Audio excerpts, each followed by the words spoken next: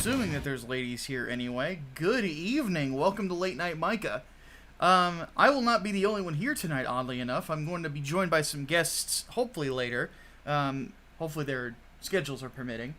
But, we're going to talk about some stuff before we get into the insanity of the world. For those who are unaware, we have 29 hours.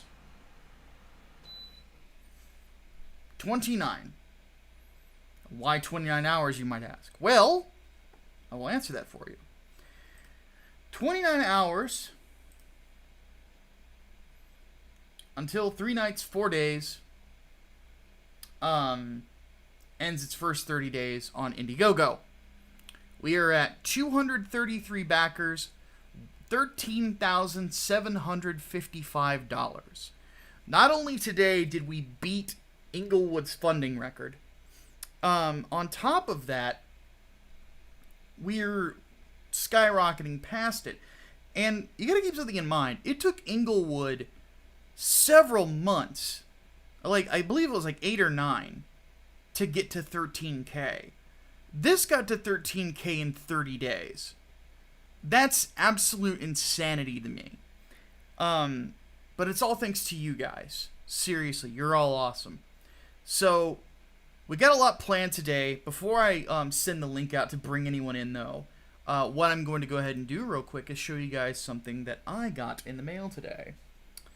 And I actually got this after quite a few of our customers have got their books for Inglewood. This is literally, today is the first day I've actually ever held this book in my hands. It's a weird feeling. People are saying there's no sound.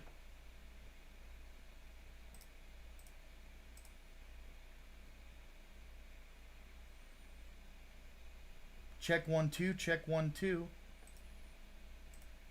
There should be sound coming through.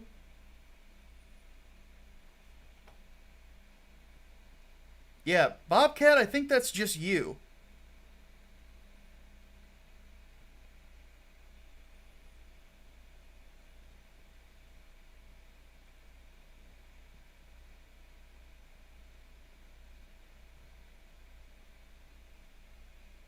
Damn it, Bobcat. It's all your fault. So, getting trolled by the chat tonight. Goodness. Anyway. But yeah, this is the first time that I've ever held my own book in my hands. And I'm getting a little misty-eyed just thinking about it. I have to say, the print quality came out quite well. This is only a 70-pound paper, but the gloss exterior definitely makes it shine a bit. And I have to say, physically, Armand's colors look even better than they did whenever you look at the digital files. Let me give you guys a good example.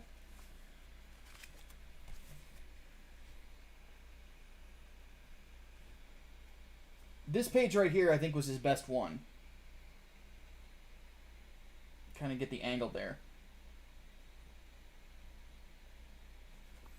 So,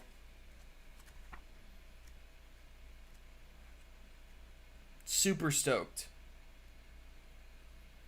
And I'm not going to show off the last pages, but the last pages of the book specifically look beautiful. So, this one, I'm actually planning on giving to my dad next time I see him. And then the other one that I got in, I'm holding on to this one. This is the director's cut. These have just started shipping out. For those who don't know, the director's cut starts off with a foreword by myself. That's called Thank You, Stan Lee. And I also, in it, make the time to thank all the other people who helped me promote the book, like Ethan Van Sciver, the guys at War Campaign, Graded Point 5, and several others, you know. And, of course, you guys, the fans. So,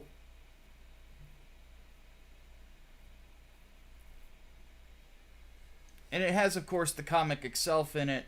Itself in it. And then at the end is the bonus content. I'll show you guys a...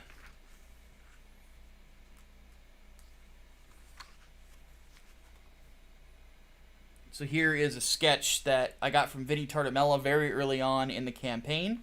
Then there's this one here from Ebi Canales, who is the artist on Iron Sights. And this was Elijah reimagined in the Necromancer universe, which is a book that one of my former patrons, I don't know what I think he's teaching English in China now.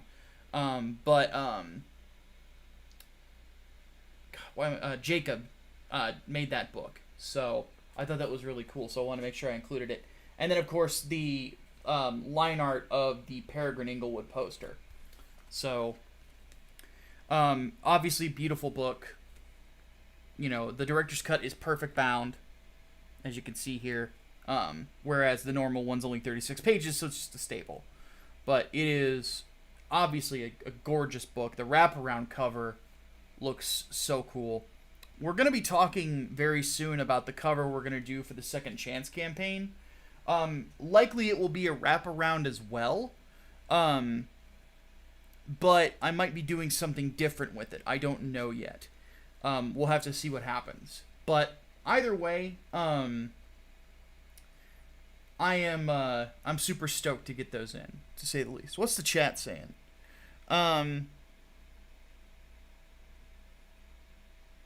Looks so shiny. I know, right? So, yeah, I think that it ended up a beautiful comic. There are places where we can improve, and there are places what we will improve of no doubt for the next book. The next book, by the way, fully written. Brian is going to be moving soon, apparently. So whenever we do the Inglewood Second Chance campaign, it will probably be after 3 Nights, 4 Days closes out. And by closes out, I mean like ends its main funding. So, all right, let's go ahead and I'm going to send the link.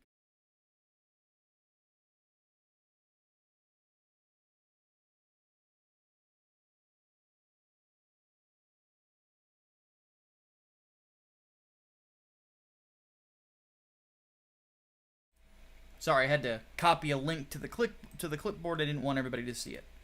So,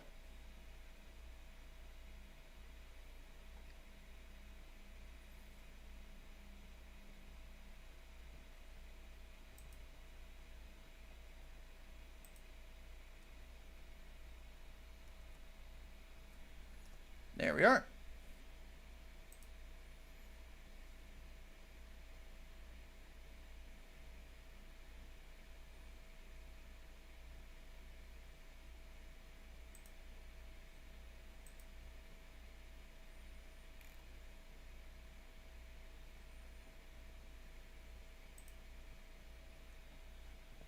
So,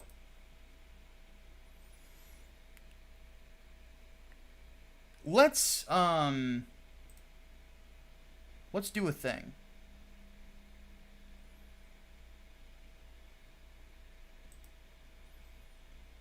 I want to make fun of something. I want to make fun of something that's kind of bad. Looks like trash, not gonna lie. So, a long time ago, in a galaxy far, far away, or maybe it was this galaxy and I'm wrong, there was a writer for the website Bleeding Cool named Joe Glass. And Joe Glass penned an article that said that the problem with comic books is comic fans. Interesting.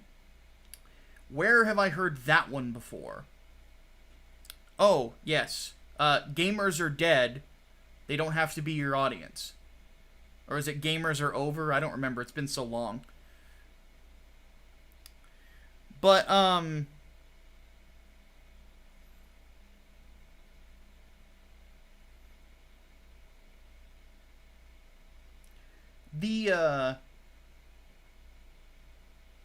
do I put this? Joe Glass apparently does comic books. I was unaware of this. So it was news to me, but Serena, who is in the chat, she linked me to this. And of course my first reaction was fuck Joe Glass. Because of course he hates comic book fans. But for someone who hates comic book fans, he certainly likes to crowdfund. Yeah.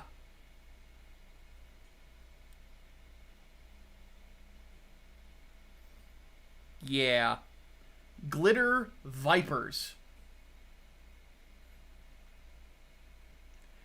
A drag queen and their LGBTQ plus friends. But what? You said drag queen. So it's a dude. Like, drag queen means man who is cross-dressing in drag. Joe, you write for a website. Learn what words mean, sir. You're trying to write comics. Definitely learn what words mean. Hit the streets to fight homophobia. In this queer grindhouse glitter noir revenge fantasy. Well, okay. So, queer grindhouse glitter noir revenge fantasy. Though the book is fully funded,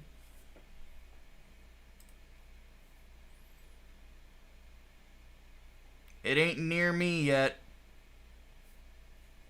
By the way, I made that with less backers, meaning more people want more from me. We'll go, I'll show you what's going on with his book here in a second, because he has 463 backers, which is effectively double what we've got right now.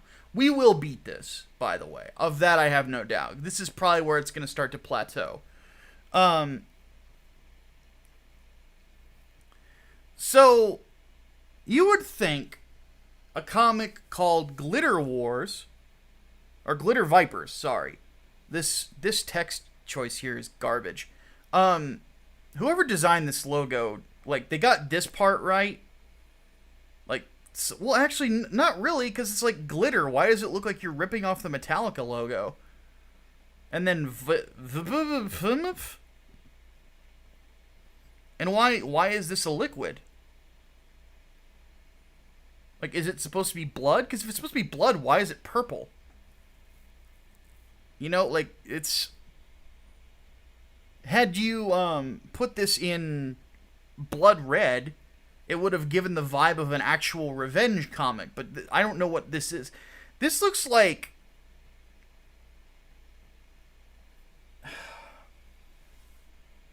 This looks like somebody jacked off on their sister's Barbie doll house and then sprayed it with purple food coloring. Like, this is garbage. This logo sucks. What is it? Oh god, this looks terrible. Like, why? What is with this color choice? Who the fuck did this? Clearly they have no idea what color theory is. This looks like a fucking mess. They're here, they're queer, they're not gonna take pound something ampersand plus anymore. Just put shit! Or S asterisk, you know, or SH asterisk T.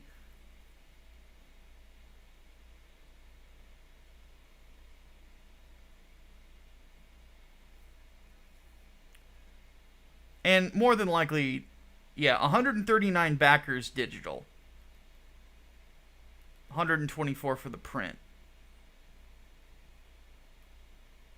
Just sticker? Oh, okay, they do give you multiple copies. Library deal? Why would you want to give this to a library? A signed copy for £15? For $19. How's he gonna make the...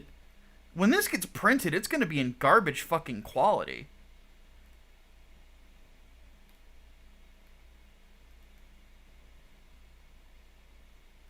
Guide your gang. Joe Glass will work as an editor on your 22-page comic project. $190 to hire Joe Glass to edit 20 pages. Or 22 pages. So clearly he's a shit editor, because that's way too low of a rate. Jesus Christ. But he's basically, it's like 60-page story of Manchester drag queen by Felicia. Get it? Like by Felicia. And her friends who find themselves victims of an awful hate crime and decide they are going to fight back. So they strap up, hit the streets, and are ready to fight back against bigotry with a sequin baseball bat and some badass righteous fury.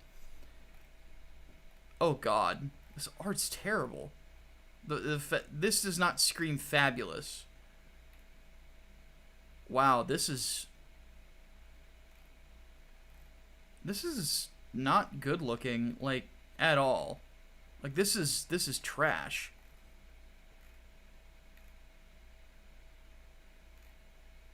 Who's doing the art? Kate Fleming? Like, this art is garbage. This person, those colors don't look very good either. Like, this person seems like, well, that's a giant piece of soy. These pages look awful. Is the full book in color? Or is it just the cover?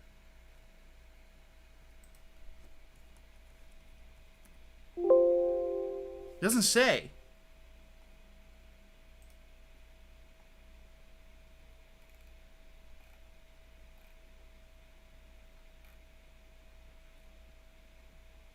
Says the majority of the funding's in good the art, but like, what's the page rate? Because this is bad. Like, this is not professional standard. Like, I want you guys to look at this. I want you to look at this. No, let's be fair. We'll grab a page. Look, and then this. Once again, this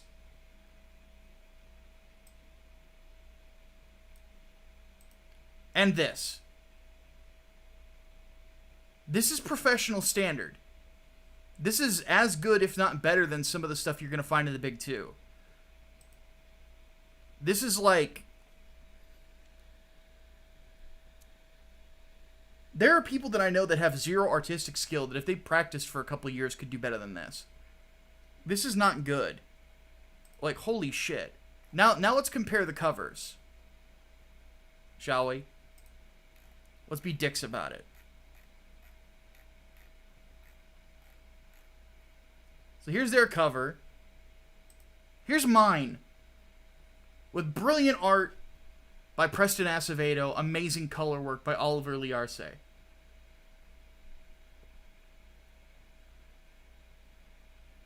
Yeah. Needless to say,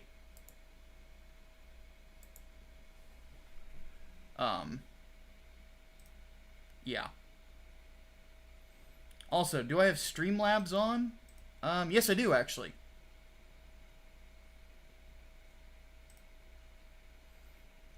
I wish there was a way to connect Streamlabs to my campaigns.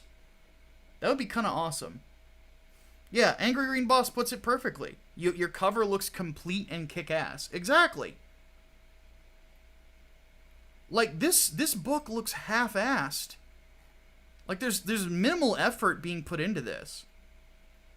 This does not entice me to buy a book. This looks like two losers just talking to each other. The fuck is with this dude's head? Why does everything look so flat? Then you look at Preston and Oliver's work. Like, this has a sense of depth to it. This is why color is important, by the way. And if you're doing a black and white book, white inking is important. You need to have that sense of depth, you know. This, ladies and gentlemen, is art.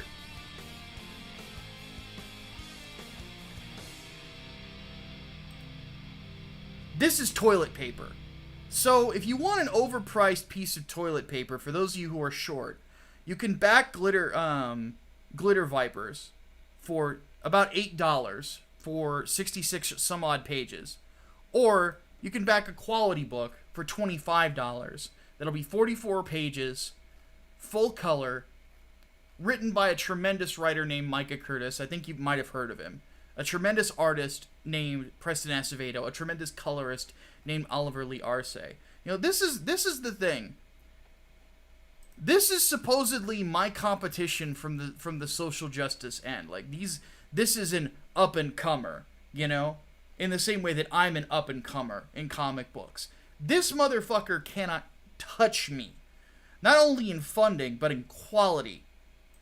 And by the way, for those of you that do have Inglewood, this sort of a print quality is what I'm bringing every single time for a crowdfunding project. Now, there will be a day where we put these comics on stands, but they won't be as good as this. They will be a different look, different covers, so on. Well, maybe different covers, so on and so forth. Darth Bobcat threw in $5 and said, some insight on Joe Glass. He did a terrible comic about a gay superhero that everyone roasted. Then he did a military comic your boy backed. He flipped out so badly about it that Zach then refunded it even though he wanted to support it. Jeez. It's worse than I thought.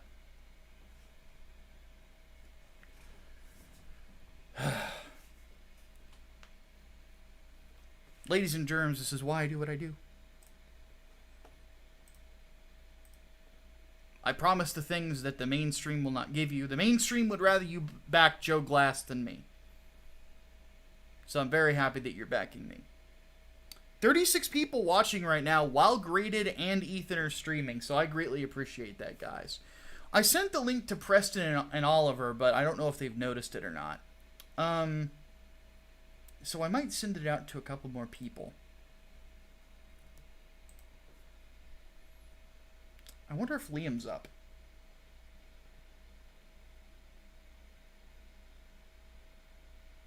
Let me find out.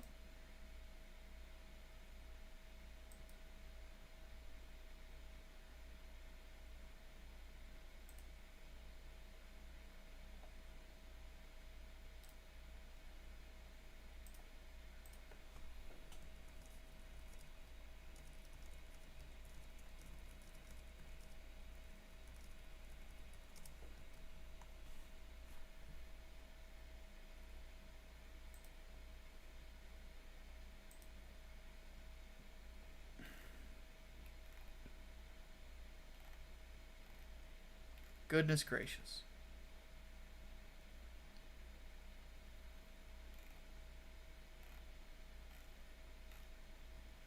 Oh, apparently I completely forgot that Death Stranding's PC version comes out next week.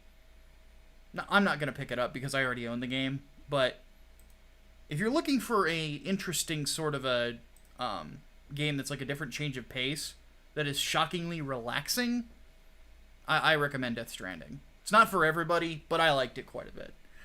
Let's see what the chat's saying. So, I've got you guys up on my other computer, so I'm going to look over here while I read it. Let's see here. Glass Joe from Punch-Out is more dignified than Joe Glass from Anger Green Boss. Ultimate Agent says you can make two people talking interesting. Lord of the Rings and Game of Thrones are built on this idea. I agree completely. I mean, good dialogue is an art form. I'll show you guys what I mean. Darth Bobcat says, can I get a Deus Volt for launching my own first book, Confessions of the Magpie Wizard? Ironic for a book about a demon, but still. Live on Amazon. So there you go, guys. If you're looking for a novel to read, Confessions of the Magpie Wizard by Darth Bobcat, just search it on Amazon. You can find it there. If one of the mods that's here, if you wouldn't mind, if we do have a mod here, if you wouldn't mind dropping a link in the chat for Bobcat, that'd be nice. But anyway, Darth Bobcat says it would be ironic if you ordered a copy and it was lost in the mail. But, actually, let me pull up. Because, like, for my own books.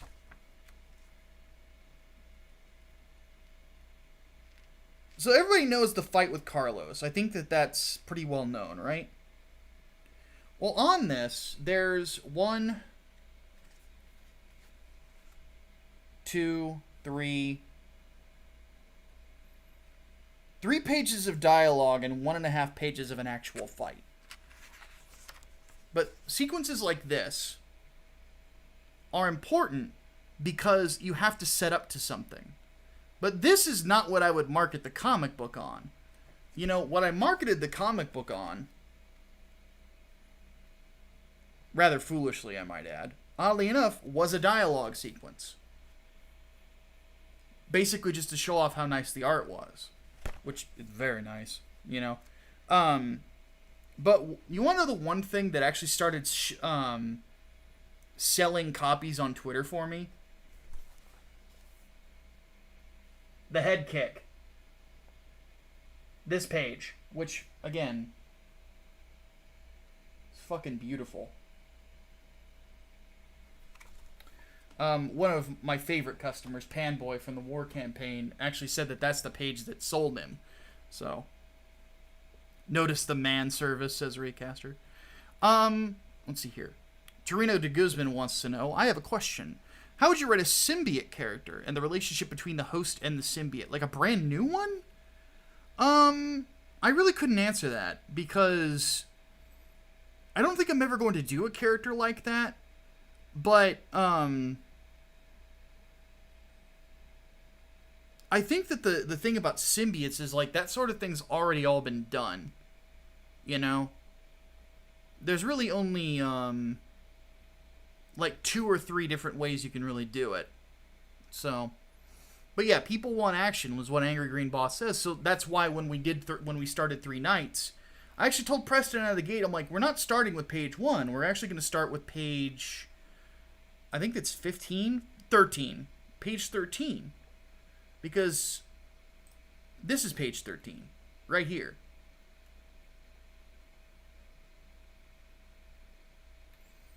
But this is one of the biggest action sequences in the comic. I said, let's give this part away. You know, I'm okay with giving this much away. There's more to it, obviously. Because this is pages 13, 14, 15, and 17 of 44. And Preston right now is working like a motherfucker, getting pages done. I'm imagining that's probably why he's not in here yet. But I would much rather just promote the book, you know, and take care of that for everybody, and then these guys just keep rocking and rolling at what they do, because they are damn good at what they do, to say the least. So,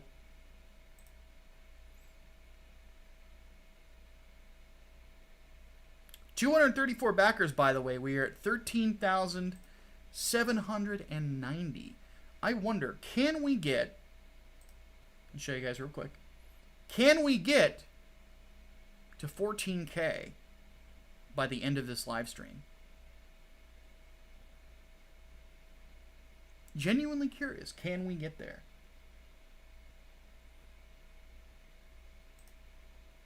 I hope so. That would be pretty awesome.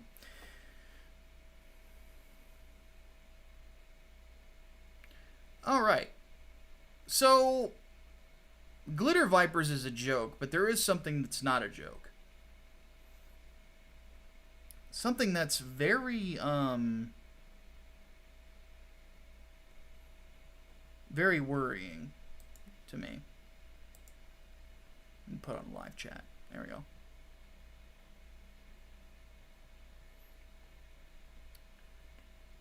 One sec. Let's stretch this out. There we go. Alright, that's better. Got to stretch the old muscles a little bit. And boy, do I have a lot of muscle on my neck. So I am not the biggest fan of Bleeding Fool. I think that Chris Braley tends to be a little spineless sometimes. And then again, I tend to think that about a lot of people in the comic book industry. But then again, I will say this. I am an idealist. I put ideals above everything, even money. Because if I made dishonest money, I don't know if I could sleep at night. I really don't. Some people are different than I am. But I have my ideals and I try to stick to them as best I can. I'm not perfect, but anyway. I used to write for Bleeding Fool, oddly enough. I did some pretty good articles over there. But, here we have Expose. The Whisper Network exists and seeks to destroy male comic pros. Interesting. So, many of the women promoting the cancellation of men in comics and demanding they post the empty promise known as the hashtag comic pledge are in fact hypocrites. In this article, I'm going to present evidence of lies, collusion, rumor spreading, and in my opinion, defamation and contract interference. I personally know that they've colluded for years to take down men, specifically those with conservative politics and philosophies. This is an ongoing, coordinated effort. How do I know this? Because I obtained access to their private Facebook group. So this is very similar to a couple of things. It reminds me of the Game Journal leaks and Game Journal Pros leaks, and then the Journal list from years ago during the Obama administration that showed that a lot of basically, a lot of journalists were collaborating to promote a certain narrative. Well, this isn't journalists. This is people within the comic book industry, writers and so on and so forth. I believe it's mostly writers. So, she says here, the writer, she says, there is simply too much to put in one leak, so I will make the following 3 points for now. The so-called comic book Whisper Network, which has been dismissed as a conspiracy since June 2016, or since 2016, is real. I have hundreds of screenshots to prove it. Number 2, the Whisper Network has been targeting men and trying to destroy their careers and use their connections in the comic book media to do so. Whisper Network members have acted unprofessionally and unethically at best. At worst, they have engaged in what I would believe to be illegal behavior. So her story.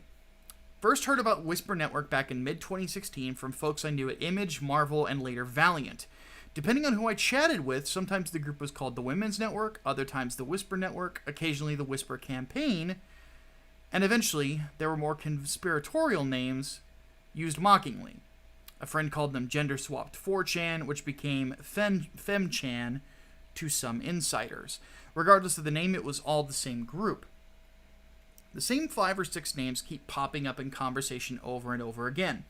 As time ticked on, I noticed a trend on social media. Half a decade of rumors, false allegations, cancellation attempts, and they almost always trace back to these same 5 or 6 people.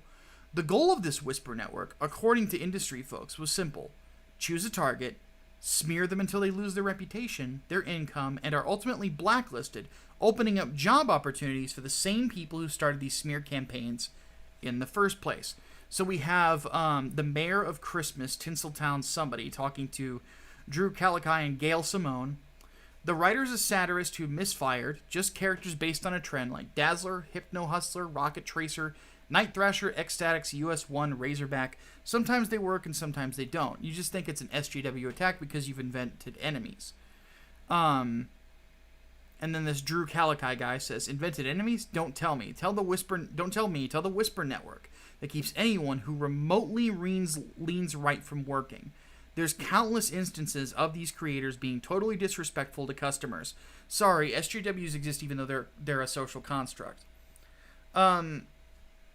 Behind the scenes, these cancellations are painted as morally or politically motivated, but in the end, it's all financial. As time passed... Oh, so social justice is a grift, huh? Doesn't make a whole lot of money, either. As time passed, the group in question seemed more and more like a reality.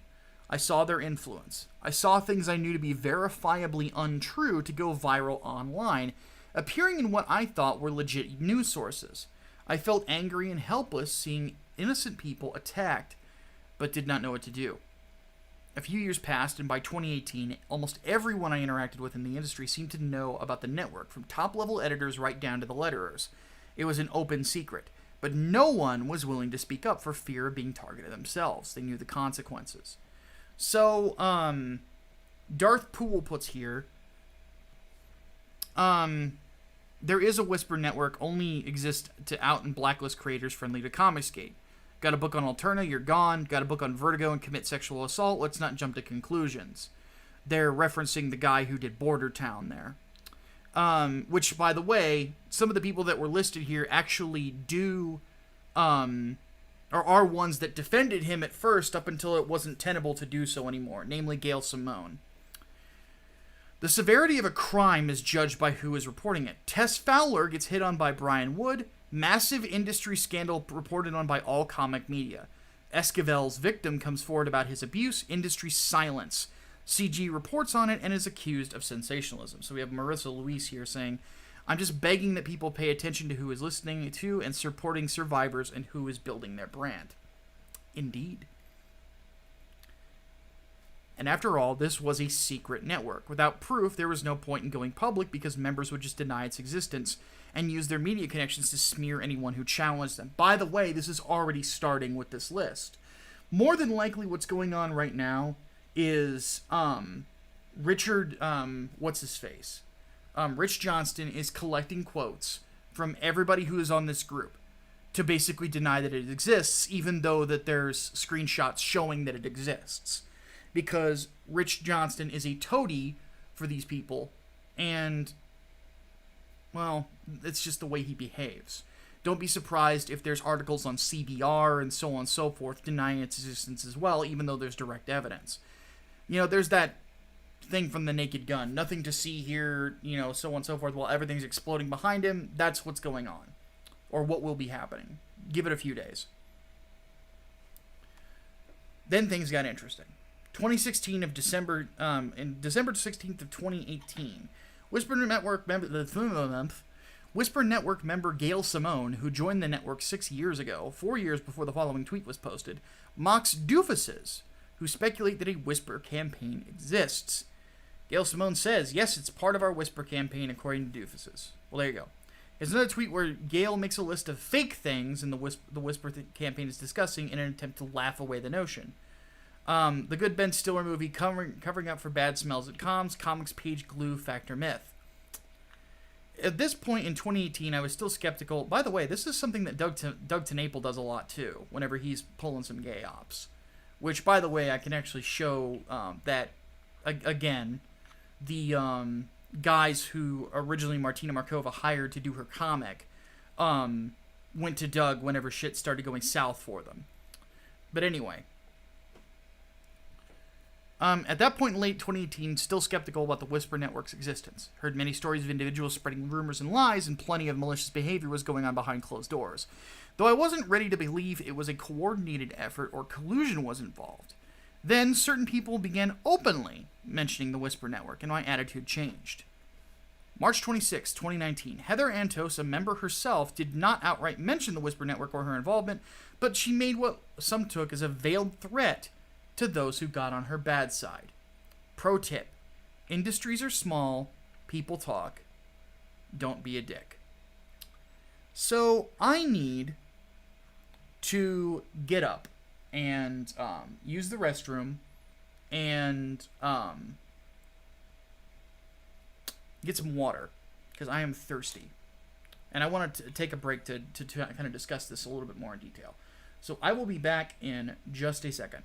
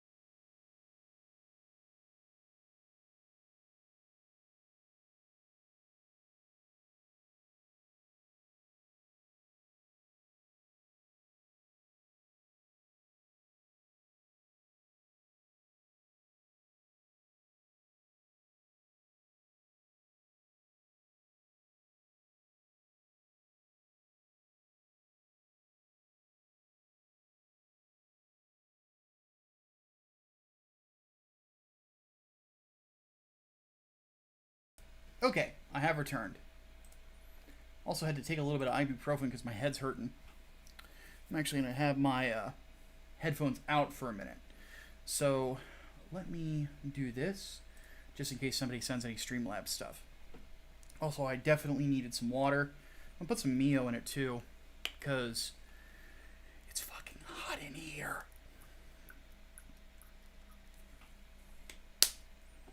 Like, seriously.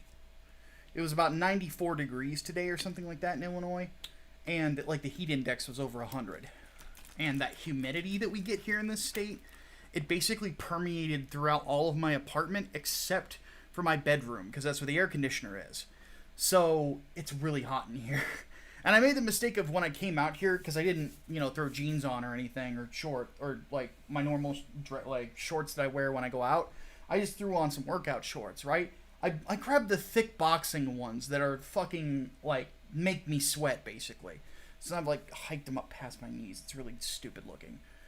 I look almost as gay as glitter vipers right now, like, below the legs. It's really bad. So, anyway.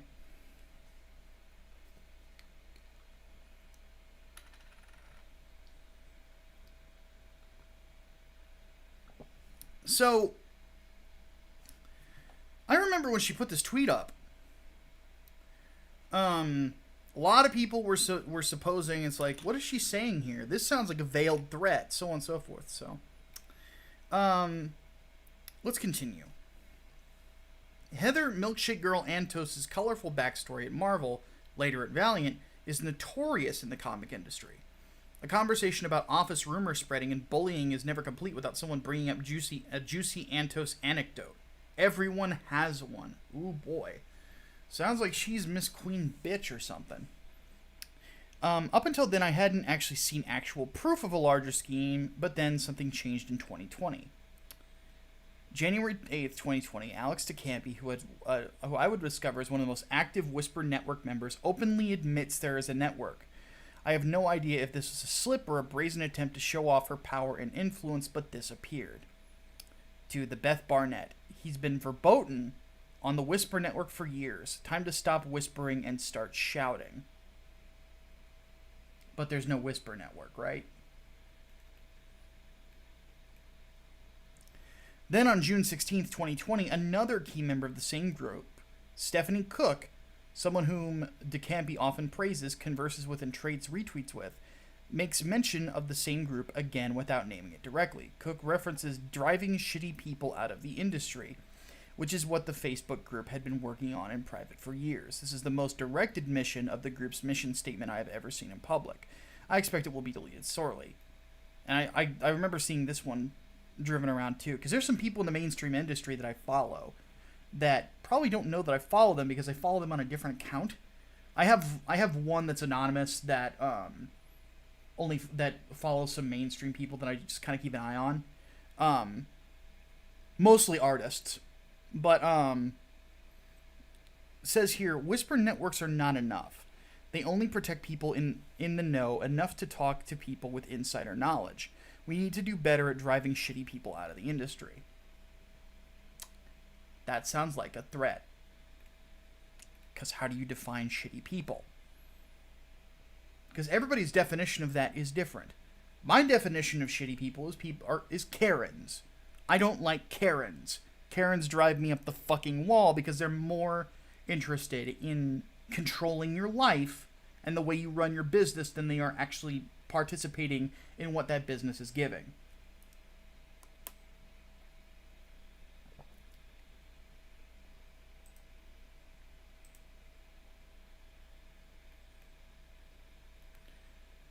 So she says here, eventually everything I had heard and read was confirmed beyond any shadow of a doubt after I gained access to their private Facebook group. I was inside the Whisper Network. This is a place where the Whisper Network has been colluding for years. And although their activity is not confined to just this site, from what I can tell, this was where they first met and started their coordinated campaigns. By the way, can we just say that it is fucking typical that a Whisper Network full of bitchy women is on Facebook?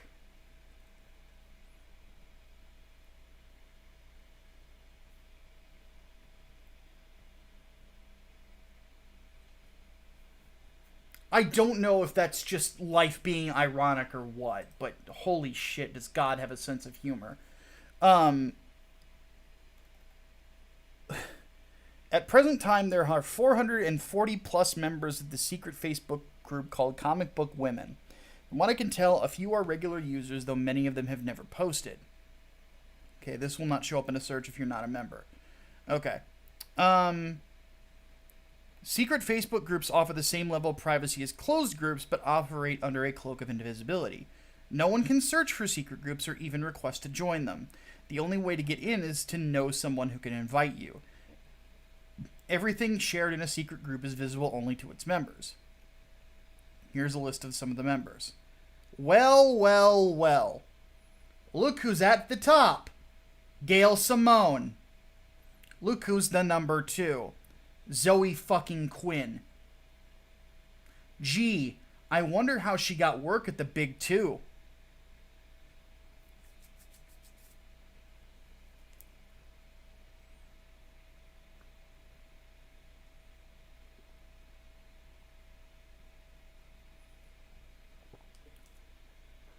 By the way, Magdalene Francis, this is Mags Visaggio.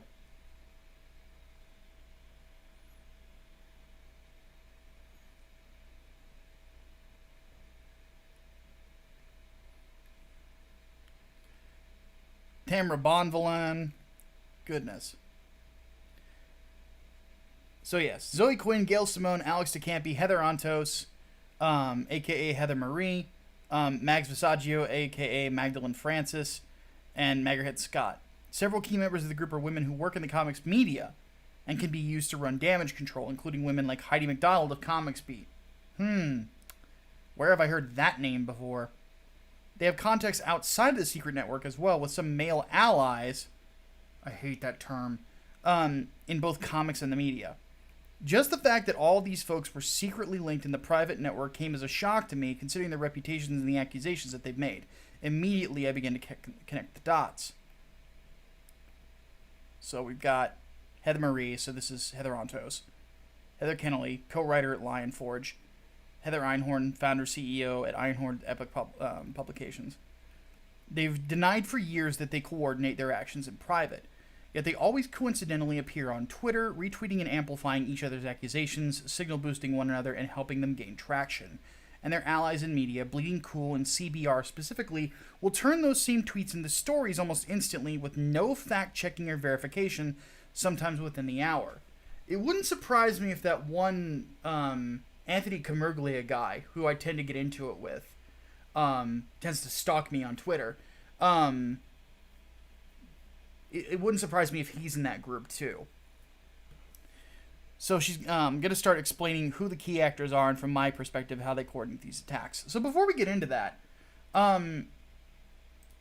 let's kind of talk a little bit about this. I want to get the chat's reactions to what you guys are seeing.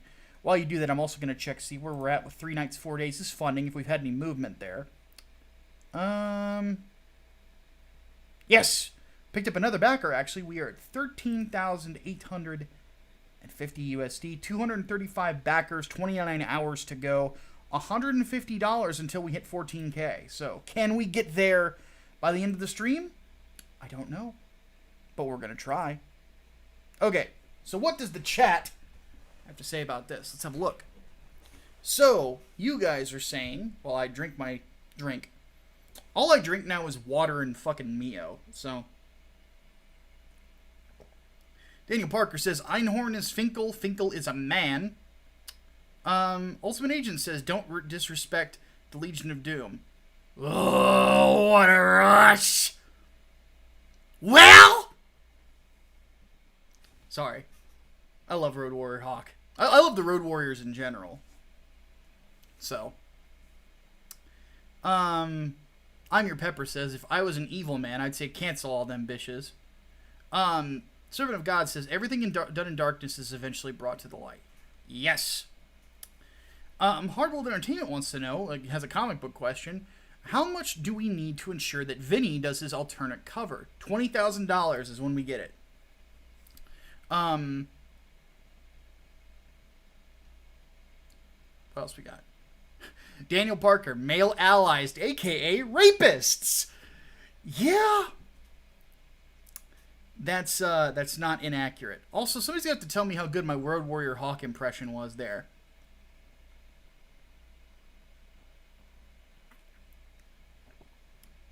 Miguel Barrera says, I didn't know the comic book industry was a high school clique. Yeah.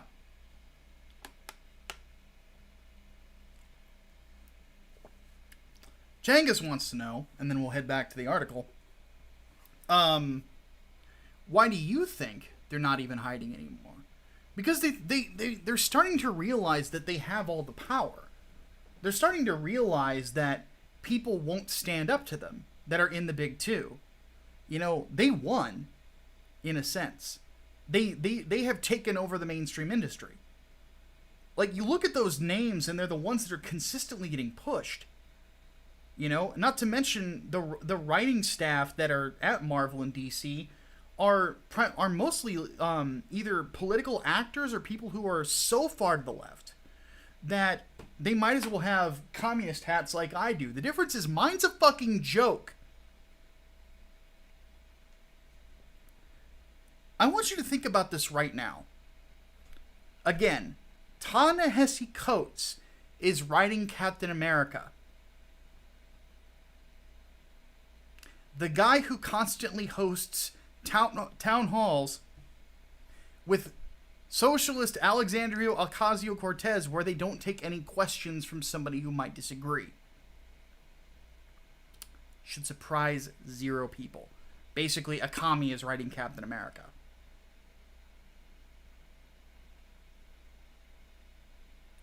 It's ridiculous.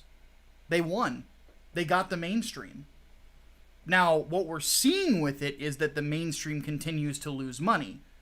And the independents start to gain more following. I mean, I'm a nobody. And I'm outraising somebody that they think is a big deal. Or that is one of their allies in Joe Glass. I'm whooping that ass. I'm beating the evil. And I will continue to defeat the evil. Because I believe in the principles of Comicsgate. Do I agree with what everybody in Comicsgate does? No, it's a huge group of people. It has grown exponentially from when it was like 8 people. You know? But I'm proud of what we've accomplished. I mean, you have to keep something in mind here. The people who are longtime professionals that are in Comicsgate have made 6 figures on their books. And then you have people that are the up-and-comers that are making, you know, anywhere from around 5,000, which is enough to get funded and shipped, for a low-end book, up to 70, 80 grand. When you talk about something like Shinobi Sasquatch, well, Cal's not really Comicsgate anymore, but Von Klaus's Monster MD, or my friend Liam Gray's Xenotype. You know, those are the up-and-coming guys, the lesser-known guys, you know. Those are the guys that are making that much money. And we can't forget Graded Point 5 and their success with Peregrine, $40,000. You know, Narwhal does pretty good for himself, too. So, when it comes right down to it, we're basically seeing a massive boycott, as I like to call it. Talked about this on the last video. Is people are divesting their money from the mainstream and they're investing it in the independents because the independents are where the good stuff is. You know? So. Alright. Let's continue.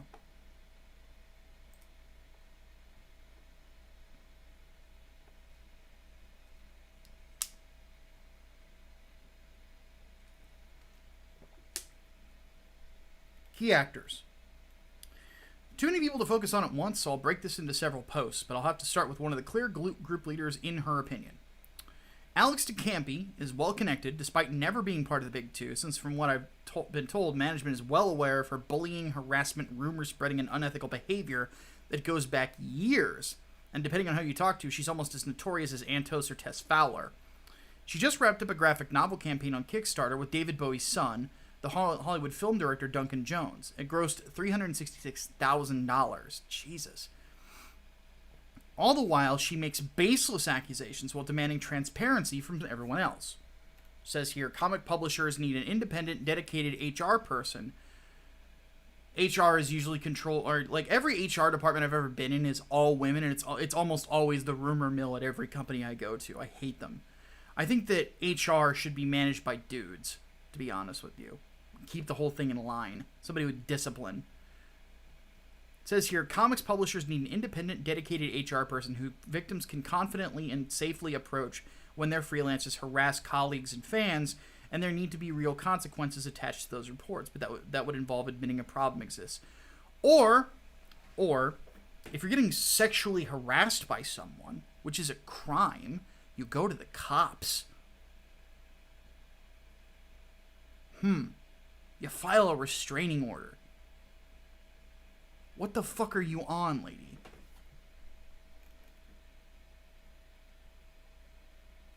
By the way, there's nothing about whether or not the situation is going to be investigated. It's you go, you report it, there are consequences.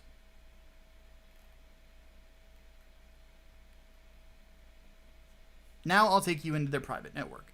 2 years ago, on May 13th, 2018, DeCampi launched a private campaign to target an independent creator, claiming she was using her connections to have Simon & Schuster cancel their book. This person being your boy. She says here, hey folks, so apparently Richard Meyer's shitty graphic novel Jawbreakers is going to be distributed by Simon & Schuster. Personally, I've read Jawbreakers Lost Souls. I think it's a quality book. I have all those folks on mute for sanity reasons. But if anyone finds out more details on this, please let me know so I can talk to my folks at Simon & Schuster and try to stop that from happening. This is what we call tortious interference. Though if you've sailed through the weekend blissfully unaware of this comic's latest trash fire, for all that is holy, do not go back and Google it. It's not worth it. Just turds being turds. Yes, how dare a veteran of 2 branches of the fucking military try to make a comic book? How fucking dare he? Holy shit.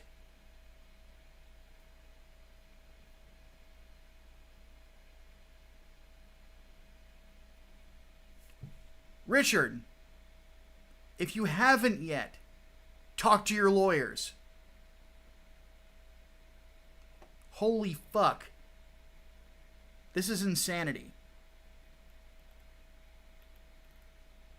So this is a zoomed in version. Yeah, obviously there's a bunch of people who are not happy about it. In addition to contacting the publisher, the others in the Whisper Network coordinated their efforts to contact media outlets to have the narrative changed, according to the posts in this thread. Again, in my opinion, this could end up as defamation or tortious interference case. Again, Richard, call your lawyers. And has many implications regarding media bias as well. The following month, on June 23rd, 2018, DeCampi posted private text messages between herself and writer Max Bemis in what appeared to be an attempt to damage his career. Despite Bemis being mentally ill, diagnosed with bipolar disorder in 2014, DeCampi still posted the private messages with malicious intent, in the writer's opinion. According to US and UK law, this is an actionable offense, posting private text without both parties consenting. Well, it depends on the state. So if both of them live in a state where it requires two-party consent, Max Bemis could press charges. So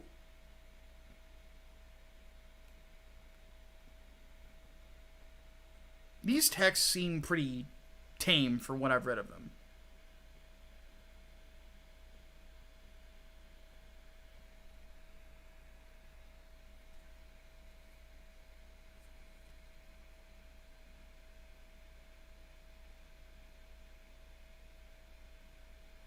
It really just seems like he's simping.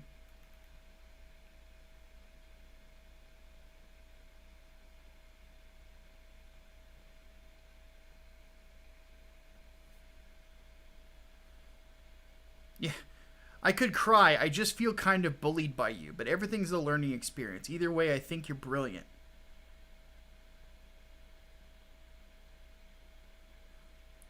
And then she gaslights him, says, hey, fun thing about emotional abusers, they love to make themselves out to be victims, which is what you are doing here, rather than listening and realizing you have, and then it gets cut off.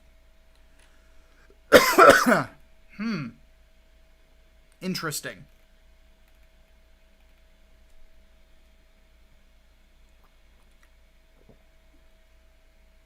Two months later, on August 26, 2018, DeCampi singled out Cullen Bunn. By the way, not a right-wing guy, Cullen Bunn. Cullen Bunn's a left-winger. And he hates Comicsgate. Which is unfortunate, because he's actually a pretty good Venom writer.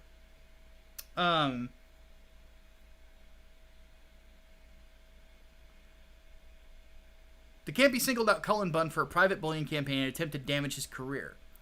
This was an attempt to loosely link Cullen Bunn to Comicsgate, even in the flimsiest way, hoping it would prevent him from earning income if the rumors spread far enough. Publicly and privately, this is one of the Whisper Network's primary tactics. I don't even remember what the status was about, but he's not a Comicsgate guy. He hates us. So,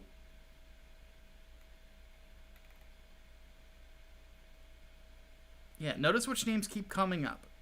So we've got Stephanie Cook, Kat Staggs, Janet Harvey, Tamara Bonvillain, Maria McCourt, Allison Sampson. Cullen, if you see this by any chance, call your fucking lawyer. You don't like me, most likely. Don't care. Call your fucking lawyer. You don't deserve this shit. You're too talented. Then, most recently on April 17th, 2020, DeCampi began spreading unverified rumors that Dynamite Comics was not paying their contractors. So, this I actually have a little bit of an inside track on. Obviously, you guys know that I know Ethan Van Sciver. I actually talked to Ethan months ago about how these work out and whether or not, and basically he flat out said that it's a fucking lie. That everybody that he's ever referred to go work for Dynamite gets paid, and gets paid well. I've actually seen Dynamite's page rates. They're okay. For an independent company, they're not bad. They're about what I pay my artists. No, actually, they're a little less. I pay a little bit more than what they do. But, yeah. Provided no evidence of her claims to my knowledge. Nick Barucci. Nick. And Ethan, if you're watching this, tell Nick this, dude. I'm not mad at you, man. I'm just not happy with the way Barucci's running his business. These are the people that want to fucking destroy you for making money with people that you think are good artists. That's not criminal. Do not let these wolves in. And now seeing this, call your fucking lawyer. I've heard from artist friends that Dynamite has basically stopped paying freelancers and its accounting department isn't responding to anyone. So if you're waiting on checks from them or working away on books for assuming they'll pay, maybe make a backup plan. Again, no proof. Just says this. And then right here, Mags Visaggio. It's almost like taking $300K from EVS wasn't worth it. Pretty sure it was.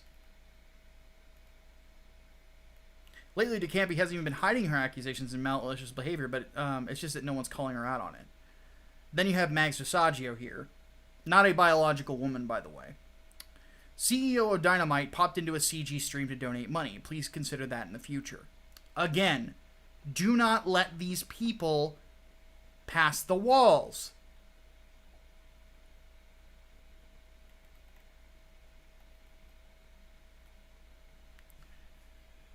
On June 25th, 2020, DeCampi publicly accused DC Comics writer Scott Snyder of lying when he pledged not to abuse, harass, or groom women.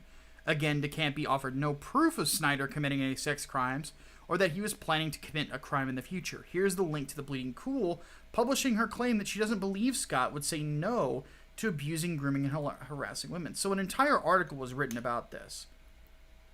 By Rich Johnston, like I called it.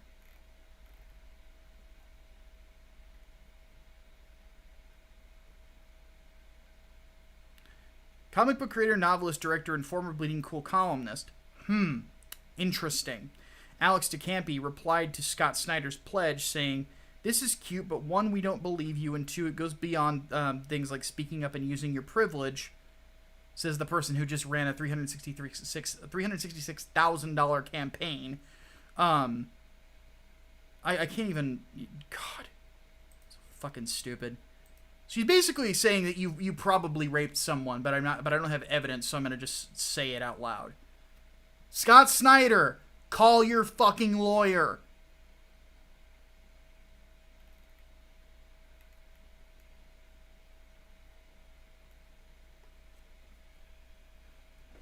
Because, by the way, this is tortious interference. There's no base for this. It's not like somebody has actually, like, posted any proof. It's not like there was, like, a screenshot of something that went on or something along those lines. Something to base it off of. She's just saying, yeah, I think you're a rapist. And I don't, and nobody believes you. Like, who is we? Well, now we know who we is. We is the Whisper Network, who DeCampi is speaking for here.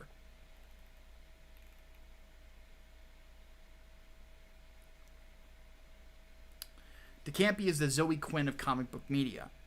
From what I've seen and heard, DeCampi has deep personal relationships with certain members of the comic book media, which I believe is why she feels emboldened to do and say anything she wants with no fear of consequences. And from my perspective, DeCampi mirrors her Whisper Network comrade Zoe Quinn in many ways, whose deep personal relationships with the gaming media are well documented too. The glowing praise about DeCampi from certain outlets paints a picture. Take the following excerpts, more like hagiographies, for example, which are from Rich Johnson at Bleeding Cool. So it's basically all about DeCampi. DeCampi is one of the greatest living comic book Rich, it's a little obvious. Lately, her online bullying and harassment have gotten even more brazen. Most recently, on June 25th, 2020, DeCampi all but told her Twitter followers to DM her if they wanted to hear rumors about the jerks whose careers she'd like to damage. This sort of open and casual comment on destroying people's livelihoods has gone unchecked. Malicious tweets like this regularly go unchecked because DeCampi knows her vast media contacts, allies to the Whisper Network, won't hold her accountable, and while others have their careers destroyed, she remains untouched and never faces any scrutiny or is asked to even back up any of her claims. The theory goes something like this. Anyone in the comic book media is already in the Whisper Network's pocket or is simply too cowardly to speak up. Anyone outside of the comic book media won't pay attention to this disgusting behavior because the comic industry is simply too small to make a national story out of.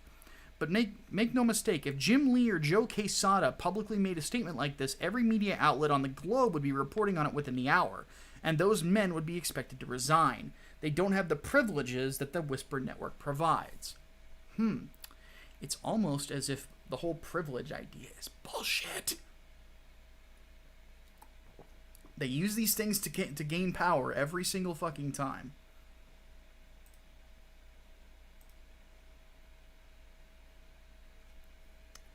Things to watch for when this story goes public. Who defends Alex DeCampi and the rest of Whisper Network's behavior? Her most vocal supporters will likely be Whisper Network allies or in the network itself.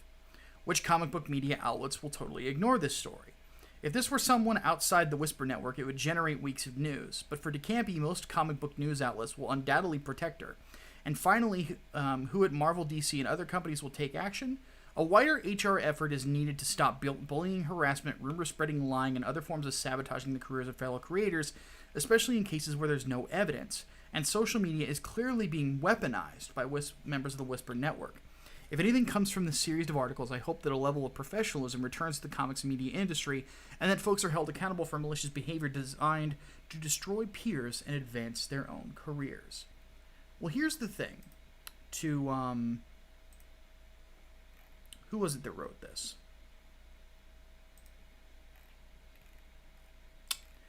Penny Parker. Hey Penny, in case you're watching. And if somebody wants to send this to her, please do. If you don't know me, my name is Micah Curtis, comic book writer, but also renowned journalist, working for RT, one of the biggest websites in the world. Obviously, I've taken notice of this. I'll be talking to my editors tonight, see if this is a story that the site would be interested in.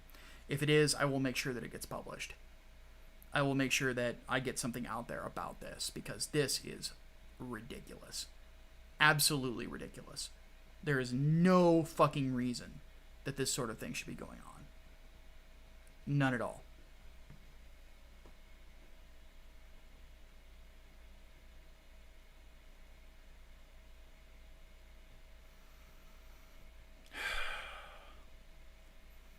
Hey, Xavier's in the chat. Xavier, are you and Optimus done with the stream? Because if you guys want to come in here and discuss this, I wouldn't mind having you in.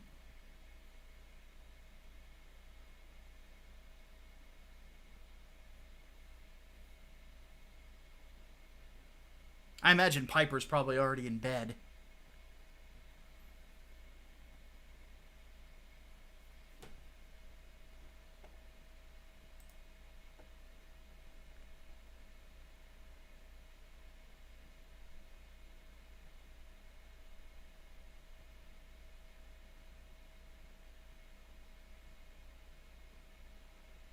Oh, I think stream's still running. Okay. So, well, shit.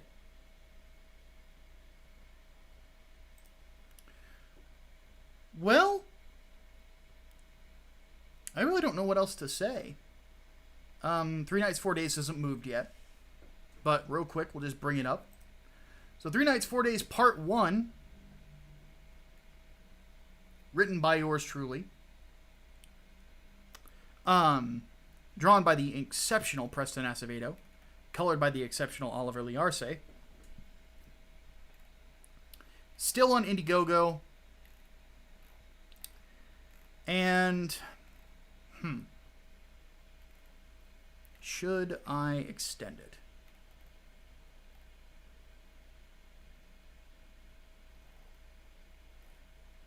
Think.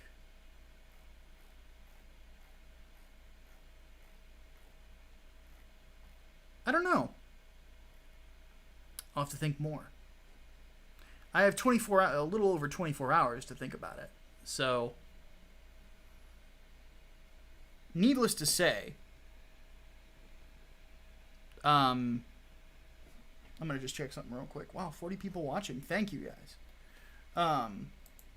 Usually about 50 is how many we usually get with other stuff. Yeah, Graded is still going on. But yeah. It's that good shit. So we've defeated the evil of glitter vipers. What is another evil to defeat? That is the question. Who deserves to be defeated? Hey, Wooster's in here. Ugh. Good to see you, buddy. Ultimate Agent says, please extend. That's what she said. Alright, wrapping now, you want in. Alright, Xavier, I'm going to get you and Optimus the link. Give me just a second here. Oh, Chaos Sonic just donated $1. And he said, hey, Micah, sorry I couldn't join earlier. A lot has happened. That's okay, Chaos Sonic. That's the great thing about replays. You know, is you can always check them later. So, give me just a second to get this link. And we'll talk about this Whisper Network. We'll talk comic books and shit like that. So, I will be right back.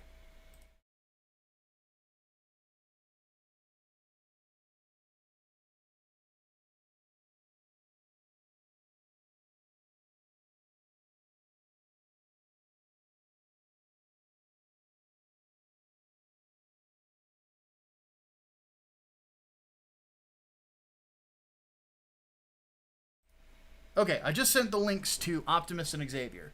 So, Wilberforce Wooster says there's always deadbeats, but you got a ways to go yet. Yeah, that's true.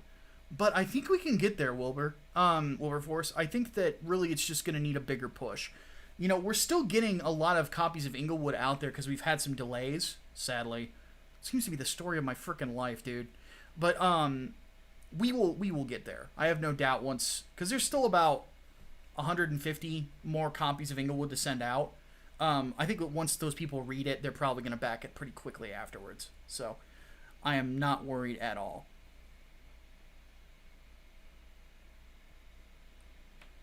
We'll get there. We'll beat them.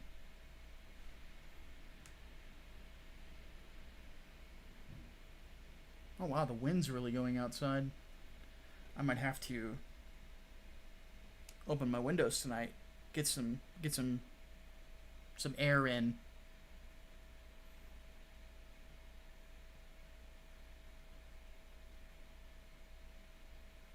Servant of God wants us to extend as well. Let's see here.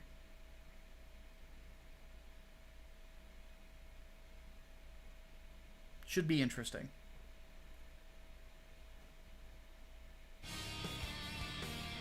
Somebody throwing money at me. Chaos Sonic donated $1. Says, with Xaid, thoughts so far? I'm reviewing it tomorrow on the podcast, buddy. I finished it.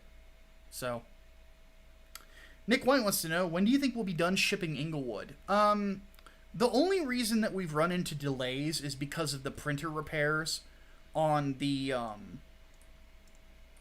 whatchamacallit, on the, blah, blah, blah. Sorry, my brain's not working. On the posters. That's the only reason we've had delays so far. It did take us a little bit to get the director's cut in. For some reason, it took them longer. But, let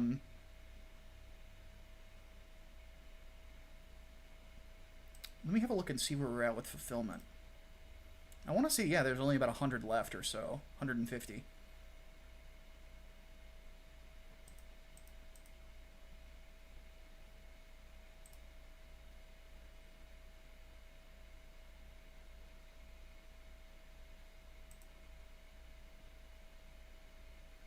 Hey, Raging Heavens is here. Says, speaking of, got my copy of Inglewood the other day. Glad you got it. Hopefully it came in good condition. Let me know what you thought of it, Raging Heavens. When can those of us in America who ordered the director's cut expect it? Within about a week or so. Because mine was sent to me about the same time as everybody else's. So yeah, Hatman still has to plug in all of the tracking numbers, it looks like, because he told me that there's not that many left to ship. So once he plugs those in, though, you'll get an email from Indiegogo saying that we sent you a package, and it'll have that tracking number on it.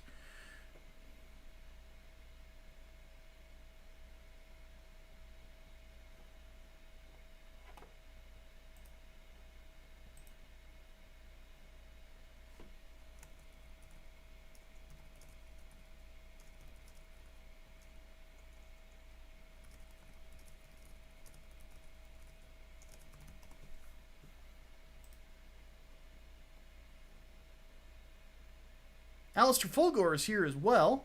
Hey, buddy.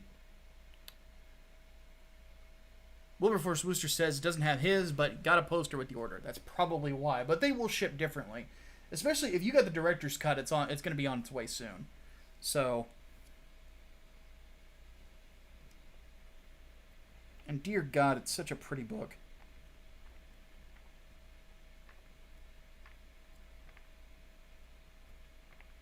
You can still smell the ink on it. It gets you high. By the way, funny story. So I got in Through the Woods by Vinny Tartamella, right? Vinny's a good buddy of mine and a great dude. And I get in Through the Woods. I swear to God, I open up the package, and you could the smell of the ink is just wafting off of it. And I'm like, what the fuck? I had to let the thing air out. But then again, like, freshly printed comics is a unique smell. So he definitely got it in and then immediately shipped it to me. So.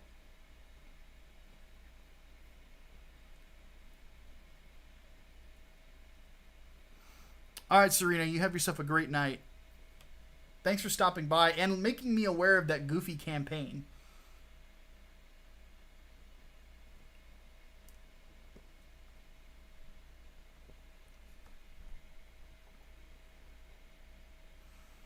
Oh, goodness.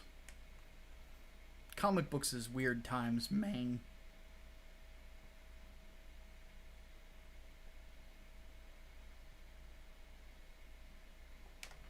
Weird times. So. want to discuss.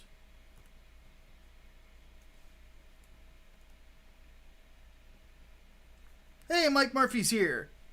Says, few pages in and enjoying Inglewood. Micah, congrats again. Thanks, buddy. I appreciate it, man.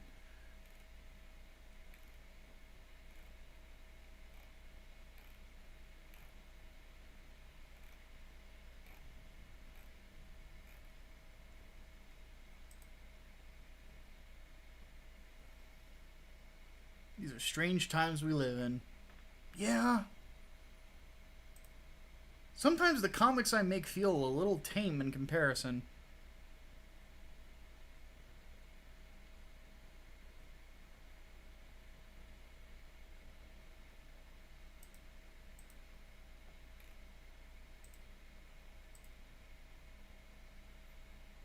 Right now I'm just kind of checking, seeing what's going on in the world.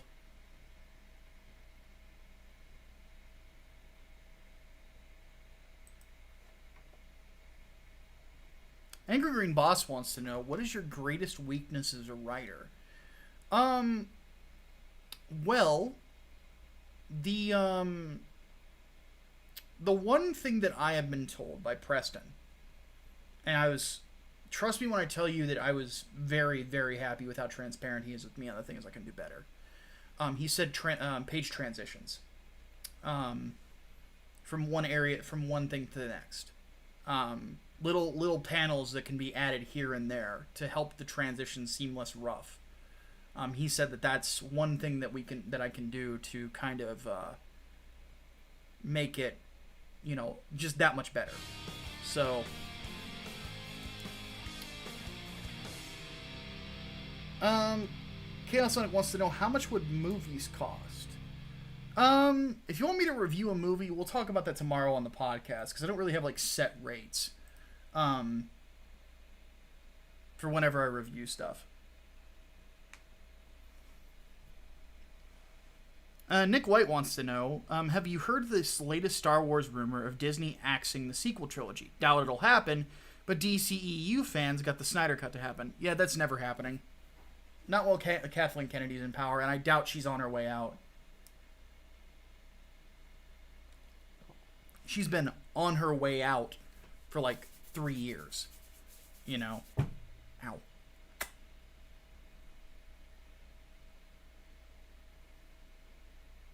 Michael Chavez says, sent you an email about something I want your opinion on. Been told by people my character's armor heavily resembles Mjolnir armor, but I can only see the ODST helmet. I'll have a look at it sometime, Michael. Let's see here. Favorite medieval weapon? God.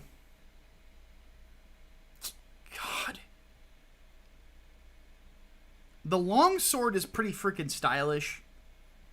I think I'm more of a fan of a mace, though. Maces are fucking cool looking. They look like they fucking hurt.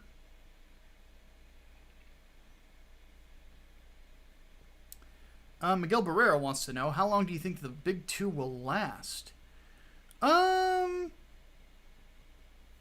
5 years. At this current pace. There's a funny thing about that fucking Whisper Network is, those women are part of the reason it's going downhill. They sit there and demand jobs for women, and then, when they're actually given the spot, nothing ever happens. They're just not, they're not that good. It's one of those things where there's this assumption. People talk about pies and all this other stuff. There's that part of it. But the assumption that people make is that if you are put in a specific position that somebody else who is successful has, that suddenly their success will transfer onto you. Do I think that this book right here is better than quite a bit of the Big Two Fair, and probably better written than any of those bitches in that Whisper Network? Yeah, it's better. I have no doubt. But even if I was given their position, if I was writing for Marvel or DC, there's no guarantee I'm going to have the same amount of success. I have to bring it. And I have to bring it hard. You know? And that's what needs to be done. Wilberforce says, yeah, Whisper networks suck. Yeah, that's why I'm not part of any of them. Despite what Testify seems to think. He needs to seriously chill. He's going crazy. Chaos Sonic says, what exactly is the Whisper Network as I stay away from Facebook and Twitter? It is a network of women on a Facebook group that basically bully people and try to run them out of the industry. Let me get you the link for it. So for those of you who missed that part of the discussion, allow me to put it in the chat for you.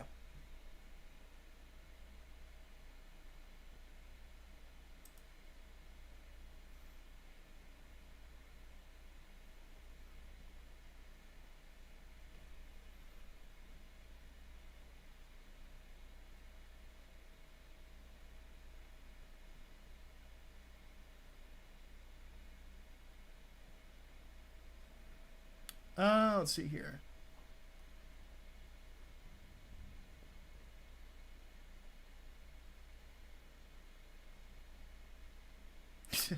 Testify believes what he believes. Yeah, that's true.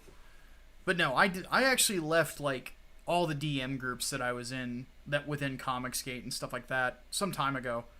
The only ones that I really have now are like for business, you know. Just because Twitter is like the best place for us to all communicate.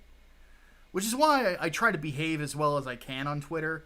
Because if I were to get banned, it would cut off communication with some people, or at least make it that much harder. So you have to keep in mind, I'm working with a lot of people. Speaking of which, while I wait for Optimus and Xavier to show up, allow me to give you guys some updates. So I told you guys about the book that I am doing, The First Servant, which is my next horror outing. So keep in mind, this is on top of the Inglewood Peregrine crossover, Inglewood Book 2, and Project Lazarus.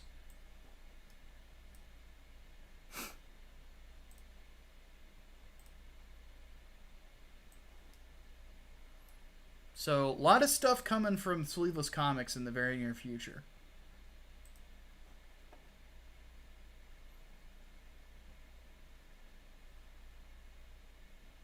I feel like I'm gonna sneeze or something.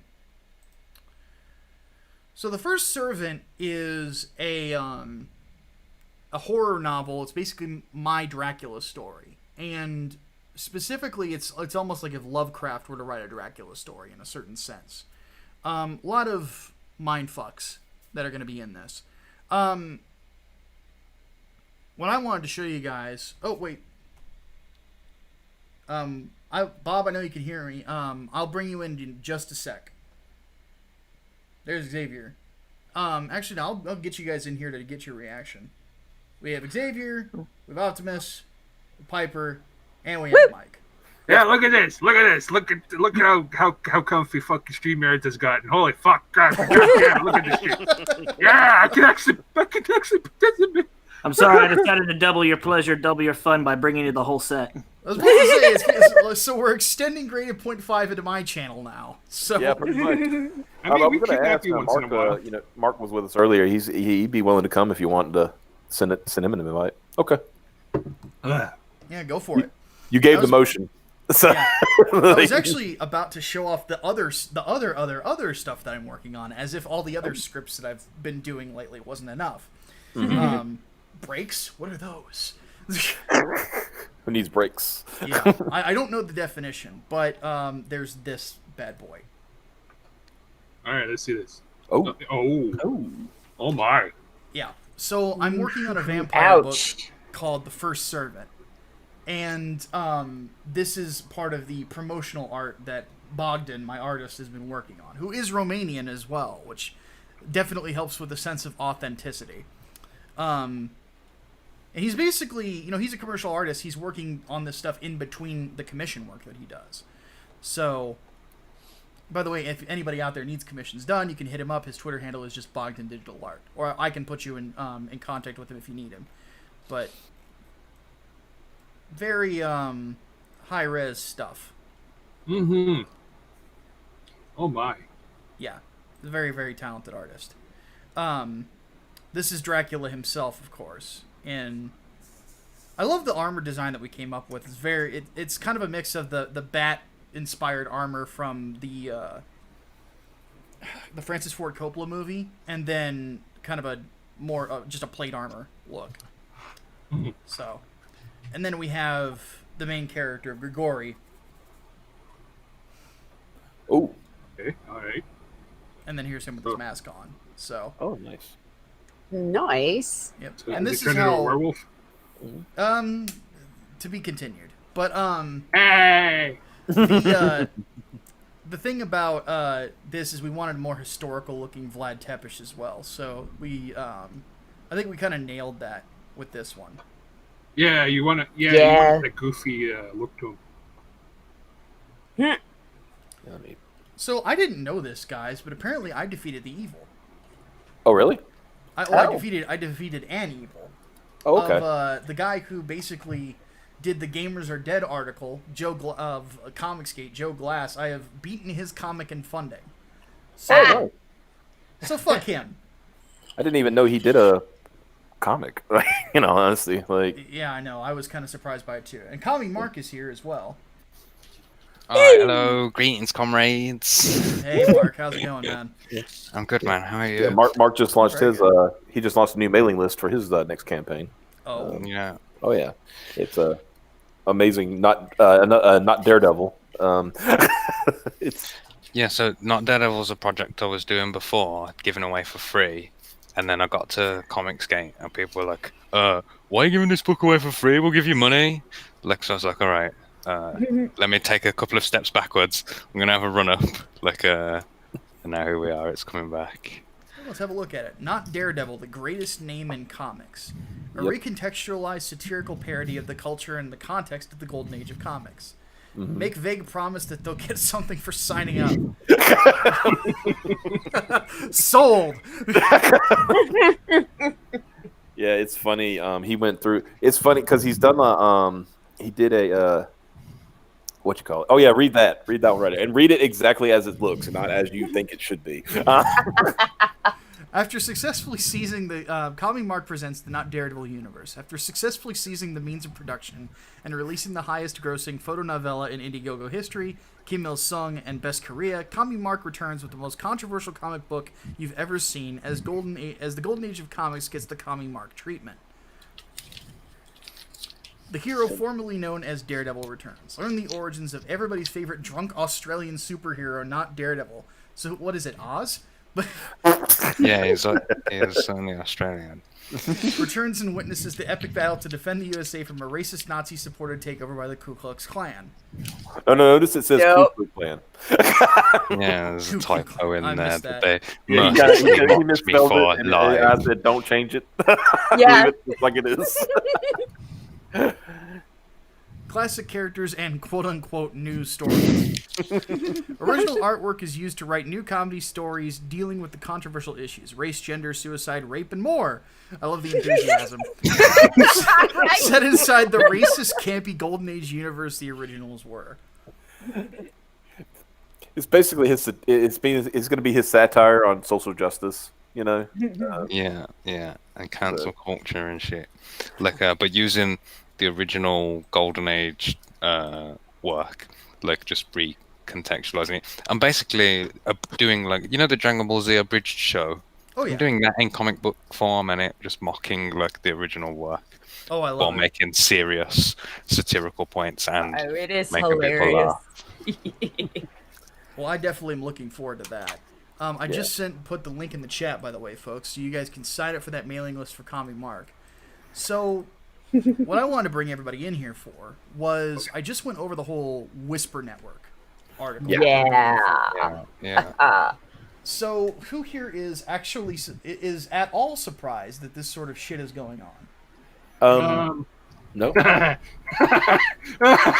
it.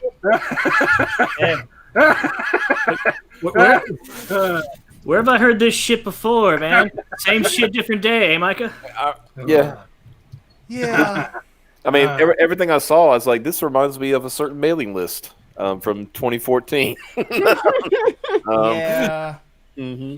I was just thinking that to myself. I'm like, why do they always do this? Ow. They always think they're going to get in their little secret groups, right? And they think that's going to be, they'll be well hidden and nobody will know their shenanigans. And then they'll realize that they could actually be infiltrated by somebody just acting like them because it's not hard to act like them. So Yeah. I mean, the guy who does Titanium McGrath has been doing it for years. yeah. So, not to mention all the fake articles that made it back on Kotaku back in the day that were supposedly from trans black women. Oh, that one black lady who taught herself how to drive using Grand Theft Auto 5. Yes! I remember that one. Holy crap. I just want to remind everybody that Stephen Totillo is supposed to be an editor. And that means he would verify these things, right? But apparently not. Yeah. And the only reason why he found out is because the guy who wrote it admitted it. And the whole purpose of him writing it was so that way he could prove that Kotaku just doesn't give a shit about game developers. They would focus on some random bullshit like trans woman, black woman teaching herself how to drive. Yeah, didn't he like submitted like a legitimate article about something and then submitted that one and they chose that one even though it was bullshit? Yeah. Yeah. Ugh. But yeah, this whole Whisper Network thing, I was like, am I shocked? Nah.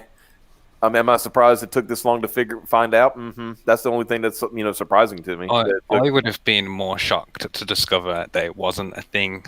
Yeah. Like, if it wasn't a thing, I'd be disappointed in the lack of competence shown by these people. Like, we've seen how effective they are when they work together as a team. Like, Oh, yeah. they should have been doing that. Well, They are doing that, so it's good for them. Not so great for us. It was something that Ethan pointed out on that stream last night that Pipes was on. That it's funny, you would look at especially Alex DeCampi's tweets when she would make a tweet, it would have about 400 likes, and there was 400 people in that group. Yep. So, so it's like, Yeah, wonder how that happened. Yeah. It's literally like was it last week, Mark? Y'all did the stream about the pretending to be a Russian troll factory. Yeah. Last week on Russian Troll Factory. Yeah, basically they found a program where you just it's essentially you go through the motions of like actually doing propaganda, and convincing people that fake news is real news, and just little nuanced stuff. And one of them was like buy bots and to retweet your stuff. And it's like they don't need to buy bots; they just got their own little group. It's like, all right, everybody retweet this. Yeah, pretty much. My favorite part from the Whisper Network article that came out is it said the Whisper Network's been around for years under a variety of different names, and it listed some of them, and one of them was Whisper Campaign. And I liked the idea that was a homage to our very own war campaign over here, and it I was like, well, you can see it's right there, and it I think that's no coincidence. Yeah. Well, I think the part that got me the most was the Campy, post where she admits to going to do TI. Yeah. Just admits it, like straight up, like I'm gonna get in touch with my people inside Simon and Schuster, and we're gonna get this shit taken down. I'm like, you serious? All lawyer. Yo, Yep. dude, it's Piper. I think it's Piper's new favorite little clip we got. It's just a clip of Nick Rekieta laughing hysterically, and then Oh no! that one, Yeah. This would be the part of the stream where he'd be like, "Are you idiots?" Yeah. I basically, like, the most common thing that I was saying, like, during the course of when I was going through it, because I went through the whole article, is to X person, call your lawyer. Sue some bitches. Yeah. Speaking of which, is it just me, or is it a little ironic that the catty bitches of comic books are all gathering on Facebook? Mm-hmm. Which is like Karen Central. Yeah.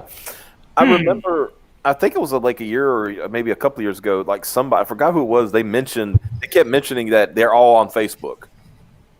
You know, and that's where they do their, you know, they do their schemes and scams, you know. That's and it doesn't surprise me. It's kind of like the same thing happened with, you know, the Game Journal Pros. You know, they did their mailing list, and then when they found out they were, you know, infiltrated when Milo dropped those articles, they immediately went to Facebook. You know. Yep.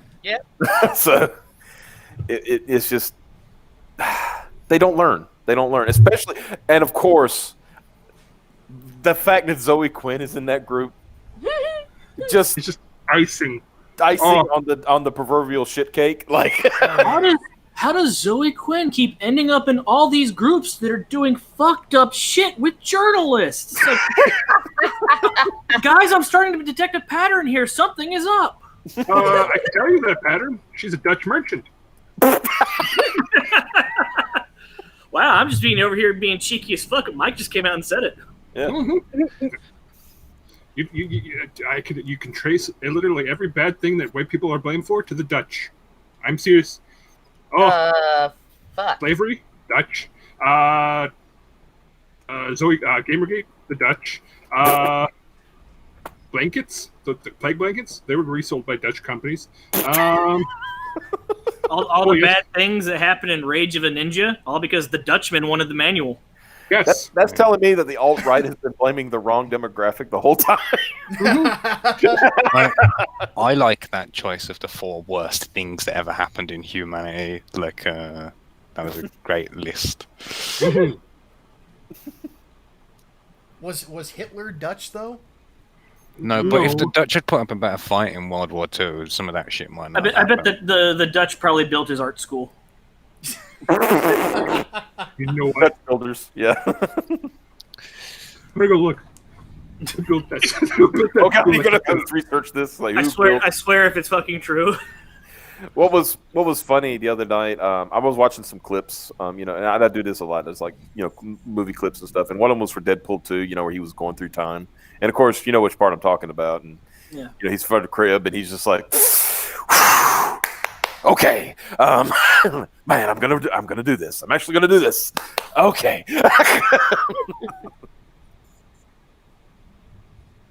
Let's see. I'm just reading your chat too. Yeah, I was gonna say Genesis 616 says, I regret to say I got into an argument with a bunch of SJW people on Twitter in one of your posts. Should I just ignore them or block them? Just ignore them, because trust me when I tell you, social justice warriors are incapable of having a conversation where they don't get the last word. Just, just make a strong point and leave it there. Mm-hmm. Yep. I always remember this particular, and you know, it wasn't an SJW in traditional sense, but the tactics were the same. And what happened is they ran into somebody who was just as like, I'll put it nicely, on the spectrum that they were. And It sounds like anytime I get in a fight with an SJW. yeah, You're trying to be nice, Piper, but if you're gonna just come out and say it. well, I wasn't talking about you particularly, but essentially it was like, I'm done with this, good day, sir. And then the person would say, well, I don't think blah blah blah, and then it says, oh, you dare respond to when I said good day, just keep going on and on. I'm like, that's the SJWs. They will not quit until they think you're done. Well, they're also all kind of tarded in that they think everything's a show. Everything is kind of performance art. They have a microphone and they have an audience, and it's not done until they drop the mic or somebody takes it from them. Mm-hmm. Yeah, or they're dragged off stage and thrown out. Yeah. The owner of the establishment has been flashing the light that says, "Lets them know you have 2 minutes. You're done." I was going to say And then they act like the lead singer of Green Day, like when he was on a heroin bender. You give me 2 minutes? 2 minutes? No, 1 minute. Sorry. Yeah. Just to respond, also to Genesis, he says, so no blocking. No, because Twitter does have a nice little function where you can mute threads.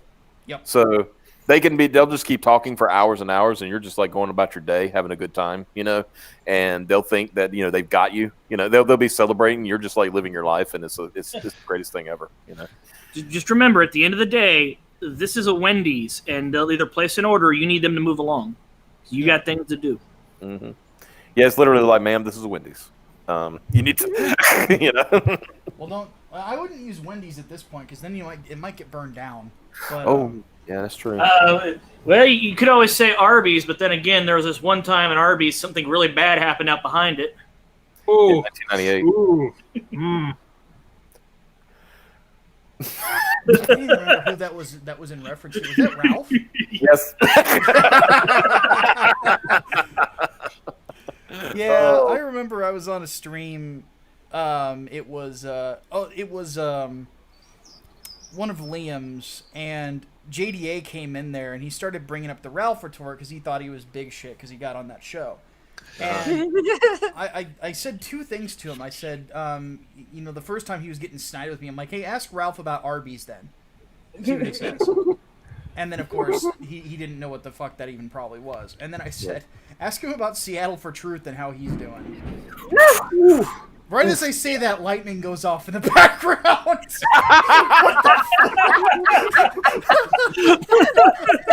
Oh, God. Oh, that was ominous. That's a name I haven't heard, not since the incident. Well, like I said, obviously that Seattle is a POS for what he did, but still the funniest thing is don't fuck with my digs, John. okay. I looked into it. The art school is founded by Austrians. Oh well, okay. Nah. Not for our narrative. It doesn't work. See, I was wondering if maybe Hitler had a Jewish teacher that was like J.K. Simmons' character in Whiplash. Just chucking chairs at Hitler all day.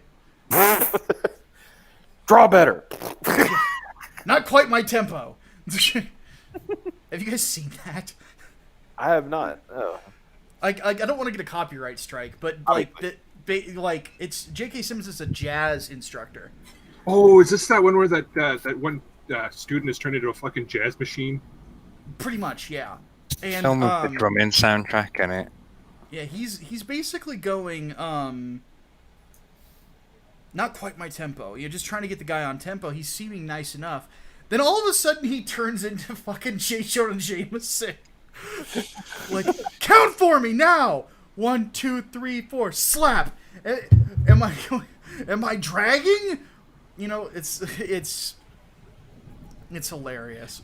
It might have been even funnier. Movies that aren't supposed to be funny, but they end up being funny because of how fucking ridiculous the concept is. Yeah, pretty much. I mean, I've been in more than one band in my time, and I've played jazz music before, and I've never had a conductor act like that. And I've had some pretty anal ones, I've never had one chuck a chair at me for being off time on or a little bit flat on a note when I was playing the trumpet, Mm-hmm. So yeah, my cousin, she was in band, and she said she didn't like her instructor, but it wasn't one of those things where he was megally abusive, just anal, yeah. And obviously you get it because if you're doing a performance, you want it to be as good as possible. Yeah. So you're trying to, hammer it into them and stuff like that. But you got something to say, Pipes? It sounds like you got a story. Oh, I was in band for a little while before I switched to choir. Mm-hmm. And our band instructor was great, I guess. He was just like, hey, if you suck, just pretend to play. Just stand, if you're on the winds, just stand in the middle and just pretend like you're doing something. You'll get drowned out. It's fine. No, literally, that's what he was like. He was telling specific. Now, granted, he would point people out and be like, you suck, and we got to go do this thing. So you need to just pretend to play. Please don't actually play. Holy shit. Yeah, Yes. I never had anything quite like that. It was just I remember I just had one teacher that for being the jerk that I was in high school. No surprise there. Yeah.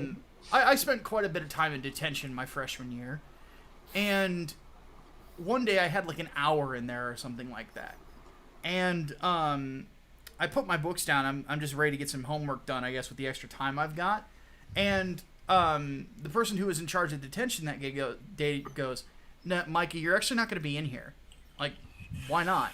And I see my band director in the background going like this. Oh no. Oh no. So, yeah, it was 1 hour straight of trying to perfect the fucking theme from Top Gun. Now you're talking about the musical over theme, right? Not the Yeah, the yeah. yeah, not Danger No Zone. Kenny Loggins, sadly. Yeah. That would have been more part of- fun. Yeah. Right? You didn't get to play the fun parts. Yeah. Lame. Micah didn't get to play with the boys. That sucks. I didn't get to do Highway to the Danger Zone on trumpet, which would be interesting to do. Yeah. That would be. When I was like 5 years old, maybe 6, there was this teacher came into the school and she was like, "Does anyone want to learn how to play the clarinet?" So I was like, "Yeah, I do." Like, Oh, that's what I want to play. learn everything. Yeah. So Yeah, me too. she takes us in this upstairs room, like, and we all have a go blowing it or whatever. And I have a go, and she says to me, "Don't worry, like, you just have no musical ability." Like, and she said that to me at 5 or 6 years old, yeah. And I Wow. swear, like, I believed her for 20 years in it. Like, Damn. like, I'm a pretty smart guy, and that and PE was the only 2 subjects that I was terrible at in it. Like, and that's why, because of that bitch. And then I realized when I was like 25, and I was like, "Oh, I'm gonna sort that out." Like, and now I can do that stuff, so that's good. That's just hilarious. It's like I think it was my mom. She had a guidance counselor, and my mom really wanted to get into at the time. Like this is like, late '60s, early '70s. So things with that computer work was like that was a big deal. So that was like a really high paying job for the time. Yeah, sure. And so you had to learn how to type still and all that stuff. And mom wasn't good at typing at the time. And the guidance counselor actually told her, "It's like, you don't need to worry about doing anything like that because you're definitely not good at it." Brutal. But the thing is, like with mom, she's like the opposite of that. What happened with Mark? It just makes her want to try harder. So she ended up becoming a supervisor of a big company around here for like Nice. 5 years because of the training she did and everything to be able. Not only it got to the point where even the people from like IBM told her. She said you almost know this better than we do. So, Nice. yeah. Let's see. That lady got owned. Get on, guidance counselor, right? Maybe you picked the wrong career. Womp womp. Mm-hmm. Speaking of womp womp, I don't know about you guys, but at one point, I had some issues with Nasser Abidi. Oh boy. Oh boy. Yeah, hello. Ding And dong. I was on a stream with oddly enough with him just a few days ago. And Yeah, I thought about that. Yeah. what was his big excuse? Trying to get a comic funded during COVID-19. Oh yeah. Yeah, yes, about that. Right? I think there's quite a few hundred. Honestly, there's at least like 20 or 30 that I know from CG that you could put up there. Oh They yeah, got- Yeah, I was gonna say You know, a like, bunch of about that's. yeah, yeah, about like that. Yeah, about that. Yeah. Yeah. Speaking of Peregrine, get us to 1,000 backers, please. Yeah. Yes, So close. you are. So Micah Miller will believe that we're real boys. Yeah. But yeah, but I think that the key is pretty simple. With this, I can tell what it's about. It's about a female superhero. With this, I can tell what it's about. It's about 3 knights fighting a bunch of demons. With this, it's about some zombie guy and some chick afraid of a comic and a little A kid fat about to guy. be raped by a fat man because he found a skeletal hand. That classic story. Right? Yeah. Berserk did it Taylor's better. a Taylor's Berserk. oldest time. Berserk did it better. I'm just saying, we all love Berserk, but we always forget about Donovan. This is what happens when Xavier gets off work. Oh, shit. She finally realized the joke. Yeah. Micah over here is a good thing this channel isn't monetized. Well, I couldn't hear it. I was going to say I couldn't hear it the first time, so I only heard it when it was repeated. Yeah, wow. Jeez. But yeah, Darth Bobcat threw a buck at me, and he said, "Nasser is proof that not everyone should write. He's mediocre at best." it is so funny to hear. I mean, there's something because I heard a little bit this morning. Nothing else was on, on YouTube, so I listened to it because apparently Oz did a long interview type stream with Nasser this morning. And Ethan is right about one thing in that I wouldn't say that Nasser is honest because obviously, he's been caught in lies before. Oh, yeah. But I would say that he cannot help but just to speak what's on his mind. Yeah. He has no filter. Yeah, exactly. There you go. He has no filter. And, Doesn't. but yeah. Well, the thing was he was asking him about are you attracted to women? He said, yeah, I guess so.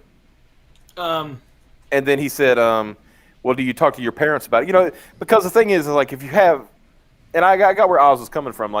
Usually if you have a thing where you want to approach a woman, you ask somebody who has experience, that could be your parents because obviously that worked out, Right. He Yeah. said, oh, why would I talk to them about stuff like that? I said, because they're your parents. I said, do you even know about the birds and the bees, little man? I mean, come on. Holy crap. But yeah. Yeah, let's say being caught in lies. The whole Donald thing is a lie. Yeah. Because I know for a fact, you told me, and I think you mentioned this before, that you told me you had offered to purchase his half of Brutus the Badass. Yep. And in fact, there is a live stream that is still up on Ethan's channel. It's the one where Malin ripped into him. Mm-hmm. Where there's a super chat that Ethan reads says, so Micah Curtis is interested in buying your half of Brutus the Badass. That's interesting. We'll see what happens there. That's the exact quote. Yeah. So Nasser knew. I had pestered him everywhere about it, and he would not give me a quote. Mm-hmm. And the reason he didn't is because he wanted Donald to think that he was going to sell it to John Della Rose. Yeah. So Nasser, stop lying. Stop it. Mm-hmm. You're caught. Yeah. But, And you weren't the only offer, too, if I remember correctly. yeah, there were other people who were interested, too. Yeah. And instead, he gave it away for free. Yeah. He And could have then- made a few grand. Yeah. I was going to offer him like $3,000, I think was what it was. Mm-hmm. For it, which is probably a little underselling. But Yeah. But it sounded like he wanted out, and he sounded like he needed money, so. yeah, I would have bought him out, Mhm. and I would have just given it over to Donald because it's his property. He came up with the character. Yeah. I'd be like, if you just want me to write it, just give me a page rate. Yeah. Figure this shit out. Mm-hmm. Exactly. I was gonna say his name's popping up a lot now. Well, he's trying to, as our buddy Cab used to say, he's trying to flex nuts right now. Okay. And which is funny, he's trying to flex when he has nothing to flex. I mean, I could see it if he just recently, let's say he recently did a $20,000 campaign. Let's just say, right? I can see him coming out flexing. It's like, see, I didn't need Comicsgate or something like that. It's like, no, but you failed. You fell flat on your face. And remember, guys, we talked about this where we talked about his big idea to try to get the book funded was okay, I just want to he did an update. So just want to let everybody know that I can upgrade the page quality. It won't. Oh be yeah. It won't. I was like, Page quality. that's yep, that's a selling point. You Basically saying that with Nasser Abidi, you're never going to get anything this nice. exactly. Woo-wee. That's so pretty. Oh It's yeah. real shiny, that is. Oh, Yeah. Good work. It's not quite tinfoil. I mean, not chromium, but you know. It's, But no, this is the big highlight of it for me is this is the first wraparound cover in Comicsgate. So yeah, that looks nice. Speaking of the Fight Man book, I finally got the email notification that my book is on its way. yes, I am getting on Hatman whenever he's sending stuff out. Be like, punch in the freaking tracking numbers every day. Like, so he's got a bunch to put in tomorrow. I think I ordered the director's cut and didn't even realize it. Oh yeah, that's the one that I really love because it's got a lot of cool stuff in the back. Is that one available now? Like you got those in now? Oh yeah, I've got that one here too. Oh, yeah, very cool. Nice. I'm just gonna dip out for a sec because I can't see the live comments in it, so I'm gonna refresh and shit. I'll be back once. Oh no! Don't leave! Yeah, just open does up a new tab on YouTube. He's doing this through OBS, so you're not. Yeah. Oh, You're not going to see them. All right, Yeah. Yeah, it's because I'm cheap and I don't want to pay the $20 a month for StreamYards. I got these campaigns, but Get some good shit for it, though. Jeff paying for that. But no, yeah, I get you. I was just saying, like, I'm spending the profits from my campaign on StreamYards and buying a dishwasher. There you go. Those two things. There you go. And it's coming apparently shipped in very good packaging. So he under promised and over delivered in that regard. Yeah. Yeah. I said I was going to give him that stealing solo quality, like people bought it with that risk, like. Yeah, I'm glad that you, Micah. That's a staple. Yours is saddle stitched, right? It's not perfect. No, it is perfect bound. Oh, it is perfect bound. Okay. I did say. Okay, yeah. Okay. Because the reason I asked, because I forgot what book I got recently, and I was like, oh, that's cool and all. The book was in, the pages were good, but it had the spine. It was perfect bound, but it had nothing on the spine. That's weird. Yeah, you should always put something on there, even if it's a small one like this, because like it's a wraparound, so there's just a dude's face right there. But still. Yeah. But still. Well, when it's on your shelf, you need to know what book that is. Yeah. Mm. But it's whatever. Everybody's learning, as I say. Yeah, but no, I went through Mix'em, and their quality is excellent. And Mix'em is good from everybody I've heard. That's what I used also. They'll catch a mistake if you make it. It's like, oh, this is not going to work. On your, it's like, oh well, let me go fix that. So. Yeah. Mixam is the Comicsgate industry standard now. I guess. I blame Vinny Tartamella because that's who he uses, and he's basically told everyone to use them. So. Yeah. And I'm sure Mixam is loving it. Oh, yeah. Then what they should be doing is paying us for YouTube adverts, innit? Like we should get onto them as a union and be like, bro, you see how much money we're raising for you? Like, chuck us the $5, like, fuck's sake. Yeah. It sure would be unfortunate if all of a sudden one of your competitors. Are we creating our own whisper network here right now? Please don't make me Gale. I'm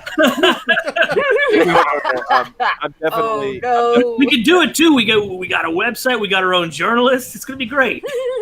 No. I'm definitely fatter than Micah, so I'll be Gale. Micah, when I launched this Not Daredevil book before, like when I was giving it away for free, I did it at the same time that Gail Simone released the Death-Defying Devil for Dynamite, like, and I was trying to piggyback off of that, like, but it didn't really work very well. She just blocked me, like I was trying to make a faux rivalry kind of thing on it, like, but she blocked me instead. Couldn't start a comics beef.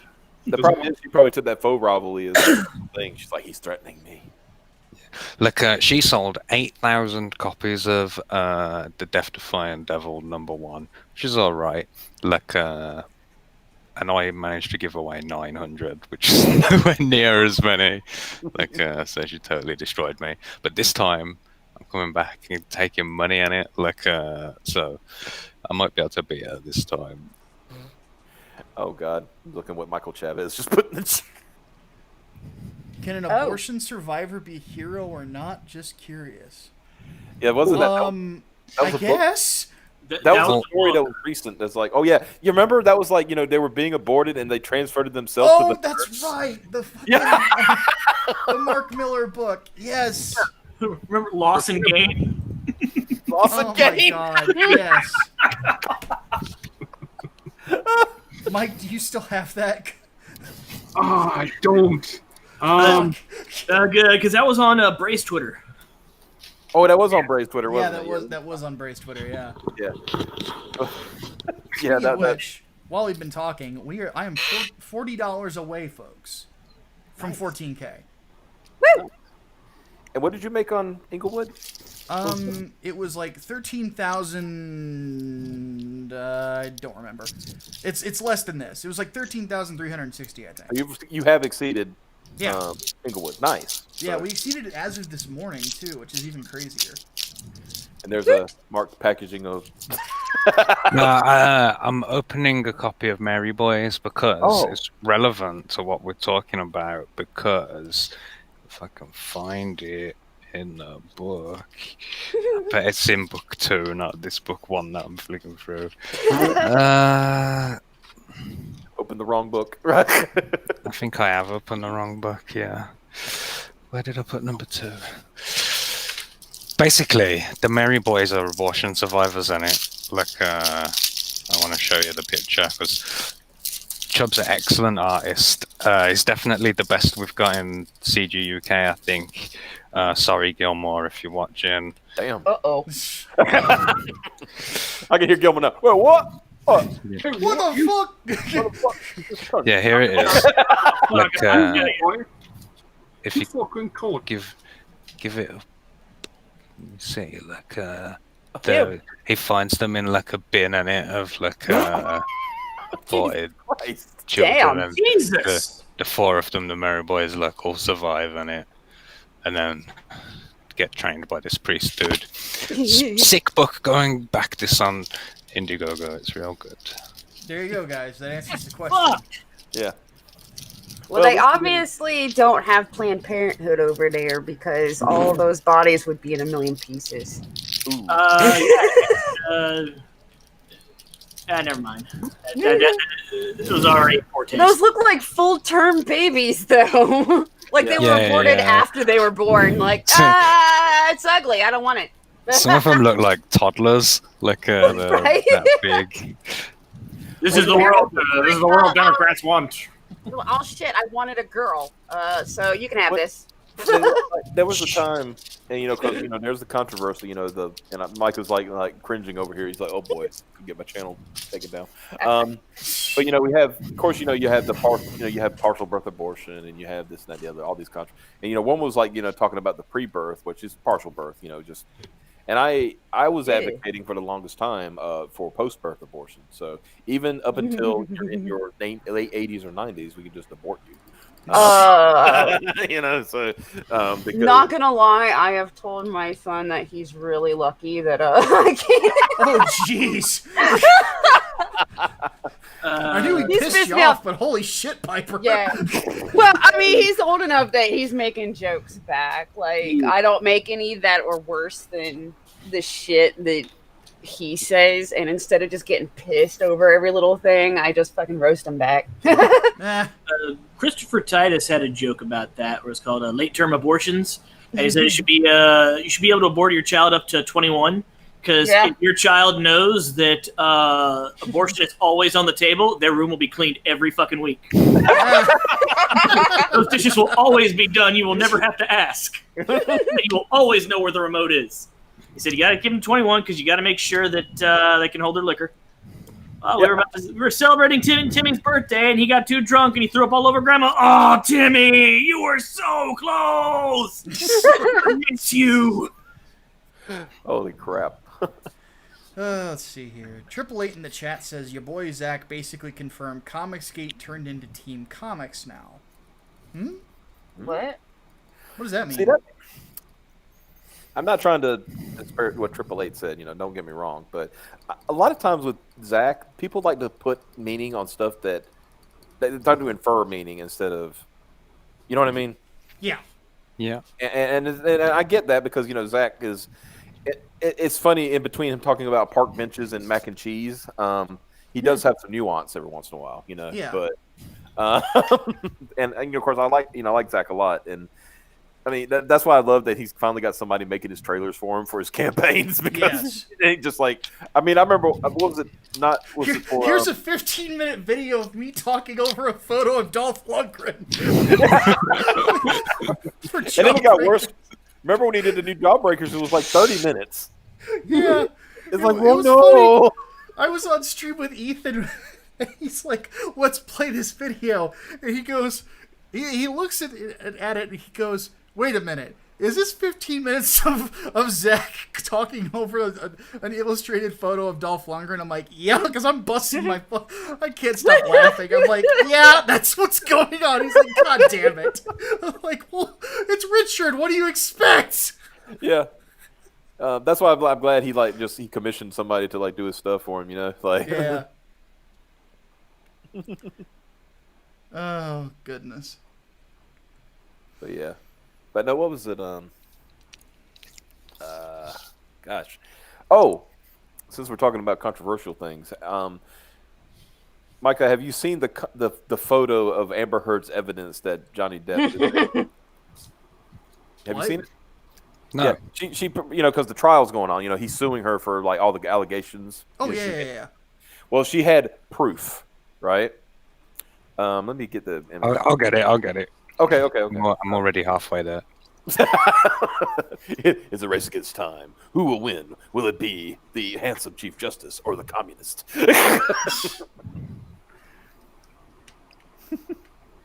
Oh man, but yeah, you'll appreciate this because it's immediate. I think it was Tug who noticed immediate discrepancies, and then more people started looking into it, and they started noticing more discrepancies. Got a share screen there for you. Yeah, I got you. There we go. Oh yeah, so yeah. No one cuts up 4 lines of coke and then takes a nap. Yeah, that's very true. Now here's the funny thing. The discrepancies. What's funny is I saw them the first time I looked at this. Yeah. Now you see the thing. Whiskey, that says, huh? Yeah, whiskey, right? That's a tall glass of whiskey, isn't it? Yeah. You know what? I thought about it for all day, and I realized that that's not whiskey or even beer. That's kombucha. Yeah. I was gonna say, to me, it looks like tea. That's the kombucha is one of these fancy drinks that people claim that if you drink it, you'll it's very popular. It's just like rotted tea.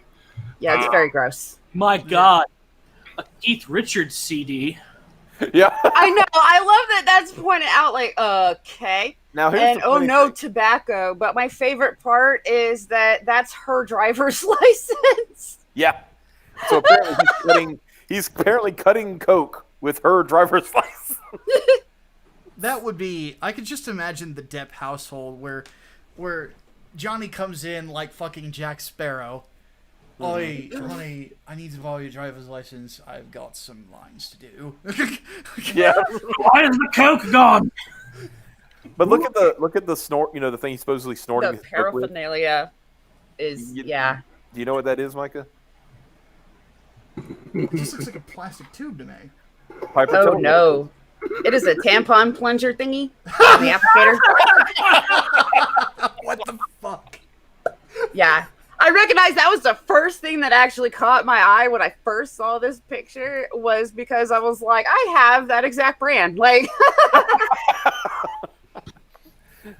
So yeah, that and like you said, it's just 4 lines of coke that he just leaves sitting there, right?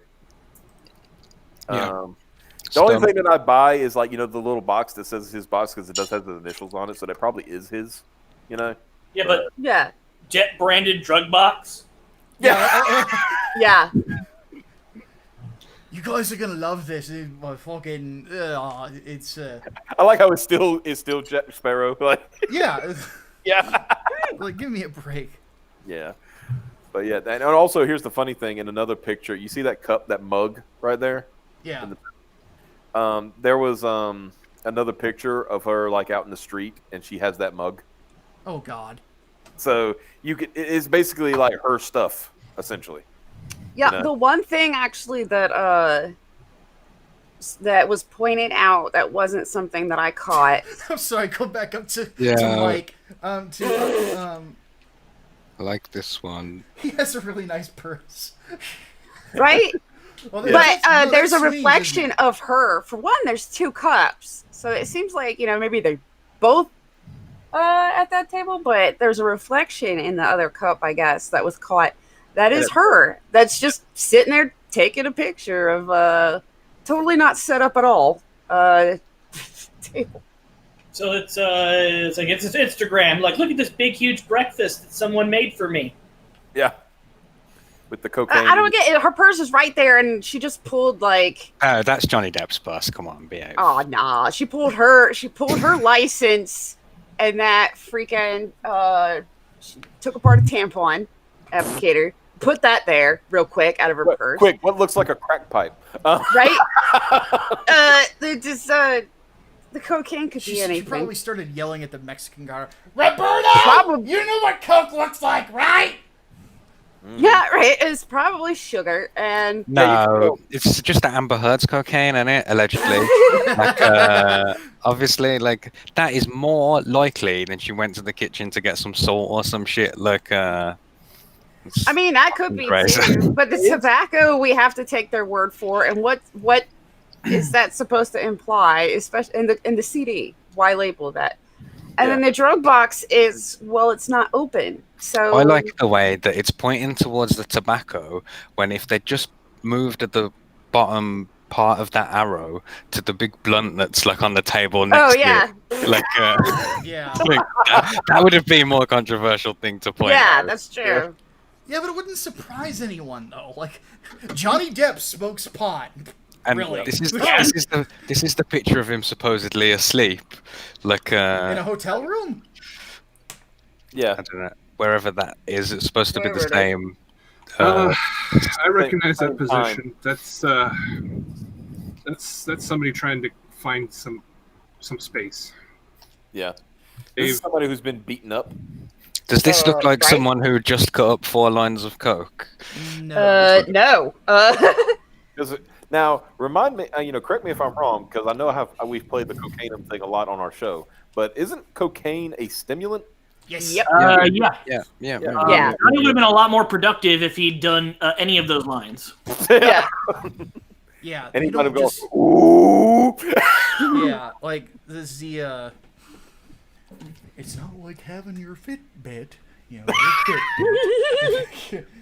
Doing my calisthenics. You're just all over the place. You're all zippy. Yeah. But when I worked as a bouncer, I stumbled on some coked up people before. Yeah. And telling a coked up person to sit still. Good luck. One of the funniest things you'll ever watch is when they try it. Yeah. They can't. They're just like, They're just twitching and moving and just look like, I mean, I hate to say they look like Michael J. Fox, but they look like Michael J. Fox. It's okay, man. I'm cool. Got But he's it. not cool, is he? Spoiler, he was not cool. yes. It was that moment he realized he was not cool. He ain't playing it cool, boys. Something's wrong. Trust me when I tell you the protecting a coked up Italian woman Oh, from her abusive husband. Not a situation I ever want to be in ever again. oh my. You sit still. I will keep him away from you. The cops are on the way. Mm-hmm. But what if he sit still? Try to calm down. Don't worry. Stop it! You don't want to make it obvious that you're sitting right here behind me, do you? No. Okay then. Mm-hmm. So This is fun. I didn't get paid enough. Apparently, according to Doc Salem, who is the best Preston, he says that coke is also a boner killer. Preston, why aren't you in here? I sent you the link. Yeah. Maybe you thought you were just going to yell at him and go back to work. Oh, fair point. Well, But no, he saves that for Armand because he needs the motivation. yes. Armand gets no simpy. No sympathy at all. I'm sure Preston has something he could be working on instead of being in here. But I'm gonna bring him in here so we can tell him to his face. It's the respectable thing to do. Well, unlike me though, Preston like works during the day. During the day for me, I'm asleep. So, A vampire. yeah. No wonder I'm writing a vampire book, right? There you go. Yeah. But anyway, yeah, that was not a fun situation. But yes, like I've never known somebody to be on cocaine and take a nap afterwards. Yeah, it's like, that felt good. I'm just gonna get me a few Z's, boys. Like Yeah. what? That's not something that happens. Now, if it was weed, I'd be like, okay. Yeah, I'd buy that. Like if it was a big pile of weed on the table and he's lay on the floor like that. He just did 3 whole lines of marijuana. Johnny Depp snorted 3 whole marijuanas, and that's awful. Oh, well, Preston is clearing off work. So see, I don't have to tell Preston to work. No, I'm looking forward to seeing, because I know he's like storyboarded the whole comic already. Yes. And he's made some changes and kind of filled in my weaknesses. So I want to see what he did, so that way I can make note of it for other stuff that I'm working on. Speaking of which, have you guys, well, Mark wouldn't have seen it, but read the half-completed now script for Inglewood Peregrine? They have not, and you can blame me because I keep forgetting to share it. Damn it, Yeah, goddamn it. Did I send it to you? No. Yes. I can't remember. Shit. I can't remember. It'll be in the boardroom in a few minutes. See, this is why we need some kind of a secretary or an assistant or an app. I read the treatment for it. Yeah, you read the. No, actually, if you still got the link to that, it'll be in that same file. Yep, So- same document. Oh, nice. I would have to do work to get to that. I will do But I that mean, I'm later. still gonna have to Yeah. go. I'll do that tomorrow when I'm doing everything else. Yeah. Yep. Because yeah, that's halfway done, all the way up until the big reveal of the other villain. So that will be pretty awesome. One of the villains Preston is actually designing, so it's exciting stuff to say the least. Basically, I gave him the overview, and I said, think Predator and Rocky 4. That's a good way to put it. Yep. If it bleeds, we can kill it, and he's made of flesh and blood. He's not a machine. He's a man. Yep. You cut him. You got him. I love It's like it. pushing an iron plate. I told I forgot who tuned in. I was like, basically my 4th of July ritual this year was listening to Real American and the Rocky 4 soundtrack.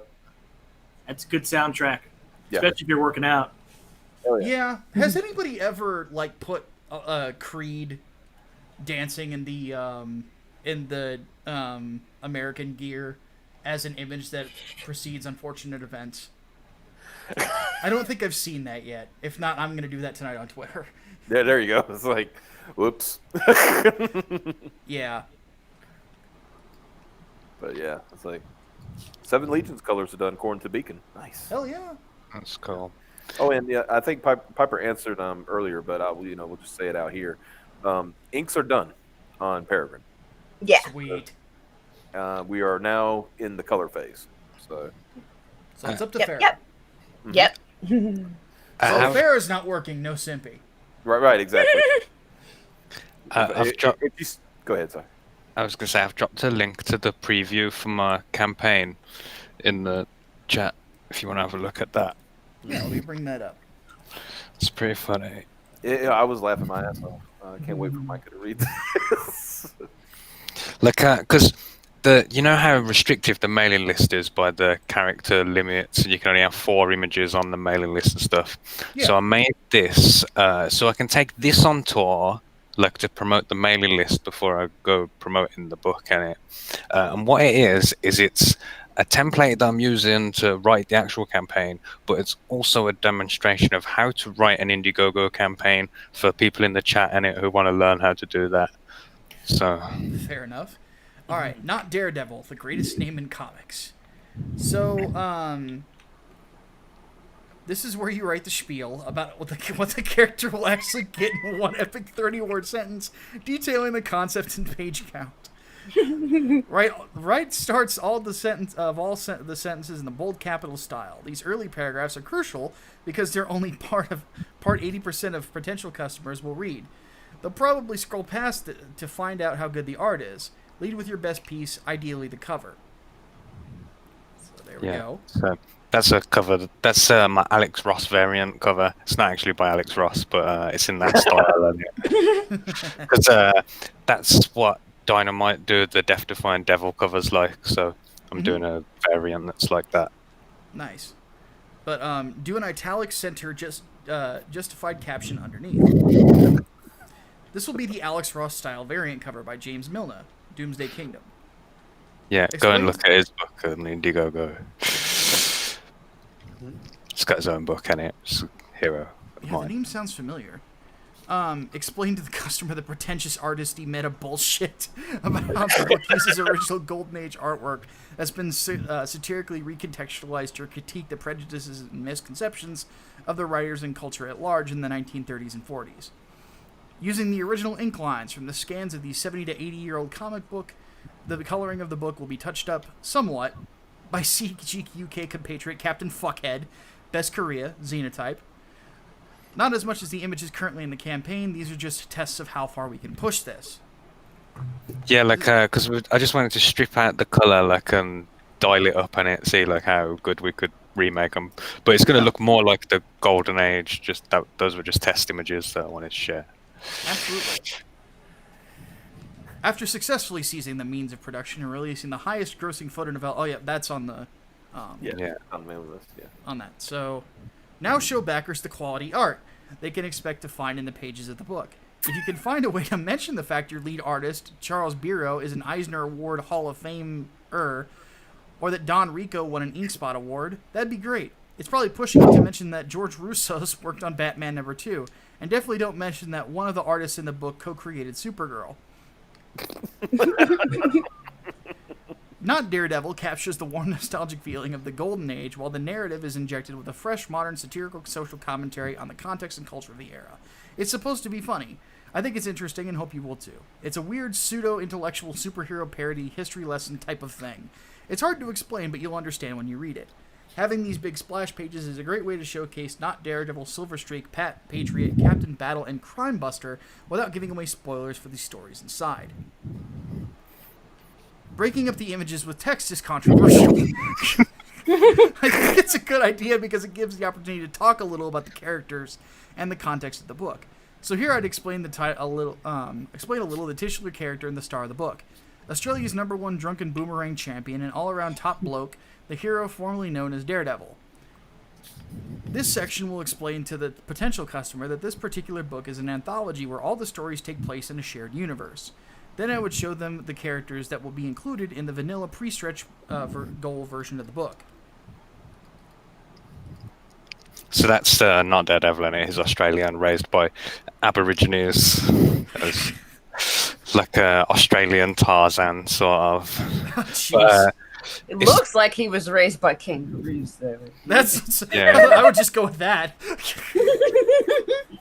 But the depictions of the Australian natives are really bad. Like you gotta see it to believe it.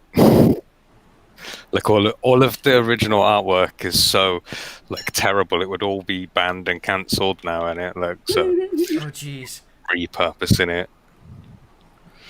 Let's see here.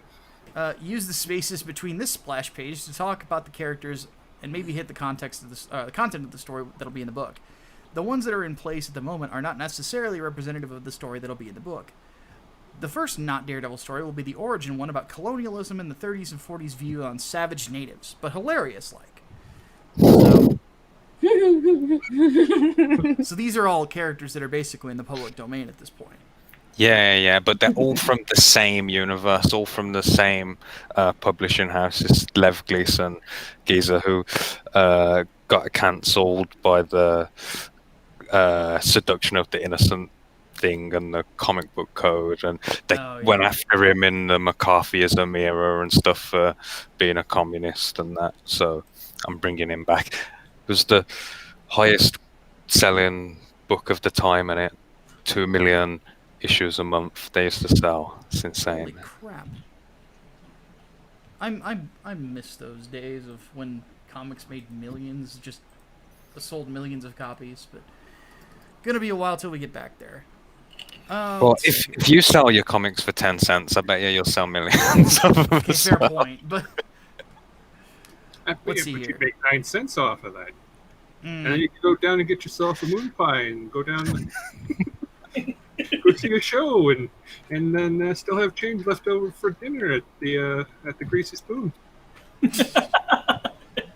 Let's see here. When you talk about the original fastest man alive and his fight against racism and white supremacy in a small town, Alabama, make sure that you mention he's also a homosexual, and that the Silver Streak story contained in the book pokes fun at seduction of the innocent and the comic book code that ultimately killed the original Daredevil universe.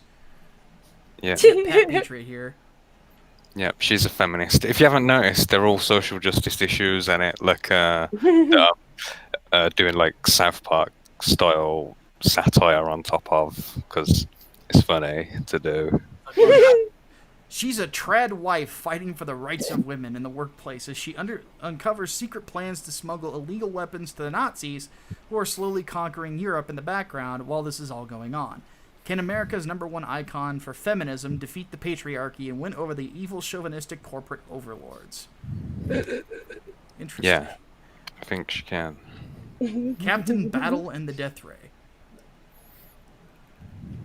After losing an eye in World War I and suffering with shell shock, Johnny Battle settled down with Pat Patriot and had a family.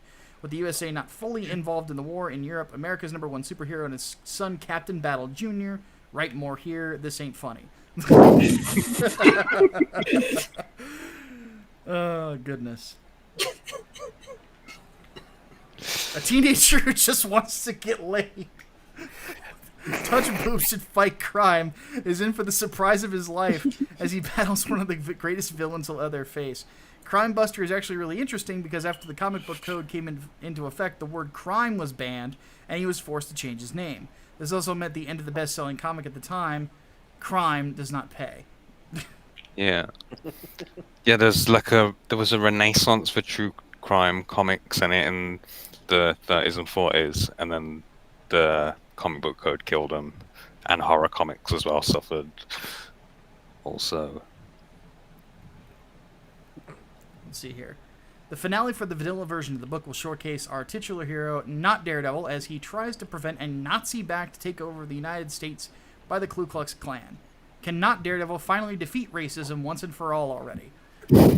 If the thought of 7 hilarious and shocking stories isn't enough, then explain to the backers that that should the campaign exceed its funding goals, that the stretch goals will include the addition of more characters and stories from the Liv Gleason universe. You want to show some examples so people get all excited, but not too much because you don't want to spoil getting new announces during the campaign. So, Real American #1. Yeah. Wow. Yeah, I'll be back in just a second. It's a great design, that is. Think of any other attempt at a sort of Native American character, and then look at that. It's epic. The only problem is the face paint is not Native American. It's actually a Jamaican. It's a witch doctor. So. Oh yeah, I can see that. I think I'm casting him as an Aztec warrior. Okay. But he looks He's Native American in the book, but it's really easy to change. That's not a big deal. It's going to be like an Aztec Ghost Rider. There's a sick picture of him on a horse. And his horse has got one of those skull masks on as well. Oh, nice. Looks badass. So obviously he's going to be the Native American story in it. Like I said, they're all social justice issues that each story looks at. Interesting. Crime Does Not Pay. War Eagle. Yeah, so this guy's like disabled, and he got polio when he was a kid, and his legs don't work properly. So now he's got wings. That's the gist of his story. We got a Birdman before Birdman, I guess. Yeah, and look how close to Captain America's outfit it is. Like, and it's from the Oh yeah. early 40s, I think this is. It might predate Captain America. There's loads of like little things like that where you go, oh, look at this. That predates this other thing that's blatantly a copy of this. Like, there's a Red Skull character in the Lev Gleason universe that came out a month before the Red Skull, Oh wow. for example. 13 introducing Jinx. Yeah, that's going to be like this weird sort of Stockholm syndrome story. Oh no. But it's mainly in there because I love that picture of the Statue of Liberty. Like, so I wanted to use it. Let's see here. Nitro. Another couple murdered. Yeah, Makes 62 weeks. I'm going to add the word raped and before that. It's like Oh Jesus. he's a blind superhero, he is, and he's going to solve this rape and murder spree that's going on, and that's going to be a good one. I'm excited about making that one. What on earth is that? So this is the Claw in it. He's like the big bad guy of the Daredevil universe. His Really a scroll. he does look a bit Skrullish. He's actually Japanese. Like, that's what the Japanese people look like in this universe. And I mean, he's like an exaggerated version. Obviously, he's like the Mandarin or whatever crossed with Godzilla. But the regular Japanese people don't look that different from this. There's certainly that shade.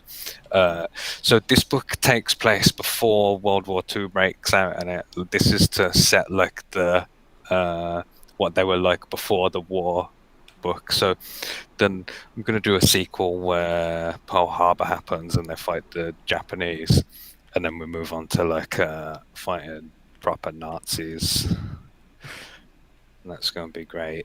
Oh yeah. Please tell me that this guy's gonna only speak in English. Yeah, of course. That's definitely the level that I'm aiming for. Defeated. Oh, yes. Brew. Well, there we go. But yeah, that's it so far. There is more shit to add, like, but I haven't seen anyone do this before, where you've gone like, here's the mailing list, but here's basically a preview of the campaign as well. Like, because obviously I'm still making it. All the artwork isn't recolored yet. One of the great things that I can say though is all the artwork for the campaign is already done and has been ready for like 70 years. So There you go, folks. So this has been worked on for a very long time, before any of us were born. So there you go. Not Daredevil. Do you know around the time when you're gonna launch the campaign, Mark? it's definitely going to be this year. I've got 6 months from today. That's when I launched the mailing list. So 3 of the 5 vanilla stories are already written and need to be like put into the speech bubbles better than I originally did them. Like, and obviously I'll do edits as I go through those. Once I finish delivering all these Kimmel songs, I suppose I'll probably launch it then. Okay. Fair enough. So Yep. So folks, maybe keep your August. eyes out on that one for sure. It's going to be funny, man. Oh, Wait yeah. till you see. I'm going to pull some insane shit. Well, it sounds like it, man. I'm just gonna check and see where 3 Nights is at. See if we finally hit that 14K mark. Fingers crossed. You will believe a boy can fly. $5 off. We're literally $5 away from it. Like, it's gonna drive me insane. Oh, that always, yeah.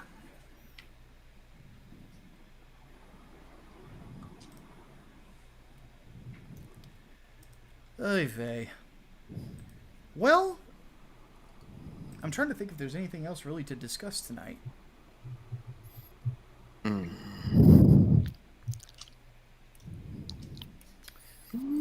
lot of people seem to be disappointed about the whole Dynamite thing. Yeah, I am too. What thing is that? Well, so they're doing a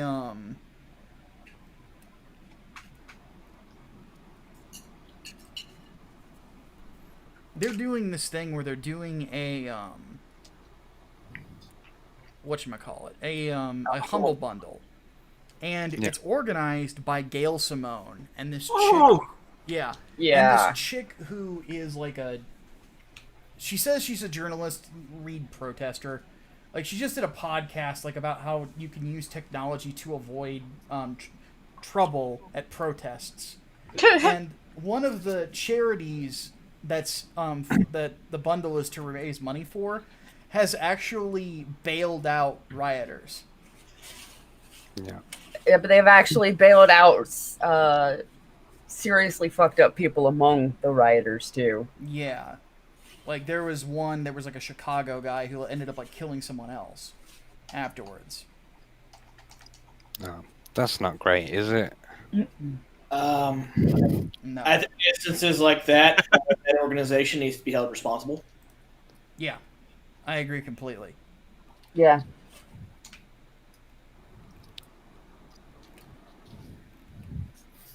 So yeah, I can see why some people aren't happy about that. Say, right? I mean, good God. An absolute fucking monsters out. Oh. I have returned. Hello? I didn't know you were gone. Huh? Well, thank you.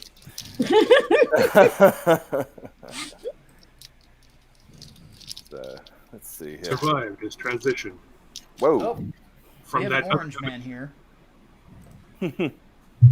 Oh shit, I'm limited to 6 people. Damn it.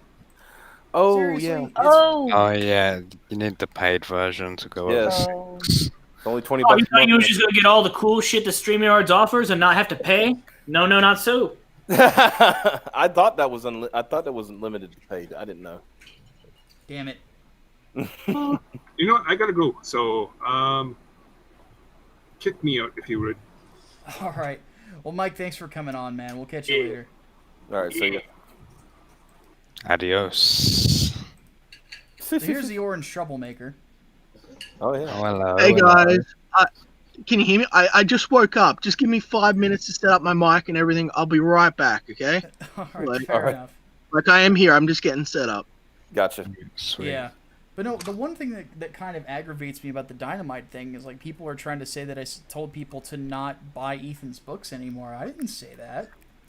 No. What? I never said anything of the sort. No.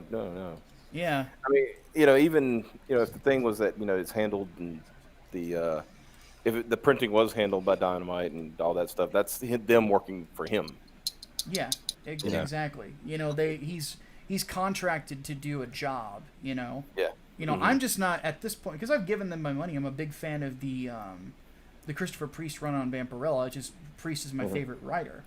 Yeah. And then all of a sudden, you've got, them doing this, and it's like obviously I can't put my money towards it anymore.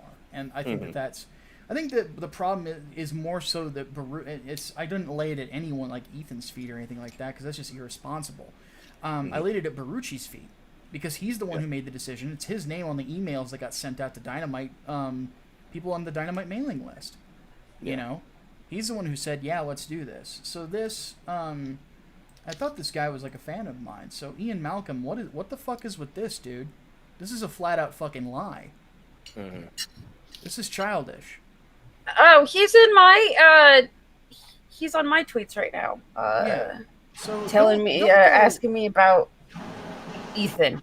Yeah, kid, don't go spreading this bullshit around. Like this is a blatant lie. I never said that, and nor would I. Ethan seems to be frustrated with me about some stuff lately. I don't know why, but I'm not on bad terms with the guy. So don't fucking do that.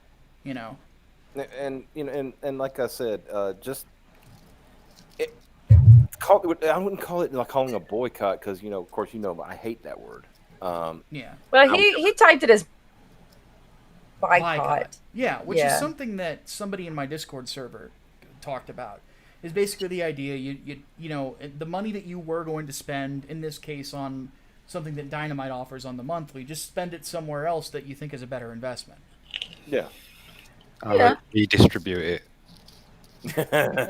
Yeah. Redistribution of wealth. Yeah. I do want to, because I don't know if Dynamite is working for Ethan, doesn't that mean that Ethan is paying Dynamite though? I don't know how that whole deal works out.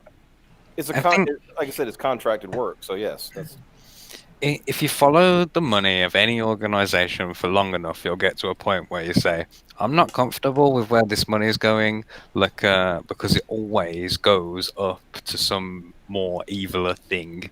Like at some point, it's going to get there and you're not going to like it. Oh, well, I don't know if I'm purposely digging. This is Gail, her stupid ass going around bragging about doing it. There you go. Finally, $14,000. Biggest campaign I've ever done. 2 more backers to 240. Sorry, I just had to throw that in there real quick. Congratulations. And that was at the exact same time my mic got hooked in. So, hurrah.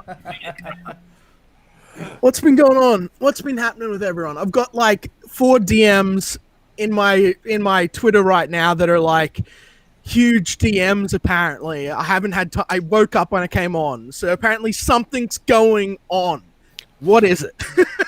Well, we were actually just talking about it. It was the Dynamite putting together the Humble Bundle that one of the charities is literally free works to free rioters. Yeah. I saw that. Like those are the guys that paid for those guys to get out, and he was like a sexual predator. And the other guy that was like then went and beat his missus as soon as he got out. Yeah, like Yeah. I saw that. Yeah, not exactly a charity that I would say is good to be putting money towards, to say the least. Yeah. So, like, and here's how I think it went on. So, obviously, Barucci has, hired Simone in the past to write his work. And I'm assuming that I guess they're still on good terms, oddly enough. And what I did was I did a little digging myself, being the journalist that I am. And what I found here is this Variety article. And I found there's another list that's actually passed around on Twitter that I saw, that I used for the video yesterday. But this was, something from a major publication. 18 organizations that are bailing out protesters, specifically. And then you go down here, the second one listed is the Bail Project. And it's not like it's... Well, somebody pointed out that they do, bail out low-income people and stuff like that maybe wouldn't have the chance to get back to work before their court date. That's one thing. But it's another thing to be bailing out people who may have been involved with burning our freaking cities. Yeah. Well, here's the thing, that they're very indiscriminate about who they're bailing out. Like, having stipulations, then I'd be okay with it. If it wasn't like an arrest for violence. If it But they're the people that have Piper. But Piper, they need those violent people to fight the police. Don't you know they're trying to abolish the police? The damn police, upholding the law, protecting the citizenry. It's got to stop, Piper. It's got to stop. Oh goodness. And then maybe like if they didn't have any priors. Yeah. Something. If it's actually a person that was out there thinking that they were going to a protest and had no idea it was going to turn into anything else, because there were those people out there, and ended up getting mixed up in it or whatever, and getting arrested too, bail them out. But if it's somebody out there that's like purposely like beating the shit out of some other person because fuck it, why not? Or looting, or excuse me, Piper. It's not because fuck it, why not? It's because they're white. Okay. Okay. It's great because I almost said it too, and I was like, nah, I won't say it. But Yeah. Yeah, Liam said it for me, so I had people coming. I had people coming at me on Twitter when I wasn't even talking about this shit because, I was white. And I thought, is this real? Is this happening right now? Like, yep. Yeah, you want to see the responses that I've been getting to like my most recent articles for RT, because it's all been about this stuff. Because these guys, like, from the artist's perspective, they don't want artistic freedom. You must bend the knee. If you do not, then, you are going to pay for it. So it's... And now you can pay for it by supporting Dynamite Comics, by picking up this nice little humble bundle, and the money can go straight into that. Like that's. Yeah. You're doing that. Whatever's left over after Gail eats it. Exactly. Yeah. Whatever doesn't go to donuts for the hut, right? But here's the interesting thing: the day that bundle dropped is the same day that the article about the Whisper Network dropped. And who's the first person on that list? Gail Simone. Mm-hmm. So, I am still salty about how freaking long I had to deal with assholes harassing me for flat out saying that Gail was part of a Whisper Network and that I was fucked up. Yeah. And if you really want to get one over on Gail, make sure you join my mailing list. Yes.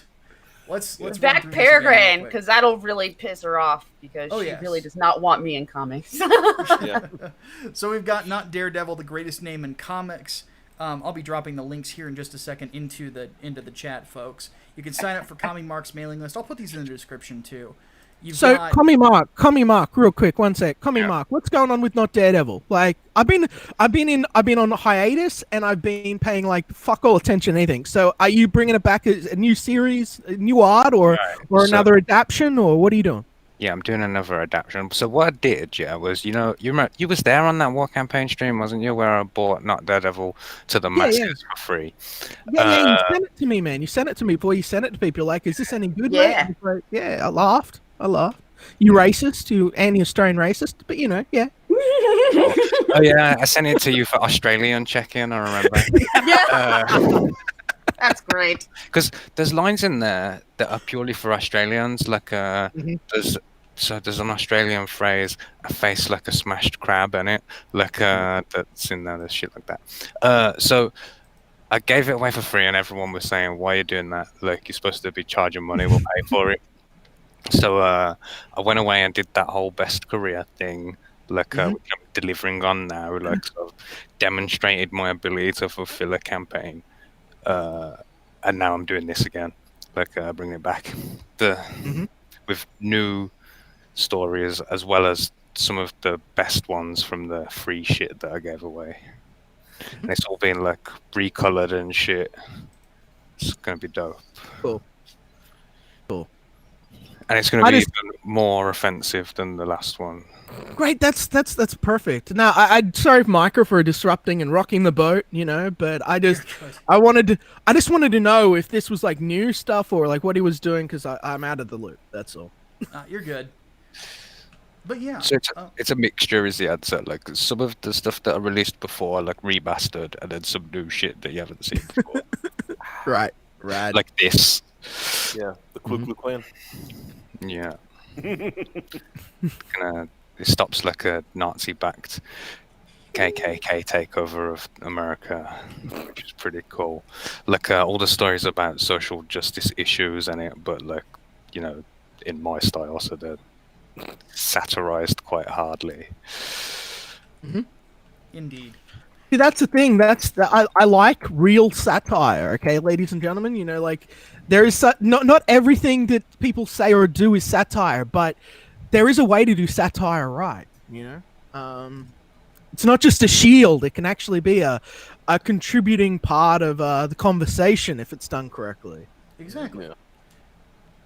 Speaking of books, Xenotype Volume 1, Liam, you're almost at $60,000.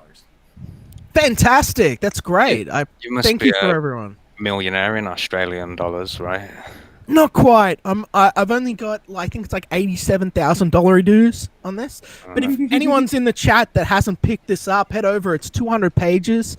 It's pretty much done. We're just getting it colored. You can see it being colored live. Pretty much every single day on Spartan Scotsman's channel, and we've done about 100 pages on the next project since this. So like, unstoppable, right? Dang. Yeah, saying Yeah. Odie is a machine is Yeah. So and I can actually confirm this because I've actually watched the kid work, guys. He is literally a machine when it comes to what he does. Like he's fantastic. My question is like these little things that I'm seeing on Twitter, like excellent exposition, Odie. Yeah. Where is that? Is that like in a bonus book or something like that? Or Yeah, we're gonna release a bonus book for free. You know, it's called Crossroads Strive. You know, like and it'll be released for free to just the community to have a bit of fun with. When we're done, it's pretty cool actually. It's pretty funny. It's a bit of a, I guess, a parody of how Odie and I met and what's going on with our plans for the future, and a little bit of a homage to creators that inspired us, and it'll be fun. It'll be fun for sure. Cool, that's cool. One of the things that I talk about all the time is that I'm trying to create my own lore, like, and that's what that book is going to do in it. Like, people will take that and be like, "Oh, this is how it came to be." That's why I went back and made that communist book first and sent out the first ones printed on A4 paper and stapled and shit, because it's a better story for when I'm a millionaire. Like, and I say, I started off with this shitty little communist book with scanned photos and that. So yeah, it's cool. Yeah, it's good. It's autobiographical. You know, it's good. Sex, drugs, music, comic books, the Commie Mark story. behind the curtain, the comic book. Yeah, I'm trying to find the. Here it is. Get the image that I'm talking about. So.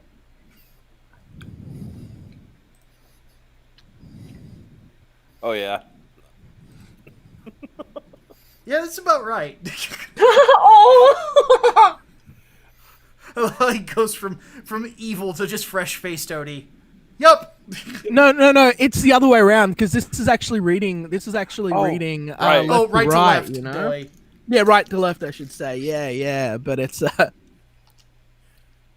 Oh no! I did. I flipped this. No, it's right.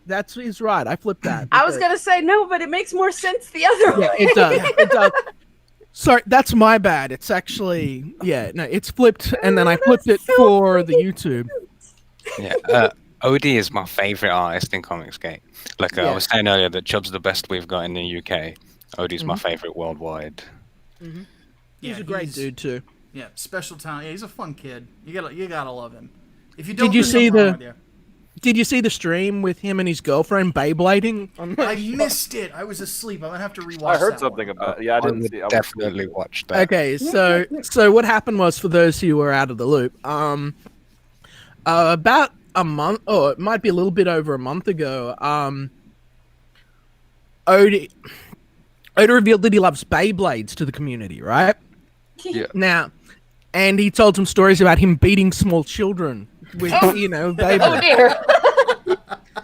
And so the community, to reward his passion, bought him over $300 worth of Beyblades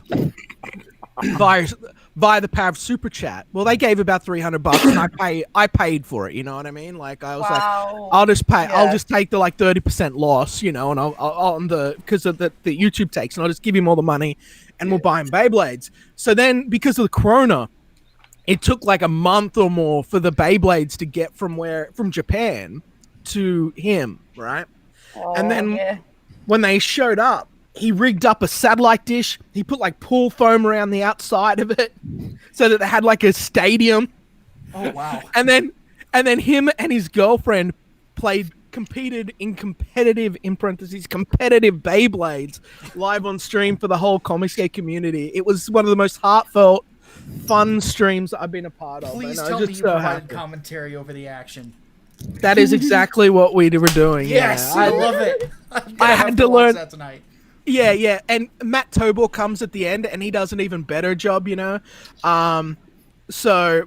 Prime, Yeah. But yeah, it was a great time. Like, it was just, I love this, guys. I love this community. I love making these comics. No one can take that away, It doesn't matter how big someone is. No one can take away that happiness of hard work and success, and good times with your friends. Absolutely, man. Well, Hail that. that, What that he is said.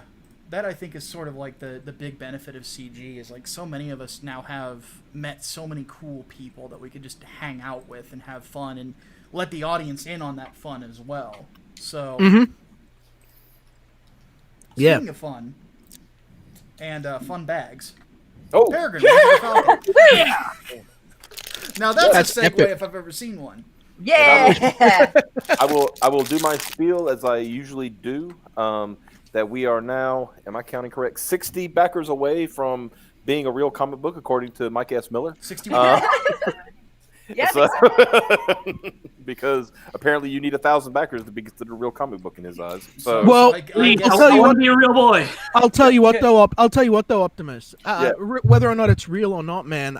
Getting 1,000 backers is the magic number for sustainability.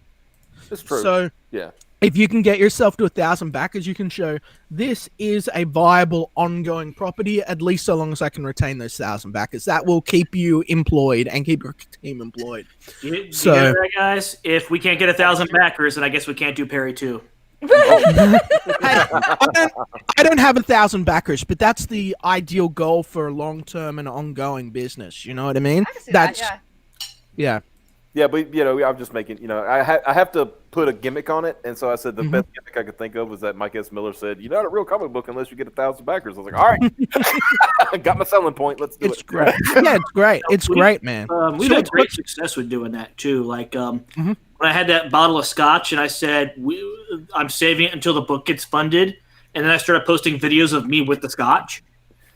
You took a video of you putting the scotch in bed, Yeah, anyway, wrapping it in a blanket. Yeah. Oh yeah. Oh, You were like, goodness. "Soon, baby, soon." And then when we got funded, then like the next week, he got blitzed on stream. I was like, "Oh, good." You guys have done really, really well, though. I'm like really happy. Like I'm gonna put a divide between us. That's too big to bridge, guys. I'm gonna cause trouble with another creator. I haven't been paying attention too much to the campaign because I've been away from the internet. So I've just sort of been keeping an eye on it out of the corner of my eye, and I'm sorry to confess that. I'm sorry, but you guys have been doing really good, and that's awesome. Like I had no idea you had done so well. Like that's fantastic. It surprised. It surprised us, and it surprised a lot of other people. And I think it's in the top 25 for the year currently. I'm sure I saw that earlier Yep. today. Yeah. So of course what's been like going on? Because like I haven't talked to Optimus, like fuck, dude, in how long? Like forever, right? These have been going on. Yes. Like this, I did notice that it picked up again whenever you got this cover finished. Yeah, when we dropped Yeah. that cover, that was it. That was what Yeah. took it back off. Yeah. As far as what's been going on, man, it's just been busy. Like around the time, and it's really funny. Around the time the Ronies started, like my family business, which is I've said before is plumbing, started picking up. I'm like, because everybody's home now they want to get those leaks fixed. And we are considered essential business, An so we're essential allowed business, to go. And go and do work and stuff. So business has picked up. I was, like because of that, I will say we were able to much to my father's delight, we were able to purchase a new lawnmower because he was tired of pushing a lawnmower. He said, So you got like a cool, like sort of King of the Hill style ride on now? Oh yeah. Nice. Yeah, it's like what did you call it, Commie Mark? You said it looked like a pod racer. Yeah. It steers like a pod racer in it. It's got the two handles that you pull forward and backwards. I love that. That's my favorite way to steer anything. that's the kind of mower I want. Make me feel like a mobile suit pilot. Yeah, like that's been going on. And like I said, just been busy. Trying to make sure, and a lot of because right now, I guess the best way to put this is like things are kind of in autopilot as far as the campaign goes. The inks are done, so it's waiting for the colors, and then Eric will do the lettering, and then we'll be putting it together. So. Dude, that's awesome. So Rick, look at me taking control of the show. I'm such a meanie. So tell me, like, how many pages it is, what like your stretch goals and stuff. Like, where are you at right now? You started out with we're gonna make a comic book. Now I'm seeing like cool variant covers and stuff. Like, what do you got here? Like, what's in this campaign?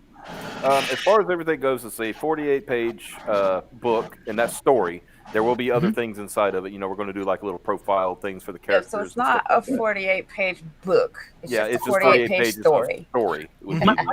Have you seen the letters to the editor trailer? I haven't seen anything, guys. I've been like completely out of the loop, basically, right? Like, I've been dealing with all the shit that's been going on with what I've been getting blamed for, and the rest of the time I've been getting ready to start a family, and I've been away from, and I've been like working. You know what I mean? Like that's so I'm like I've got no clue. Like, as far as let's put it this way. I guess the best way to put this, if you backed the $25 book, just a book, right? Yep. With that, you will get 2 posters, possibly at least 1 trading card, possibly 2, considering your backer number.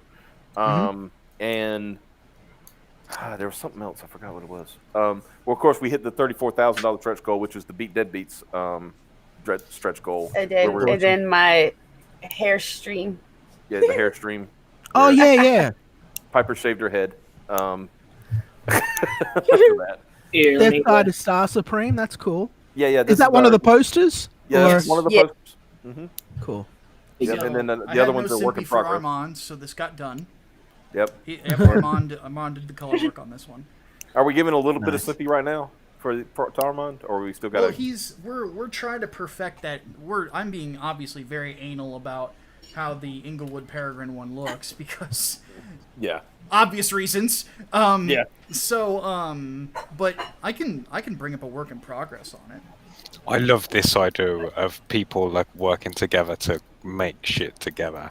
Like this is a lot of people are on their 2nd or 3rd books now, and they're working with other people who are on their 2nd and 3rd books. It's just getting better every book that comes out. Like people are upping it. It's sick. Oh, nice. Yeah, so this is not even finished yet. What we're trying to do now is kind of get the light, because we're working on the lighting on Perry's skin here, for where the light would hit this side of her thigh and her chest and all that other stuff, but trying not to make it so ridiculously bright that it's kind of overwhelming, because that was a problem that the original that we're paying tribute to had a problem with, where like Clark's face was like pure white, and it looked kind of bad. And what I've been telling him is that we need to kind of study how the color would blend from one thing. Oddly enough, so Armand, if you're watching right now, we're actually going to do this, because I technically have a spotlight on me right now. Mike is gonna dance for us. No, I'm actually going to give a color demonstration. So Oh, damn. That's okay too, I guess. you can see now I'm paler than Perry is, but if you look at how the color is going to blend as the light hits the side of my face and goes to the bright spot on the opposite side, that's basically how a spotlight would work. So that's how we have to color it. So So yeah, good to work, Armand. I got the letters to the editor trailer in the private chat.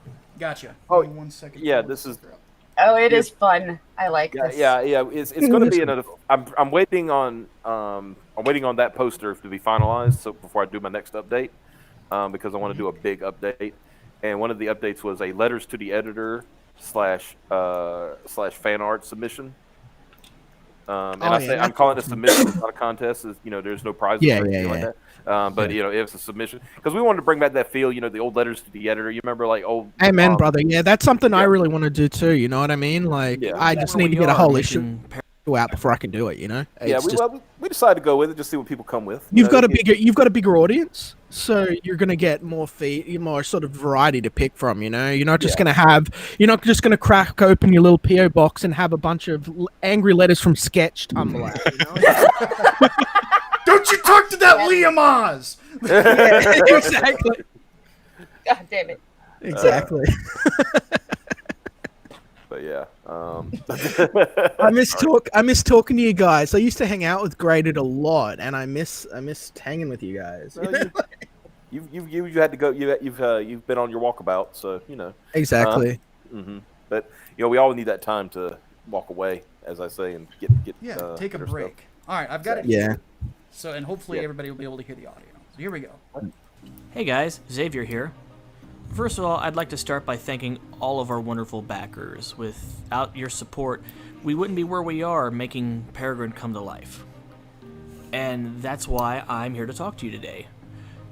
Thanks to your support, Peregrine is inching closer and closer to getting into your hands.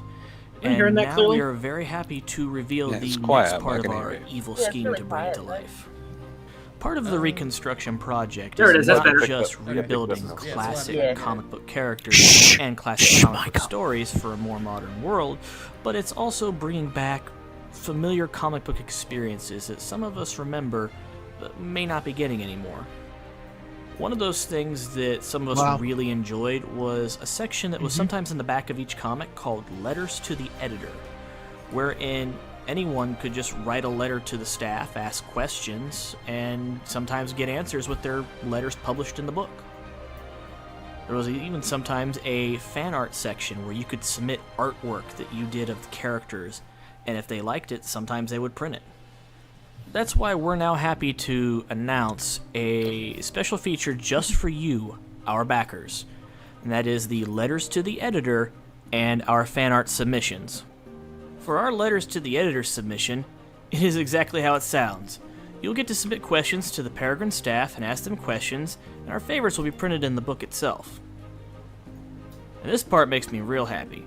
As I've mentioned on our show, I grew up reading Archie Sonic comics, and the one thing they would occasionally do on their letters page was to have letters be hosted by one of the characters, and they would respond in character, or let you write directly to a character who would respond back. Do you want to pause it As for just a such, you may second, write just to real quick? Peregrine staff, a specific staff. Yes. Okay, so you just mentioned the sort of Sonic, Archie Sonic. Yeah. I'm close buddies with the guy that created like the princess chick and Amy, and did tons of work for that. And he's been talking about wanting to do a Comicsgate project for about a month. He was just waiting to finish up. Oh no, about 3 or so months. Where he just was finishing up the last Indiegogo that he did with, the last Kickstarter he did with his daughter, which was like her first book. So, You like Ken Penders? Cool. no, Stephen Butler, I believe. No, it's not his name. It's not fucking Stephen Butler. Where is it? It's got to be Is it Steve? I forget. I talked to so many people. Yeah, it's Steve Butler, right? Yeah. So anyway, go on. It just Sonic was mentioned. Member, or to Peregrine herself with questions and comments, and we'll respond. As for the art submissions, we are accepting any and all art from anyone willing to submit them, with several being published in the book. That said, we'll be picking those submitted at random. Since some of our backers are in fact professional artists, we want to make sure everyone has an equal opportunity to see their artwork appear. All submissions Why are must they be in uneven? by September 1st. Any received after that will sadly not be considered for the print run, but we still appreciate the enthusiasm. Submissions will be sent to the address below. That's editor@graded.5.net. Once again, that's editor@graded.5.net. Letter submissions should have letters to the editor in the subject line, and fan art submissions should have fan art in the subject line. We look forward to your submissions, and we look forward to making Peregrine Wings of the Falcon a special comic experience for everybody who backed it. Once again, thanks everyone, and let's get those submissions rolling. That's cool. That's really cool, man. Like, it's rad that you're doing like a letters to the editor thing. I think that's communication breakdown between fans and creators is fundamentally what started this sort of fucking tumble down the hill into fucking stupidity, right? Like, so the fact that you've got like an open line of communication, you're encouraging people to be involved, that's very, very, very good. Very high praise. Mm-hmm. Yeah, I think people join. I think obviously we'll get more on it once I release the update, because that'll go out to all backers and everything. Yeah. But yeah, I'm looking forward to it. I'd like to see, especially with the fan art. I would like to see what people can do, because like Xavier said, of course it's going to be at random. But what we are going to do is we're setting up a kind of a wiki style website for Peregrine. For the Reconstruction universe and everything, so you'll probably see a lot of that stuff on that website that doesn't get into the book. So, So you know, I wanted to have like a fan art section for Xenotype. You know what I mean? But you know, Odie is he's a diva, and he was like, no, in the first book, I only want all of my own art. I don't want anyone else. I was like, all right, man, all right, we'll Well, just. as hard as I that said- works, you know. I turned around and Yeah. I said, now I need like 4 more pages to sort of fill out at the back, Odie. Like, you know, like what are we gonna do? He's like, oh, I'll do more paintings. And so there you go. Sounds There you like go. Odie. Yeah, that's him. Artists can be divas sometimes, though. Yeah, no, I'm he's not. He's not really a diva. It's just this is his first real published book. You know, everything else has been sort of digital. So Yeah. you know, and like I said, it's a, you know, I think it's going to be, that particular thing is going to be, I think, going to be a good thing, and just the book itself. I've done a fan art entry for the. All right. Oh, nice. That is the brightest I have ever seen your room. Holy shit! It's Kind of not- work with the lights. It's What? the morning now. No, it's daytime here. Like it's Oh. 6:22 in the morning. Like my Oh, son's geez. gonna be awake soon. Yeah, look, give me zoom a in on full that, Mike? screen. Oh, God. perfect. Jesus Christ. Don't zoom in on that. Well, it's a good thing I'm not monetized. Yeah. I guess there are some risks involved with choosing at random. Yeah. We might have to be a little bit discerning. Oh, I didn't point out as well. If you notice, there's like a vein window as well. Like you can Oh, see a nice bit of vein action in there. Well, at least be circumcised, huh? Woo. Oh, goodness. Oh man, that's terrible. It's great, but it's also terrible.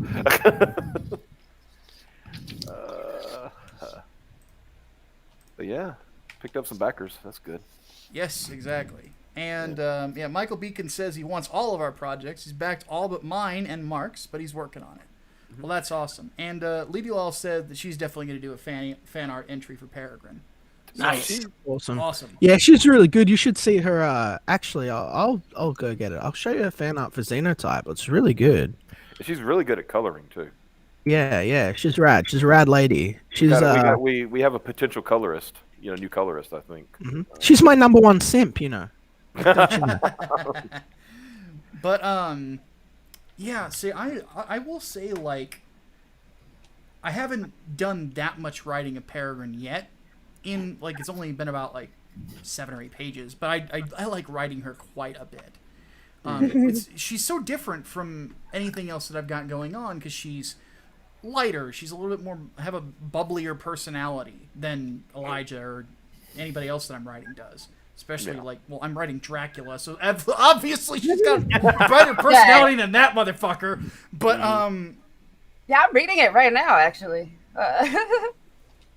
yeah, but I actually did a callback in the pages to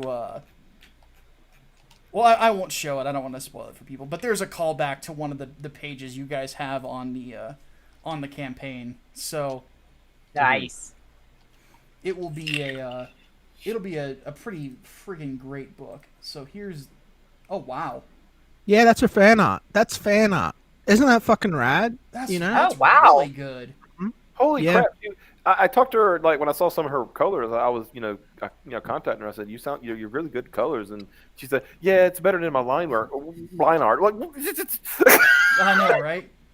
Yeah. No, I was really impressed when it sort of popped up in the Discord, and she's like, "Here," I said, "Oh wow!" Like people typically make mistakes when drawing Esper, you know, and she nailed all of them. And it's a little thing, but look at the way she did the lighting on the gem on the back leg there, Yeah. you know, as it comes through, as it's lit by the whip. Yeah, very, very talented young lady. Very impressed with what she's capable of doing. So Yeah, that's the style of an attentive colorist, that they remember where all the light sources are. yeah. And again, yeah, and even though Esper's lips are a little bit feminine there, you know, you can tell that she's used to drawing girls more than boys. The body's all good, the pose is good, it's very dynamic, you know, the whip looks great. Like, this is probably, you know, in the top 3 fan arts that we've ever received for Esper. It's really, really rad. So Yeah, that's And, really, really good. And So, Preston there you go, folks. Preston wanted to remind you in the chat that also back Doc Salem. Yes, to give Preston even more money than I am giving Preston. Yeah. You can always back Doc Salem as well. Preston, since you're not wanting to come on stream at the moment, let me know like what's kind of the expected date that's going to start going out to people. Let me know in the chat. I'll make sure people know. It might be what he's working on now to get it knocked out. Yeah. But yeah, it was like when I saw her work on Twitter the other day. I think she colored a I forgot what it was, but it was like really. It looked really. Yeah, it was like Shinobi Sasquatch. Yeah. Some mouth breathing doctor guy and something else. But yeah, I saw it too. It's pretty good. She's good. Yeah, she is good. Yeah, Preston is just short of 10K actually himself. So. Oh, nice. Get him into the club, as they say. You know? Yep. So he needs $488, and then he's at 10K himself. So I will drop the link to that as well in the chat for anybody that hasn't backed Doc Salem yet. Obviously, I've had Preston on more than once, so. But then again, he's damn good at what he does, to say the least. That's right. He is the Wolverine of independent comics. He's a machine, as they say. He is the best at killing people. Yep. Michael Chavez asks, do you know of any artist that will do commissions that's inexpensive? Me and a friend are thinking of turning our IP into a comic or manga. Well, if it's just commissions, who I'm working with on the First Servant, Bogdan Digital Art, hit him up because he could he's doing stuff for me while we wait for 3 nights to kind of wrap up. And oh yeah, definitely. And by the way, guys, as well, Bogdan is fucking really good. If you like that kind of berserk style, sort of like his monsters and stuff look really, really rad. So definitely check him out. He's always in the chats. He's a long time comic skater and a regular on my channel. And definitely give him work if you've got it. You know, he's a good dude. And mine, I've seen him around. Oh yeah. Oh, and I think it was like Piper, was it last week before we had Micah's colorist on for 3 nights, who was promoting his own zombie book. Oliver, yeah. Yeah. Yeah, Oliver and with his team, promoting the what was the name of that? Undead Border, Skateboard Undead Border, that's what it was. Yeah, and that was a really interesting. But the first thing I loved is because his writer, the artist got in first, and he said, "Hello, my name is Xavier." I said, "We have a problem." Ralph. He said, "But you can call me Javier." I was like, "Okay." The problem is solved now. But yeah, those are good dudes. That's another project that I'm looking forward to, the Undead Borders, because it's a different take on zombie. I'm fucking tired of zombie books. Yeah. Pretty much. But we're talking about borders and zombie books all at the same time. That's a dangerous line of conversation, Chief Optimus. Don't you know? Yeah. Borders, not bleeds. There's a difference. Oh. Bleeds, we can kill it. Sorry, Adam, but you kind of brought that one on yourself, buddy. Yeah. And Lily Doll, Little, how do I? Let's call her Lidl. That's what she goes by. Yeah, Lidl lol. Right? Yeah, there we go. I should know. I always mix it up. She says that she does commissions. She does cheap commissions. So, guys, as you've seen, she's very capable, and the more practice and work she gets, the better she's gonna get. So, jump over and check her out. Yeah, I hadn't shown Liam this one yet, so I'm bringing it back up. This is Grigori, the main character of the First Servant, after he's been vampirized. So this is your new book? Well, this is concept art. Yes, he says. Dude, I like this more than I like 3 Nights. You know what I mean? Like, look at that. I don't even know anything about it, but look at that. That's fucking epic as shit. Like, I love the wolf on the chest. I love the sort of almost Game of Thrones-y berserk look. Like, fucking yes. Everything about him and Vlad's armor, I wanted them to be these 2 different animal motifs. I wanted him to look kind of like... Everything was wolfish with this guy. So Piper's probably salivating right now. But oh, yeah. And It's even gonna better, be my favorite character for sure. I based his look off of Brad Pitt circa 7. So Brad Pitt at his prime, basically. And Yeah. I want like his. This is not like it's not. This is not meant to be fur. It's not actually. It's just it's so ragged. It's starting to resemble a pelt. So and not to mention I picked twin short swords as his weaponry to resemble a wolf's fangs. So Yeah, cool idea. Cool idea. Yep. it's a not to mention I've been playing a lot of Dark Souls recently, and one thing I had noticed about it that kind of makes some of the armor feel kind of slapdash and damaged and worn was the fact that it's an asymmetric design. So I said, why don't we do something like that? And Bogdan's a big Dark Souls fan too, so he's like, yeah, let's definitely do that. So, like his one arm that he has is completely, it's the only metal plating on the torso, but his other arm is just completely bare. So it gives this sort of vibe of this guy who's been, you can tell he was something special at one point by how fancy his armor is, but there's so much of it that's not there anymore that you can tell he's just been living in the woods for a while. So here's the thing, right? Here's the thing about creating, in parentheses, a superhero. And, like, even though you're not a superhero, it's not a superhero book. Like, comic books are superhero. So the fact that you have that, the fact that you've got that, like, big wolf symbol right on his chest has allowed you to essentially go, okay, here is an icon or a symbol, sort of branding in a way, for this character that means that he's not a generic sort of fantasy character, right? While still sort of avoiding the motif of how, like, to make, how do I put this? So that it's not poserish.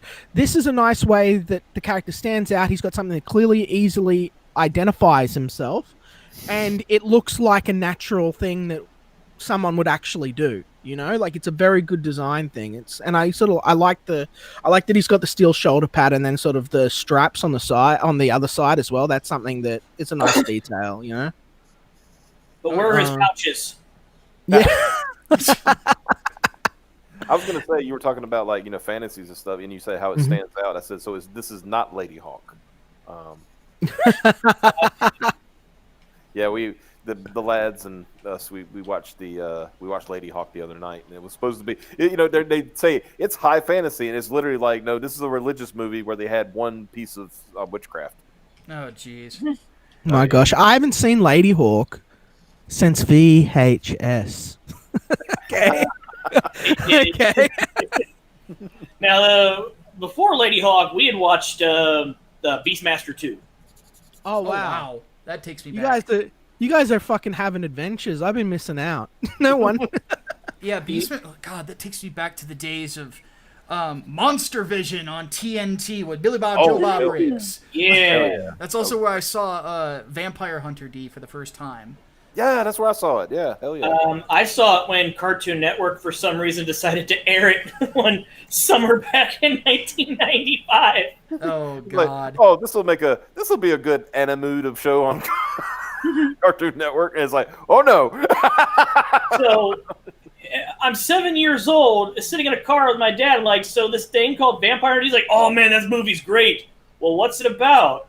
Well, she's a chick, she gets bit by a vampire, she meets this dude, and he just badly explains the plot to Vampire Hunter D to me. What's hilarious about that, you know what hooked me? Because not even like the movie at first. It's like when I saw it in the video store. Actually, yeah, I actually got it in the video store. When I saw it in the video store for the first time, I said, "This dude looked like the Undertaker."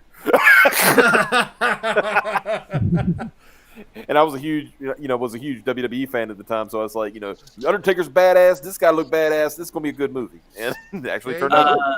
One thing I highly recommend is actually getting the Vampire Hunter D soundtrack and getting those tracks because it's weirdly ethereal. Yeah, Mm-hmm. and honestly, they did a redub a few years ago on it, and it's like it was one of those times where they did a redub and actually made it better. Oh, that's good. Because because it wasn't like an Eva redub, which was horrible. When they Yeah, okay, I haven't seen that. So you've seen the Evangelion redub for Netflix? I've seen enough. I've seen clips from it because I don't have Netflix, but I've seen enough clips from it, and it's just like the charm is gone. Yeah, I watched the first episode. It's just not the same. Yeah. So is it just the voices are different, or did they modernize the voices where everything's sort of soulless shrieking all the time? They modernized the lines. Oh, okay, so everyone's raging about Gamergate and how Shinji's woke. Well, Shinji's clearly mad because he's an incel. Yeah, exactly, Why won't you sleep with me, you virgin? that pretty much sums up Oscar, Langley's story. Entire, yeah, exactly. Her entire motivation, right? Get in the vagina, Shinji. Have y'all seen the? Speaking of, have you seen the Shinji Happy Meal memes lately? No, I haven't. I would love to though. It's just like, oh god, what's her name? The character, the one who's like, the one he should be with, like the older chick. Masato. Yeah, she's just taking him different places, and he's holding a Happy Meal in his hand. She's like, get the Happy Meal cinch.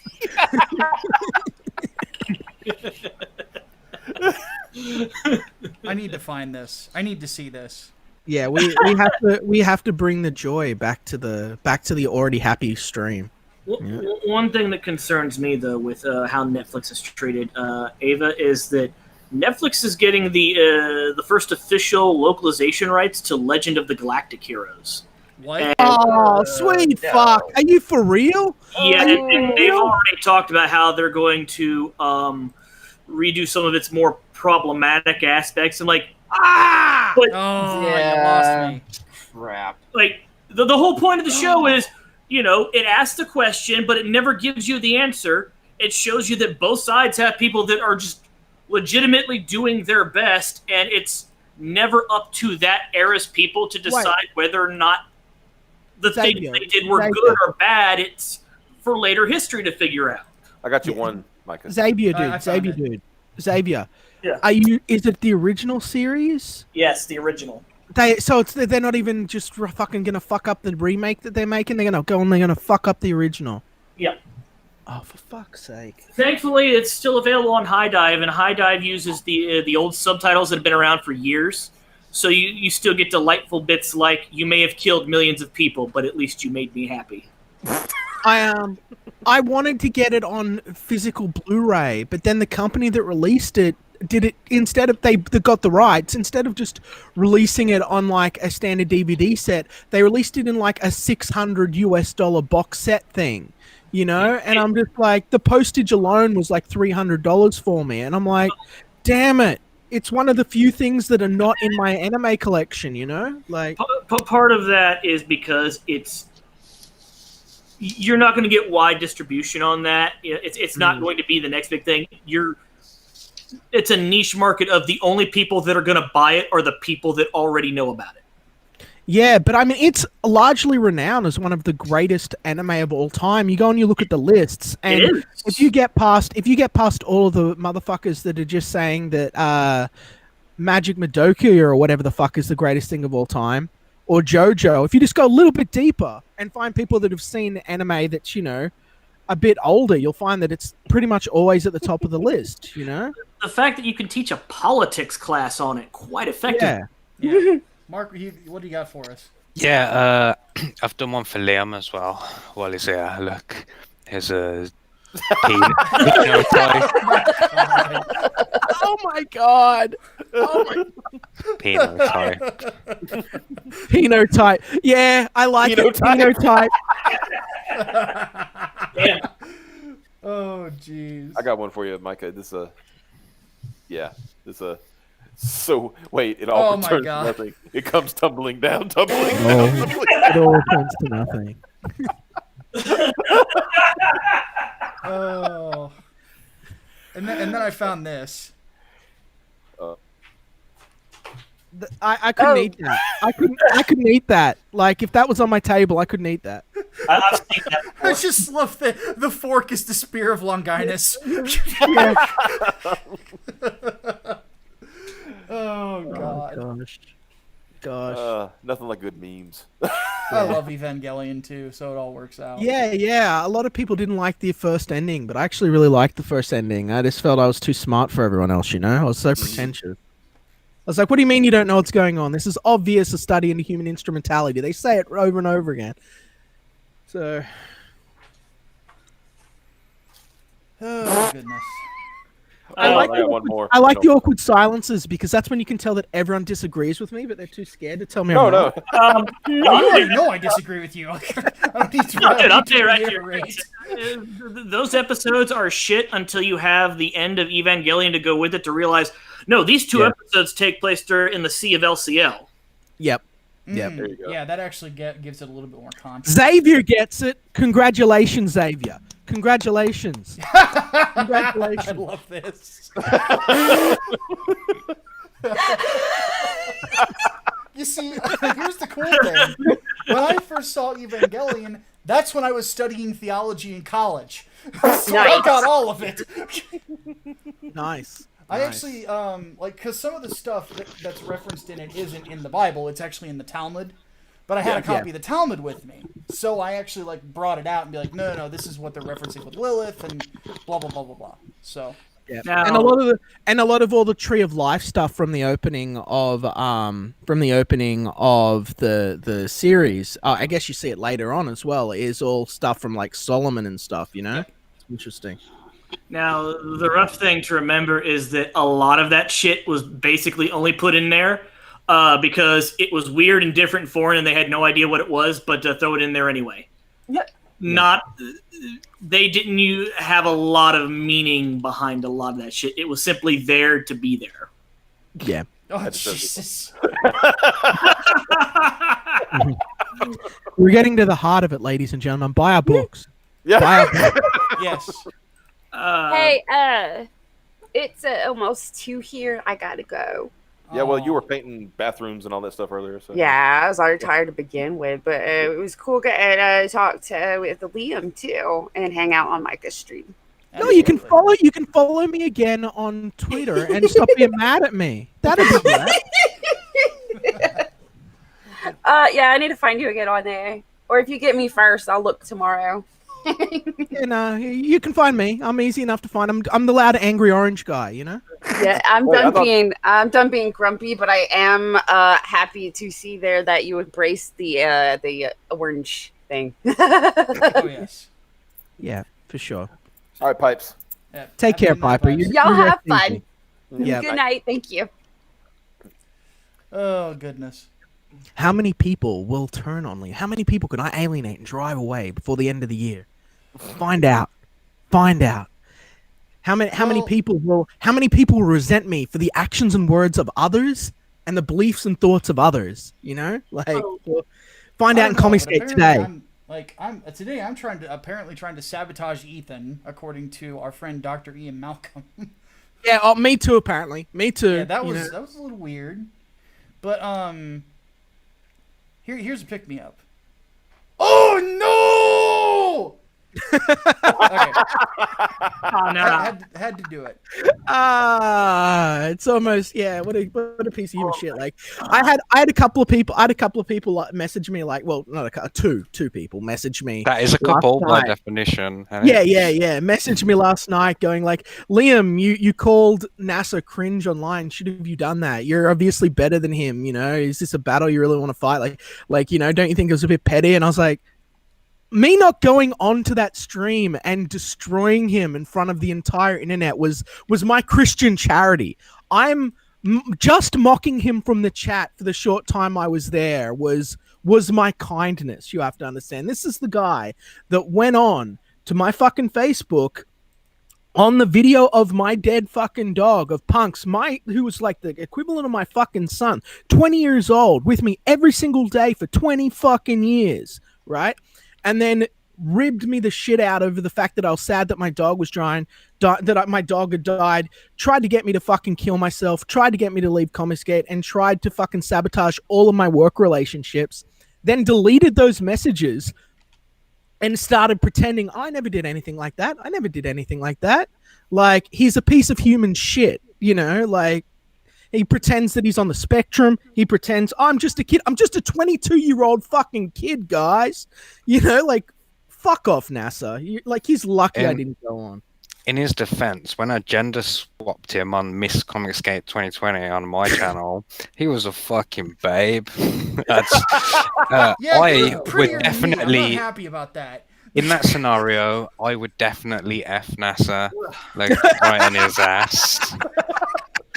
I should have seen the one they did of me. I was pretty banging. Yeah, I saw mine and I'm like, what? I mean, I make both a handsome man and a pretty woman. Yeah. Yeah. You were. You was consistently the top person in the Bs, like that people were putting either first or second in the Bs. Like you scored real highly. So 8 out of 10. I started that, guys. I started that, you know, like I shared my thought meme, you know, because I was like, hey, look, I'm, you know, a super hot thought. And then not even a week later, I changed my profile and everything. Not even a week later, everyone's like thoughts. It was great. I was like, look at us all. We're sexy. Buy our books, you know? There was Buy my book and the one that surprised me the most was Phil, and how pretty he was. Oh, Phil Diaz looked like Jessica Alba, man. He was a fucking babe as well. Yep. No one.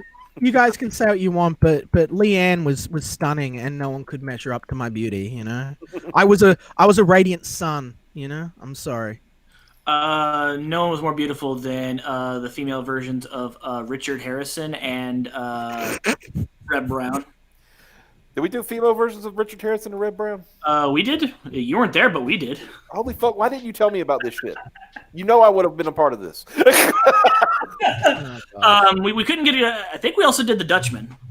I mean, how come? Come on, you're telling me that I can't? You know, I wouldn't be down to seeing a gender swap of female Chuck Norris. Come on.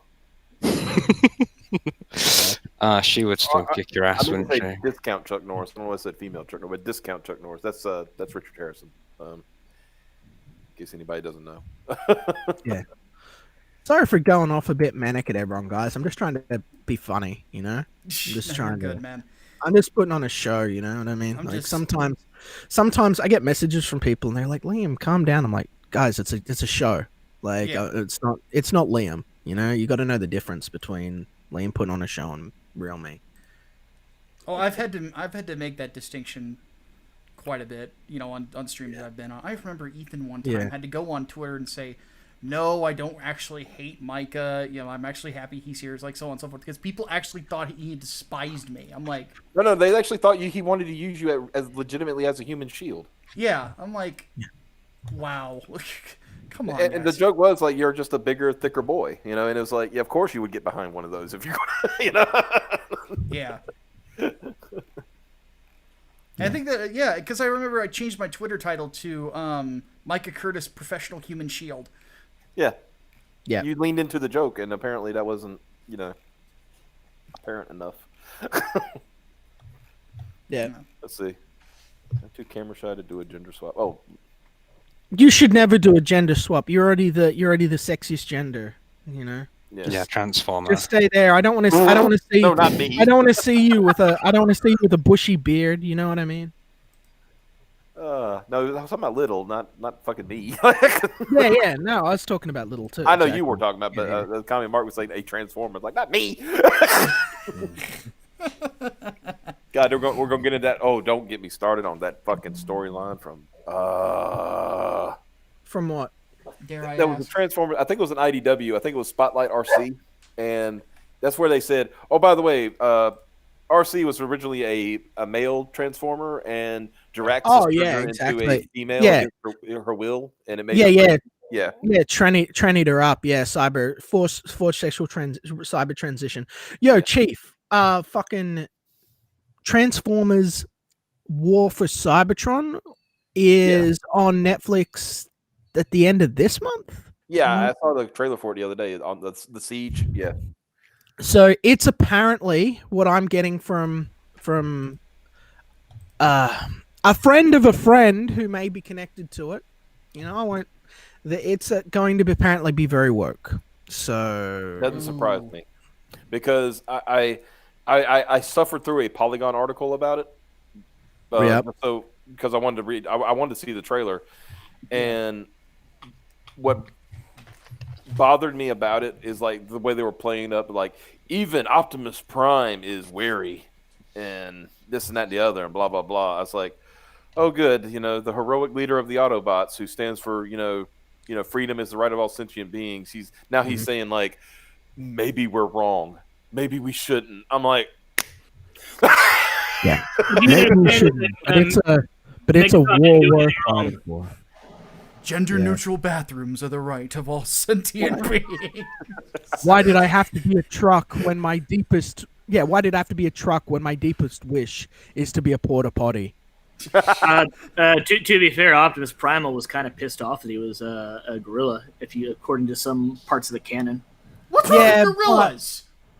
Because I'm offended by this. he used to be a monster truck, and he didn't like being a gorilla. He liked being a monster truck. He was a monster truck. He was a Peterbilt. How cool, No, it was Optimus Primal from Beast Primal Boys. is a descendant of Prime, so it's That's right. how cool would it be if they transformed into like Flintstone cars? The like dinosaur ones. Like if Oh, they jeez. They would have been in the right time period for it. yeah. Hey, seriously though, if we have G1 continuity, not like bullshit movie continuity, is there a fucking monster truck? And if not, why the fuck not? I don't That's think a there good was question. ever a monster truck transformer in the Not that I know of. Yeah, like that's fucking weird. That's weird that there's not a fucking monster truck. You'd think there'd at least be like a Decepticon monster truck. You're right, because that was during the time when Bigfoot was huge. Yeah. Oh yeah. The monster truck. That was like during that period. So it would have. That was like hey, let's print some more money and make Does someone want to utilize the amazing powers of Google to like type in like Transformers Wiki monster truck and see what we get? I know this is way off topic, but like this is a weird Interesting curiosity. that you brought that up because like there's a this is how coronavirus in China suck. Is there is a parody series of the sort of G1 relaunch that they did for it's called G1 Redone on YouTube, and there was going to be a second season of it that was in development, and I'm the voice of Grimlock, and Really, that's amazing, dude. yeah, so they actually haven't been able to do it because of coronavirus and China basically hampering down on everything. So, but yeah, no, there was the Monster Truck Patrol, Big Hauler, Heavy Tread, Hydraulic, and Slowpoke. Did they combine? Yeah, can we see them? Yeah, let me get the image. Yeah. Because I could have swore there was a monster. They don't combine, but I knew that there were monster trucks. Because I remember a friend of mine having the toys. yeah, those but are they- G1 guys as well. Yeah, look. these were not very popular, oddly enough. Like that's what surprises me. Probably because there wasn't just like one big dude that's a monster truck. It was a bunch of them. Yeah. They were just kind of thrown in there. So Yeah, they're very hard to find, but they would hang out with Metroplex, but only on Sunday. yeah. Hey, Odie's here. Yeah, I brought him over. Thanks. You want me Odie. to So I appreciate the comment. But I'm gonna be turning in here in about 5 minutes because it's almost 1:00 my time, and then I gotta actually that's like the start of my work day. Yeah, we're gonna get into it too. Odie just woke up like about 15 minutes after I came on the stream, so we're gonna get straight back into it. Absolutely. But yeah, it's kind of a bummer because the way that we were thinking about doing Grimlock, we had two options. We of course play it straight of me Grimlock no like you, something like that, or they were gonna have me do like a posh British accent. Oh, just go. There's I think it was the recent series in the last one they did that was on Cartoon Network. It was like what I didn't like the format because they went to that whole Cartoon Network 15-minute show thing. Yeah. And, I'm just like not a fan of that stuff. But they did one cool thing with Grimlock is like when he's in robot mode, he's actually as intelligent as Wheeljack. Yeah. And then when he turns into robot mode, he's like, "Me Grimlock, stop thingy." I remember seeing that and thinking it was a bit strange, but Yeah. that's just me being a Puritan. It's not And bad. Yeah, because Like what the I wanted him Hulk, to innit? do is like, whenever Grimlock spoke, it would be like some like that. I don't remember what the musical piece is, but it always sounds. Anytime that there's a commercial with something fancy on it, it's like da da da da da da da da da da da. That one. No, you have any of that gray poop on? Well, it would be like, in dinosaur mode, it's like, but in whenever he's in robot mode, he would speak like a posh British individual who seems to want to know the price of slaves. Oh, So, but you he did sounds the, super educated and pompous. No, and man, other shit. don't do that. Just go with dumb Grimlock. You will make the fans rage. The fans will I say rage. so. It's come to fisticuffs, hasn't It's come to fisticuffs. Well, yeah, that's the thing. play It's it like, play it to the Grimlock's New Brain episode. That's how you can play it up, right? yeah, Because I love that was such a good episode. 'Cause not only did Berger like change, he changed his inflection and everything, right? He goes, when he first did it, he goes, "I, Grimlock, used my rear molars." And then, but the best part was like Cub's reaction. Oh, okay. What? yeah. like- It's one of those things where I'm so bummed we haven't been able to do it yet. I know that they said that basically when things calm down they're gonna email me and we'll get rolling on it. But 'cause Well, you the did better than me. original plan- The animated series I was going to do with Xenotype, the animator died from Corona. It's not even a joke. Oh no! Yeah. So I've got all of these voice actors and this unfinished project and a dead animator, and I'm like, this is a. But sorry, go on with what you're saying. Have you thought about just releasing keyframes and kind of be like, or doing like a radio drama with still images? Yeah, it's possible. There's possibilities that we can do, but yeah, it's sort of there's a dead guy attached to it. You know what I mean? So it's kind of like I'm not sure I should even do anything with. I'm not sure if people find out that it'll be disrespectful and stuff. I guess I don't know. Yeah. This seems it's just But like. But sorry, Micah. If I may interject for a moment, Go I for need it. to go. My family are awake. It's like daytime here. And Oh yeah. All right, Mike. Mark, no worries, man. Thanks for All right, coming Well, on, dude. thanks for having me on. Like, I wanted to chat to you for ages. It's great. Good luck with the mailing list, brother. Yeah, Yeah, absolutely. man. Cool. Yeah. And people go and subscribe to me too. All right. Bye. I'll see you all later. See you later, Adios. man. But yeah, that was kind of a bummer for me because it's like, I really wanted Grimlock's my favorite, so it's like, oh, this would be hilarious. But I just thought that like him being just posh all of a sudden. Plus the gimmick is that the other Dinobots don't only communicate in roars. Ah. So I'm translating for them. So they'll be like, well, what Reginald says here is that it's something like that. Oh, speaking of the guy who's too busy, now he comes in with the muted and with the hat. An amazing hat, by the way. The hat Connect is your microphone. the hat is pure sex. Yeah. Oh shit! Failure on many levels. Yeah, it was a bad idea.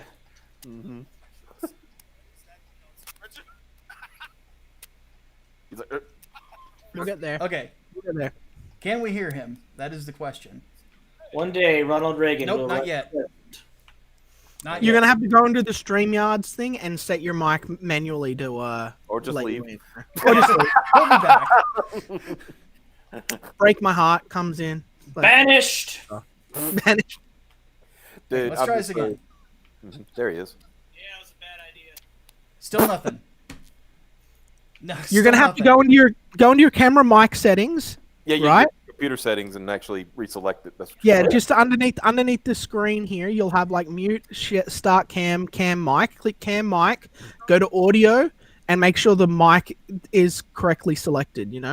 I think it's funny. I can hear that he's listening to the show on YouTube. Now? There you go. Ah, There you go, brother. Now Hey, you're man. good, brother. Legend. got a nice Welcome, little red finally. dot on your face too. That's great. Love the hat, by the way. Amazing. yeah, I picked it up on a honeymoon. and I was gonna say my newlywed old man lady here. fucking hates it. last I heard, you're on a grand, you're on a grand sexual conquest, out celebrating your relationship. So how'd that go for you, man? It went pretty good, It was all right. I Oh. mean, let's be honest. We've been You got together the for hat. 10 years. You know what I'm saying? So, Yeah. this was just formality, I Well, guess. Yeah. And I can It tell. was a good finally after 10 years, finally having that day that you're like, have you guys been talking about it or like? We talked about it for a while, and at one point she was ready and I wasn't, and then I was ready and she wasn't, and then we kind of, finally met in the middle somewhere. So That's great. That's awesome, man. Here's a funny story about like that. When he was off getting married, and I had no idea. I sent him his final payment for the Peregrine cover, and I was like, "Why isn't he accepting that?" Well, that was another thing too. Like I cut myself off from all social media for a week, Which is- and Doesn't that feel great? Like, honestly, it was pretty liberating. You know what I'm saying? The only thing I kept was my email so that I could check and see what's going on. And Instagram, like I would just post pictures. I hate Instagram otherwise because it's not a real good medium for promotion. And that's all I use social media for. Like I don't get on there and bitch a lot. Yeah. Like it's business only, And but yeah, so I had a bunch of other people trying to get in touch with me. So I tried to reply through email, but it doesn't go through. So you have to actually reply through Twitter. So it was a trip. But yeah, dude, it was crazy, but it was good not to actually have to be on social media, And I never had that, like the withdrawals wasn't there for that. yeah, no, there's no withdrawals. You're just like, you finally like, oh, hey, I have time to live a normal human life now. That's absolutely. Well, it was fantastic. somewhat normal because during the downtime, I was doing doc selling pages, like just inking doc selling pages. But other than that, it was. How far along it are was you cool. with? How far are you along with Doc Salem? Like you Actually, it's gonna. I'll be honest with everybody. It's going to be late, but it's not going to be late because of me. It's going to be late because for some odd reason, my colors worked a lot better before Corona. Oh, well, Like now, I don't know if he had to hire a flatter and all this other crap, and I'm like, dude, I got 10 more pages waiting. I was like, you need to get these pages done, and no so simpy. You gotta get on it. yeah. Yeah, there's Exactly. I mean, at least like I'm there's some creators I've talked to, and they said like, I just don't like to rush. I said, there gets to a point where you got to. Well, I don't feel like I'm rushing him. You Well, know what I I'm didn't say saying? you're He rushing should- or anything. I said, Yeah. but I'm saying people got that thing. It's like, oh, I don't want to rush this, and I don't want to rush that. I said, there's a point where you've got to be the boss, and you got to say, this Yes. needs to get done. And that's the problem I'm running into because I Yeah. know I have to ride his ass now, but I don't really want to do that, but I know I have to, because to me, he should at least be moving as fast as I move. Well, close to how fast, because I know He should I be move quicker than most be people. One or two steps behind you. That's about it. Exactly. Yeah. Yeah. I think I like Xavier. He's got a good line he likes to use when it comes to people like that. He says, "Why won't you let me give you money?" Well, that's another thing too, is I don't pay up front, and anybody who knows who has gotten commissions from me before in the past knows that I also don't accept money up front, Amen. except for like a down payment. That's it. Yeah, exactly. Yeah. Yeah. I can testify But- to that. So, It always gets me when people that I want to give money to, but aren't getting around to doing the work that would let me give them money. Yeah. About how they're hard up for cash. I'm like, come on, stop dude. being hard up for cash and do the work, damn it. You're, like, you're pointing to a pile of cash, and you're pointing to the work they haven't done. You're like, Yeah. Well, another thing too is right now, I mean, I am behind because I took that week off, Yeah. but like during this whole red flu or whatever, like what's crazy is that I've never been busier. You know what I'm saying? Like I've got commissions that I'm doing, like currently doing and trying to get out, on top of getting 3 nights done, on top of getting Doc Salem done, on top of all this stuff. Like it's great because it's taken me away from having to go on social media, but it's also bad because I should be promoting Doc Salem right now. You know what I'm saying? Like, and so it's a double-edged sword, but I'd rather be busy than promote. You know what I'm saying? Like, Yeah, well, it's a good place to be, right? Yeah. It shows that what it does, it shows your earlier promoting is working because now you've got work from that point. Yeah. And I've also started a new thing where I've been contacting other artists to do like collaborations. Artists a little bit more famous, well, a lot more famous than I am. like Tim Vigil. You know, I did the Chained Angel with Tim Vigil. Yeah. And I'm also going to be working with Joseph Michael Linzer, the Cry for Dawn guy, on a painting. You know, so Nice. we're going to be doing that. So it's a constant like I don't see an end to the amount of work that's coming in, which is really good. You know what I'm saying? I was shown a preview of a little piece that you're working on for a certain Western comic. Oh yeah, that one. Yeah, that's because somebody said I couldn't duplicate the style of the Iron Maiden guy. You know, I was like, and that kind of irritated me a little bit because obviously they've never looked at my portfolio. So I'm like, he showed me that, and I'm like, oh, how can he? And I literally said, how can he keep being this good? You should have seen, like, when I was. He'll only get better, man. He'll only get better. That's why I've been talking him up on streams the last couple of weeks. Well, I mean months now. I'm like, fucking guys, do not sleep on Preston. You have no idea how good the dude is. Like, Yeah, you bastards. Well, not to mention, it's like I've had to strangle Ethan to get you into that, you know, that auction stream. And I'm not worried about it. It's fine. But yeah, no, it was funny because somebody's like, Ethan goes, Preston, do you think you could reduplicate? It was some painting, and you're like, oh yeah, and Ethan just looks at you like he's. Oh no, he actually wanted to hire the Iron Maiden guy to do like a Cyber Frog somewhere in Town Piece or something like that. Yeah. You know, and he couldn't get him to do it. Like from what I understand, like he wanted to throw like mad amounts of cash at the guy, like more than Iron Maiden would have paid. Yeah, the guy that's the guy that is he has narcolepsy and stuff now, so it's like but he lives in the States. But, you know what I'm saying? And he's, from what I understand, I don't know why he wouldn't do it because from what I understand, he's open for commissions, you know, and he was going to do a show, like a local show around here, you know, but the virus hit and, you know, it just never happened. But I was looking forward to meeting the guy too, because I'm a huge fan of his work. Like when I was a little kid, I was tracing fucking Eddie and all kinds of shit like that. Yeah. Trying to figure out how he did it. Him and, Chris Achilles, the heavy metal guy, like the heavy metal movie, I love heavy metal. Yeah. I love heavy metal. But I got to meet Chris Achilles, and Chris Achilles is a fantastic, guy, and he's not overpriced on anything, and absolutely, it was pretty badass. But we've got not only are we past 14K, we're past 200. We're at 240 backers too.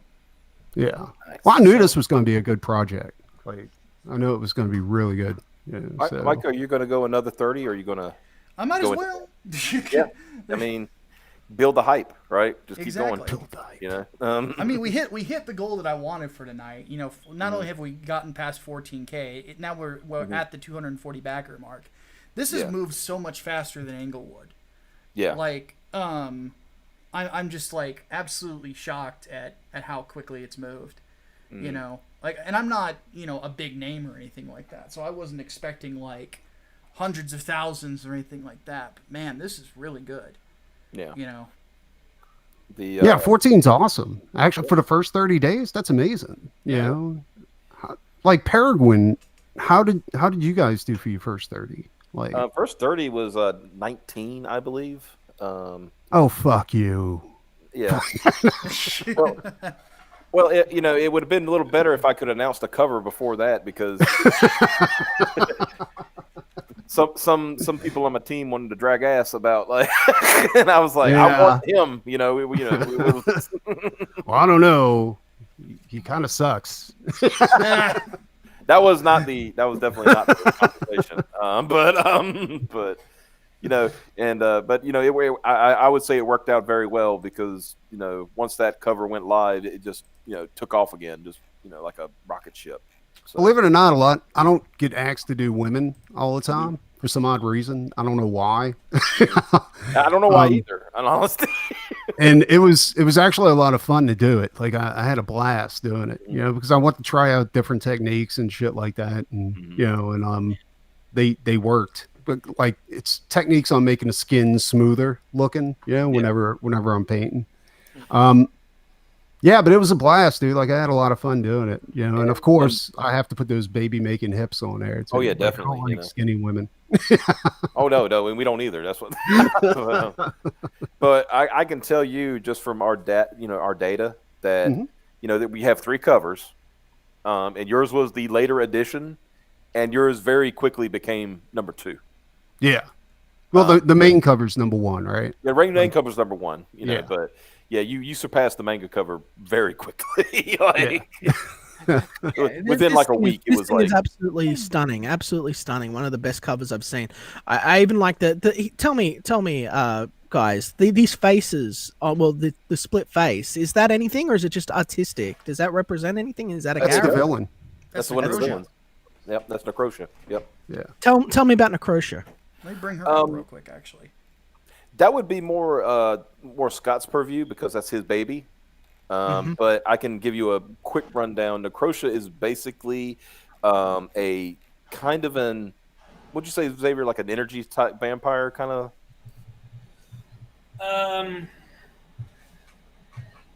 Yeah, come back to the mic. I don't know how best to explain it. She has a couple of different abilities, but she can also drain the life force from people. That's what and uses that to enhance herself, but also keep her own restore her own vitality. Yeah, one of the things that her her backstory basically she was an ugly duckling and she got picked on for it, but she kind of swanned out. But the problem is when she swanned out, she became like a dick about it. Yeah, she had that weird inferiority complex, but then when inverted and became like extremely narcissistically arrogant. Yeah. We had a short talk about doing a Necrotia cover, just like the Paragon cover that I did. And I'm actually looking forward to that if that goes through. And if you guys do put out a Necrotia mini-series or something like that, I'm completely on board with that. Yeah, I'm saying like I would totally back that because I'm all Micah, about a good villain. If do you mind if I send the link to Odie? Not at all. Okay, cool. He wants to talk to Preston. He wants to talk to me. Beyblade time. Yeah. I don't play Beyblade. Believe it or not, Odie is a big admirer of yours. So really, awesome. Yeah, I showed him some of your stuff from Instagram, and he was like, "Holy shit!" So. It's that Italian blood. We share a little bit of Italian blood. Man. It could just be your colossal art skills, I mean, I know it's just it's way out there, but you could just respect talent and talented creators, What I mean? Well, talent attracts talent. You know what I'm saying? Exactly. Yeah, it's funny. Like our artist Doug, he's so funny because he's so humble.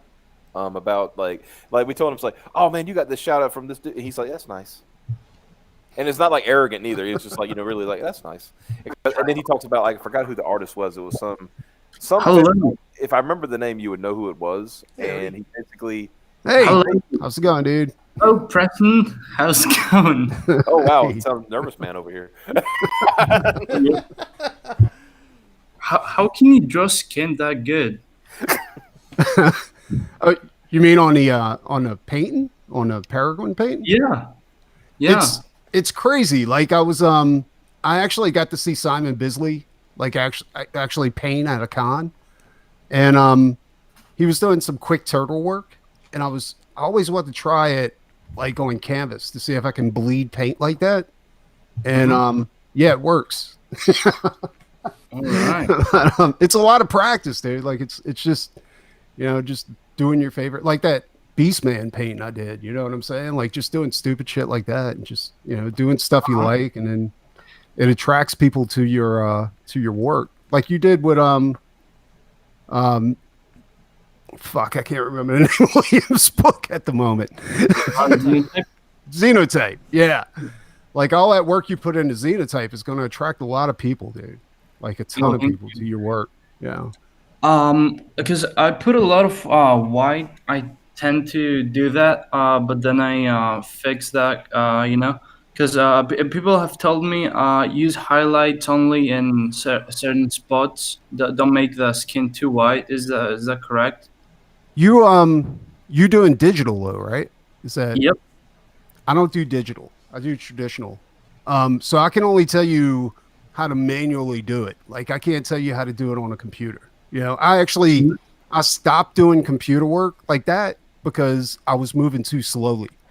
Because I'm OCD, and if you give me a magnifying glass and a paintbrush, it's over with. You know what I'm saying? I'll spend 8 hours on an eyeball and nobody will ever see the work I put into it. Yeah. So yeah, I mean that's a completely different set of techniques that you use with digital, you know. Yeah, actually I can't help you. Damn. You might be able to help. Would you be able to? One second, Odie. Would you be able to do a very short tutorial stream where you look on my show yourself Facebook page, my Art of Facebook page? I have tutorials on there. Yeah, like the one. Have you got one where you can show him what you saw at the con with the skin? Is that? Well, I got one where I'm doing a Vegeta on canvas, and that one's pretty good. I actually used a little bit of airbrush on there for smoke, but it's a good one to go ahead and show how to use highlights correctly, you know, whenever you're painting. Okay. But like I said, like with traditional art, like I can use the texture of the canvas or the texture of the paper to go ahead and use it to fade in and out with paint. But I can't tell you how to do that with digital. You know, that's like if I was you, I would play with traditional art too, because digital's great, but you're eliminating a whole a huge financial gain there. You know what I'm saying? Like if you painted that on paper or canvas, you can sell the originals and make like a ton of money. You know? Yeah, that's true. My dad says that all the time. Yeah. And so do I. But you know, This is the question, right? Yeah, right there. Yeah. Actually, I had to paint that one twice. The first one got lost in the mail. Oh, But no. yeah, so I just did a totally different Vegeta because I don't like painting the same thing twice. Yeah. But yeah, dude, like if I was, I mean, and to be honest, if you get a 35 millimeter camera or a really good scanner, there's no real need to do it, you know, digital. I mean, if you want to do digital like color and just as like a production from a production standpoint, I can see that, like just doing pages or stuff like that, but you already got the Scotsman for that. You know what I'm saying? Like, yeah. So yeah, I mean, if you're going to do a cover or something like that, do a rough, like, you know, how the colors are going to be, let Liam approve that, and then just put that shit on canvas or on paper or something like that. Actually. I might try that. Yeah.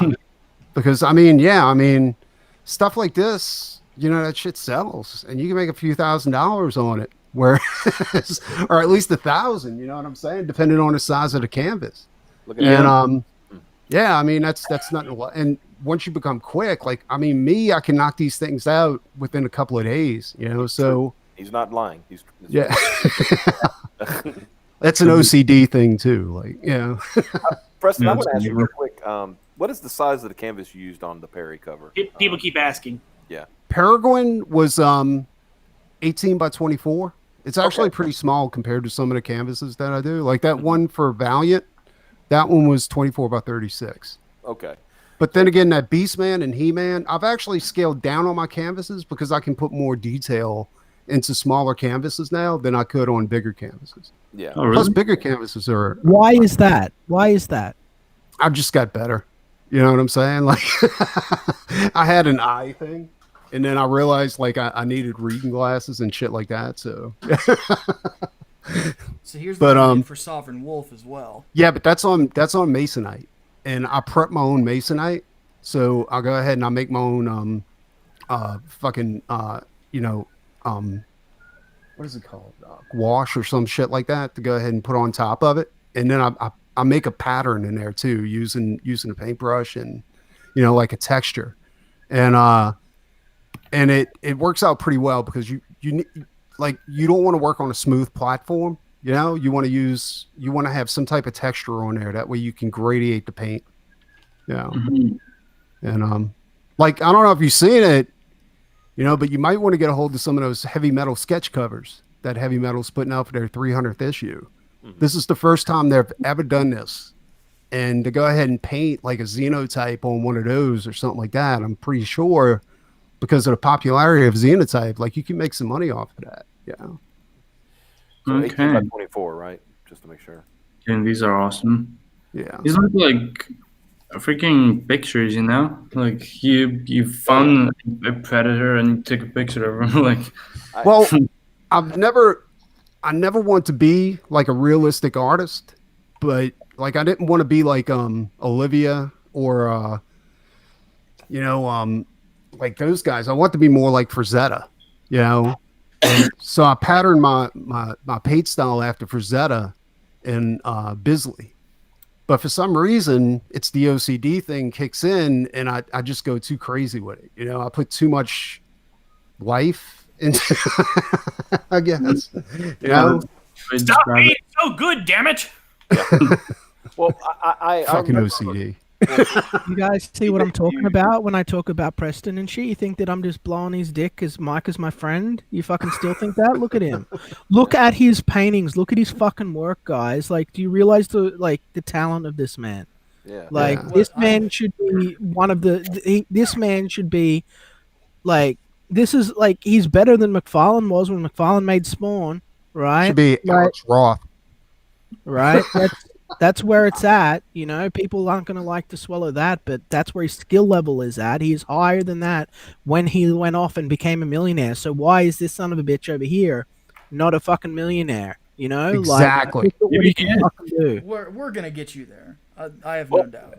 Well, what I was going to say is when I debuted, on the stream, I debuted the painting, and I made the comment. I says this is very Joe Jusko, and I love his work too. Like Joe Yeah. Jusko's badass, dude. What was hilarious to me was Preston was in the was in the chat going, Joe who? I'm Preston. That's not how you spell my name. Yeah, exactly. Yeah, no, it's crazy. I mean, you can make the comparisons to people, but like there's always just going to be one, Odie, one Acevedo. Yeah, Yeah. I'm not, like I said, I'm not saying that in like a direct comparison, but I said it were I know. Yeah. because I mean, when I was a kid, I had those Marvel Masterworks, cards that they were all Jusko art, and it was like that's what it likened to me, So Didn't he do the Lobo Unbound series or something like that? Like he painted the whole series? I believe he Something like did. Yeah. Yeah. Yeah. Yeah, that shit was badass. I like that. Like I'm really not an Alex Ross fan too much because I think he's too realistic. Like if I was going the thing is that his shit actually looks like washed out photos. You know what I'm saying? Like and that it's kind of like the same. My theory is I would never paint a bowl of fruit because that's a useless piece of work. You know what I'm saying? I would much rather take a photo of a bowl of fruit. And I knew artists who were so realistic that they were like, that looks exactly like the photo. And I was like, you failed.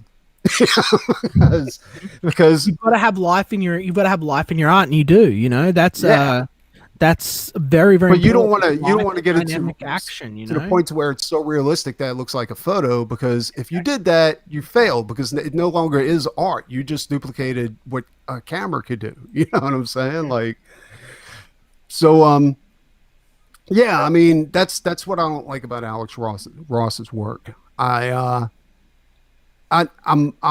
more of a Bisley fan because Bisley puts more of Bisley into his work, and he's not trying to make it so photorealistic. And like I said, and of course I appreciate Alex Ross's work.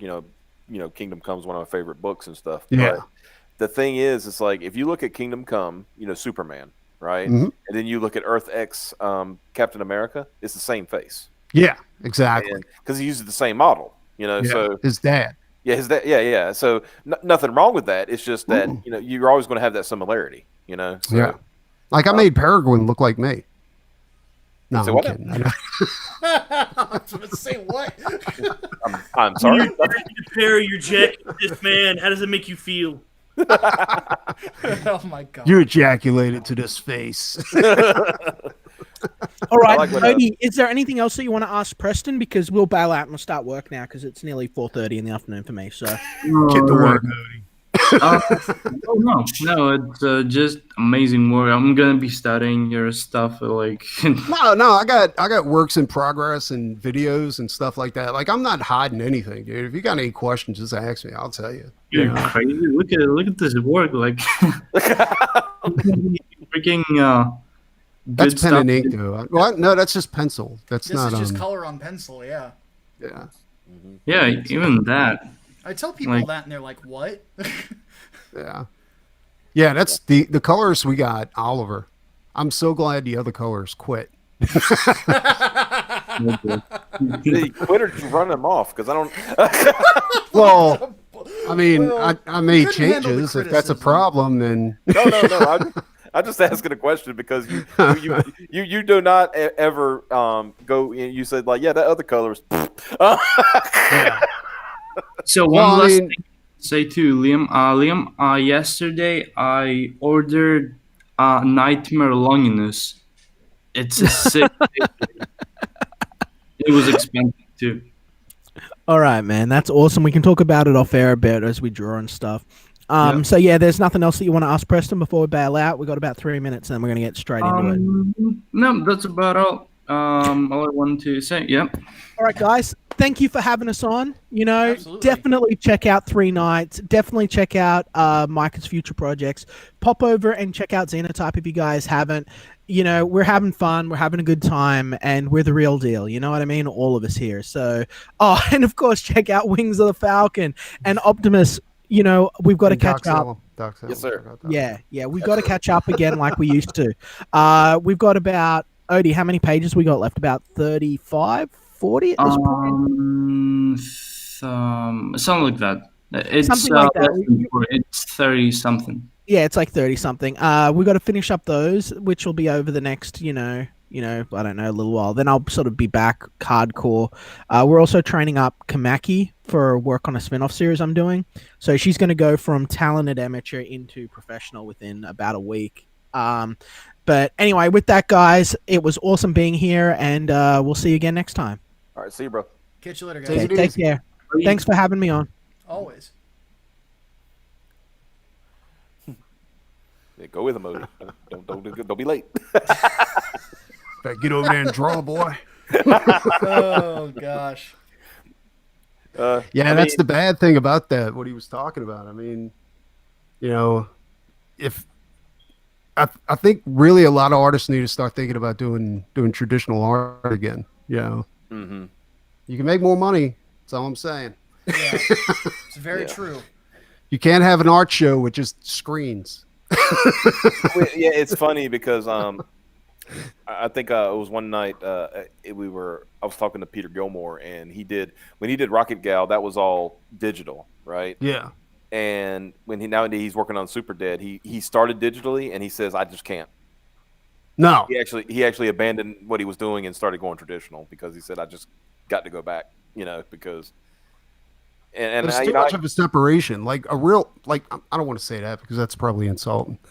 Say a digital artist. Well, and there's a separation between the artwork and the artist when you work digitally. You know what I'm saying? Like you don't feel it. You don't. I mean, it's basically you drawing on a screen. You don't feel the pencil. You can't smudge the pencil or anything like that. And make those happy mistakes where you like, holy shit, that looks good. Let me explore this a little bit. You know what I'm saying? And yeah, I've always said because I've seen in like some of the tablets that are out now, and some actually heard people using their stylus again, and they make it try to sound as much like paper as they can.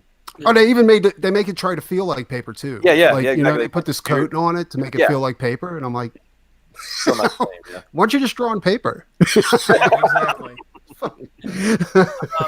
Like you said, get a really good scanner, a really good camera, and Yeah, roll. Like yeah. I mean, when I gave you the digital file for the cover, did you have any issues with that? or- absolutely not. And you said all he said was send me the logo, Yeah.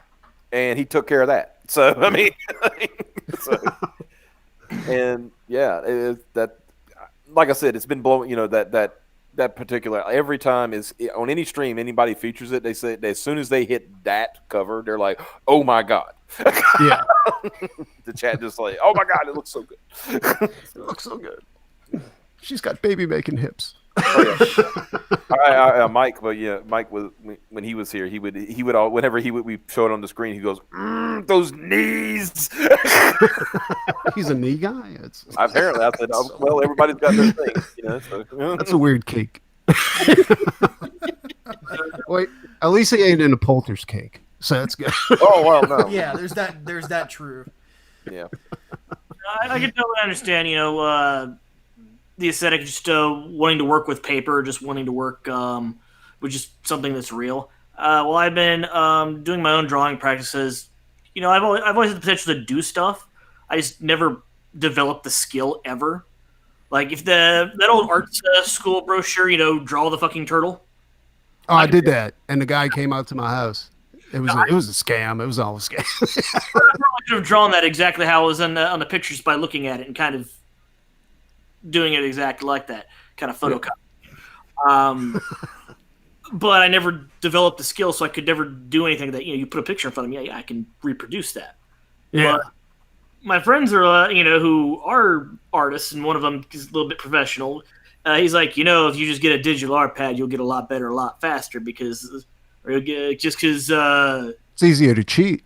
Yeah. Also, you make it start over. You just erase the part where you fucked Well, up. you know why all the styles for DC and Marvel look exactly alike, right?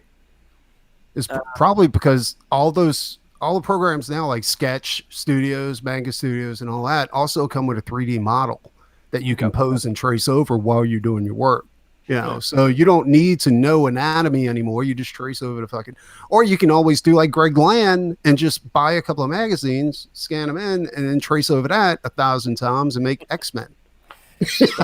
Don't get me started on that. I still trip out. I hate that dude. I fucking hate that dude. That Iron Man that he did. Holy crap! He didn't even try. Like, yeah, I mean, his success is a benchmark on how lazy Marvel has become. Yeah. And oh my god, I ain't even gonna get into the fans of X-Men or Greg Land. You know what I'm saying? Like those guys. Oh my god, dude, that is so crazy. Yeah. I have a 3D model program, but I don't have a drawing pad or any real art software outside of MS Paint. Yeah. I just use that as a reference. That's all I do. Well, I got the models, like the little action figure guys, to go ahead and pose and shit like that. Yeah. I got a bunch. There's nothing wrong with using a muse. Hell, I've always used action figures as muses. Oh yeah. But I still like all the old school artists. I keep a morgue file on my computer where I just have like all these references to everything, like hands, guns, all this shit. And I have, one's bodybuilders, one's regular models, one's, swimsuits, all this kind of shit. And whenever I need to know something, or even medieval, I got a chunk of that is taken up by medieval shit because I want to know what the buildings look like back then. I want to know what this looked like because you want to be periods like correct, and so yeah, I mean, a lot of those artists don't use morgue files anymore because they got Google. But trust me, it's a lot easier if you just store them on your hard drive because then you don't have to search Google. Yeah. And if you're obsessive compulsive, you're going to go ahead and you're going to find one file, but then you're going to like, oh, that looks good too. And you're going to spend all day like piling up a morgue file that you're probably going to delete later. So, yeah. By the way, and just to give you guys a peek behind the curtain and how, because you guys, for those who don't know, Preston and I have actually been working up to the launch of this campaign for a while. I think probably like since Inglewood went in demand or something like that. It's been a good while. I know I was working at State Farm at the time, because while you and I were exchanging emails, I was literally on the phone with customers. But Yeah.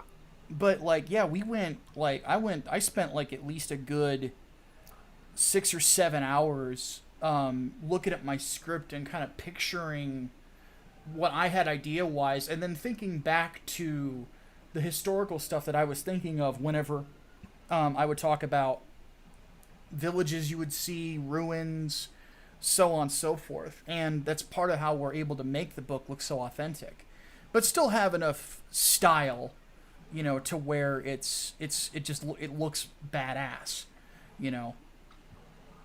Because I don't know, I think that's kind of an art pitch for the art book, because a lot of that stuff's going to be in that, showing people like the original promo image you first sent me, and then the second one that our old colorist did, and then the you know, all the way to the cover, and they can kind of see the evolution of all of that and how these things work out.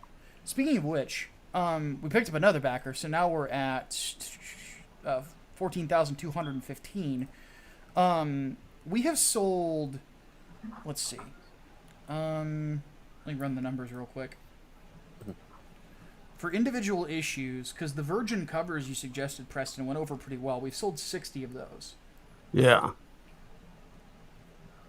So, actual physical copies of 3 Nights, 4 Days, just the book, we've sold 279 of those.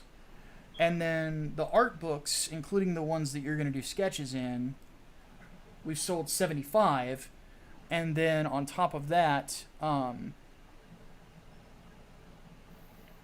still not in the double digits on the posters yet, but that's okay. We while you were on the honeymoon, we actually sold an original comic page too.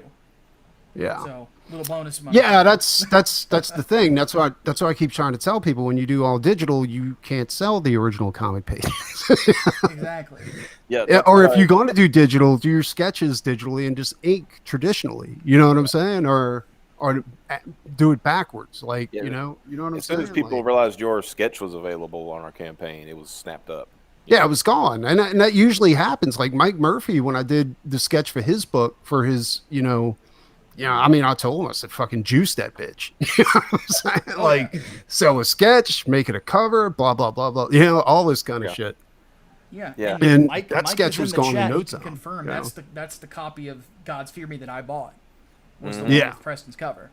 You know. Yeah, and that's why he said earlier. He said that Preston is the artist of choice for Chippy Comics. As far as Yeah, we're gonna work on something eventually. I just got a ton of work I got to get done with. Oh yeah, but it's but like I crazy. said, he's the one that previewed me on that Yeah. piece, and I'm like, damn it, he's doing it again. Yep. But yeah, I'll take the Todd McFarlane. We had to open up 10 more sketch tiers. Yeah. So while you were out, and 2 of those have been snatched up so far of the extra 10. Oh, that's awesome. For those of you still watching, we've still got 5 more spots for the drawn in perk. So if you want to be murdered by a medieval knight, this is the opportunity for you. Mm-hmm. So Yeah. Murder me. let's see. What do we got from the chat here before we close out? Lady Law wants to know, because apparently I'm the only person who can pronounce her username. Preston, do you have any tips for scanners? No, actually I don't. I use an Epson. Like, I just bought an Epson Workforce 11x17 scanner. I used to go to a drafting place, and they used to have a rolling scanner, to go ahead and get some of the bigger pages scanned in, but it was bullshit, and it cost a ton of money to do that stuff too, because those guys don't normally do that. So, so what I eventually did was just scan it in pieces, because I draw a lot bigger than 11x17. I draw it 15x23. So, because I like condensing detail, and I scan it in four parts, and then go ahead and put it together in Photoshop. Now, as far as the paintings go, what I use is I use a high-end camera to go ahead and take photos of them. and I always take photos of them in broad daylight. Sometimes I have to do a little bit of editing to edit to even the light out, because it's never perfect. You know, you always got a little bit too much light at the top or at the bottom or the corner or whatever. You know, but yeah. And as far as, you know, I know a little bit about scanners because I used to do a lot of photo, like taking older photos and like some of my family's photos and stuff, and, you know, making them, you know, look better and stuff like that. You know, not trying to change them, just to, you know, and making them digital so, you know, we'd never lose them, kind of thing. When it comes to scanners, I will say, it's going to be an old term, but, you know, check out that DPI. Get it as high as, it's got to go high on the DPI. Yeah. If but usually like nowadays that's not a problem. No, yeah. I mean, like if it says 300 DPI, avoid it. But I'll say, like, I think 900 or better is like how you want to get. You know? Well, 300's good for production. You know what I'm saying? Like yeah. you can 300's perfect for, you know, like inking it, or if it's an inked page, you could do 300 DPI for reproduction as a comic page, because you're going to shrink it down anyway, and you're going to tighten up on the DPI, you know, but really you want to have around 600. You know, 600 DPI. Yeah, that's minimum. A good middle ground. Yeah. I'm trying to find this one scanner that somebody recommended to me. Might have been I know Ethan, a lot of actually. like guys have like that, like those Mustec scanners, because they're big. Yeah. But they're hard to come by now because I think the company went out of business. Yeah, and one person to actually ask Lady Law would be Eric Weathers. He gave me a suggestion that I ended up buying for Brian, my artist on Inglewood. Yeah. Because the first 12 pages of Inglewood are done traditional. Mm-hmm. And they look really, really good too. So, trying to find the what one was it? Fuck. God, it was so long ago. I can't find it. Yeah, she says mine just I guess overlights the hell out of it. I guess she's talking about her scanner. Mm-hmm.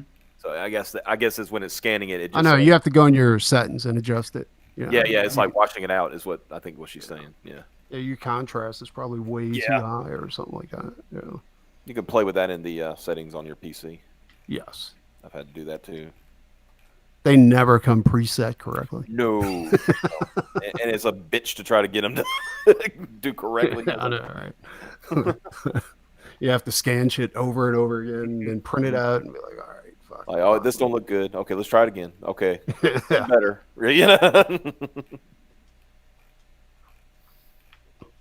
Yeah, it's nuts, dude. Yeah, because found it. Oh. It's Plus Tech is the company that now does the really, really good ones. Okay, Plus Tech. Okay. Yeah, it's an 11x17 scanner. I will link it in the chat. Because, like, this is the stuff that they use for, like, drafting and shit. Mm-hmm. So it has to be high end. Very. I can speak as somebody who did drafting at one point. It has to be good. It has to be high quality. Yeah. So. But yeah, those are, you know, and I forgot which one. I want to say, I think like Preston said, the one that we ended up going with was an Epson. Yeah, I mean, my workforce probably cost me about $170, and it's a color. It's a 2-in-1, you know, color printer and scanner. Yeah, and I don't have any problems with it. It's so funny because, yeah, I'm sure. I think y'all are old enough to know that it used to be like you avoided Epson like the plague, because they were bad printers and they were bad scanners. But they actually, like, I guess they actually took it to heart. It's like, hey, we're getting killed out here in the market. Maybe we ought to make good stuff. Well, it was so bad at one point, like, I would get an Epson printer, and then when the ink ran out, I'd throw the printer away and just go buy an Epson printer. Because it was way cheaper to buy an Epson printer than it was to replace those ink cartridges. Like, it was $20 for a printer, but it was like $60 to replace the ink cartridge. Yeah, exactly. I love that. Yeah, I remember when I worked at the tax office, this was the funniest thing I'd ever seen. We had like one of them old like HP, like, you know, printers, black and white, laser printers, and it's just like, so because you're doing a lot of pages a day because, printing out for customers and stuff like that. Well, the thing messed up, and they said, our people, in the other, in the main office, they said, all right, well, we've ordered you one, go pick it up at Staples. And I'm like, well, why didn't we just go to Office Depot here in town? Well, we have an account with Staples. Like, fine, whatever. We had to go to another town to get this printer.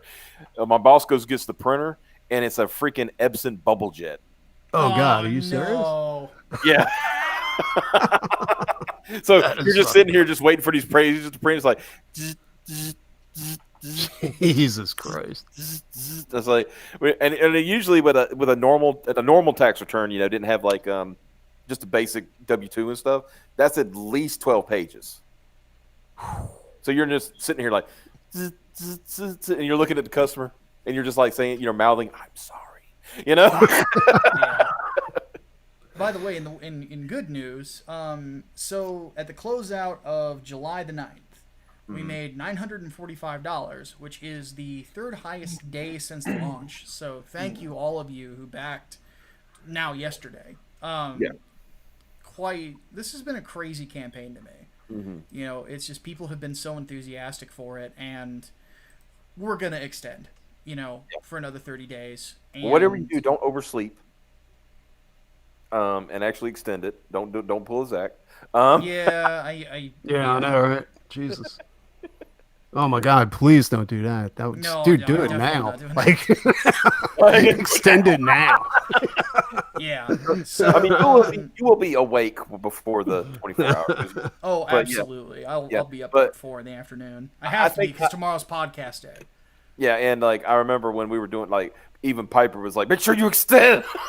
I'm like, I got this, Piper. I got it. And I even then, I was like, because you got to like 3:00 Eastern to do the extension, pretty much, because that's when. But I started thinking about it. I said, there's a chance I might fall asleep. So at like 2:30, I went ahead, or not 2:30, at like 2:00, I went ahead and extended it because I said, I'm not going to be. I didn't want to hear that from Pipes. Just like, what the? Why would you? You fucked it all up. Yeah. All right, we're gonna go ahead and bring this to a close, guys. So, before we take off, on the Inglewood front of things, as I showed at the beginning, all of the basic edition have gone out. Obviously, it's a very beautiful cover, gloss wraparound, the works. These have all gone out, so you should have your tracking number sent to you by Indiegogo from us. If you don't, email myself or Hatman. We'll make sure we get that to you. So these are all out, and then the director's cut, which I have here, these will be going out this next week, along with the T-shirts as well. And then once we have the printer for the posters fixed, we will be sending those out rather promptly. We've already got all the mailing materials and stuff for it. It's just slapping a label on it and getting it to the post office. So easy as pie. And then for campaigns that's ongoing,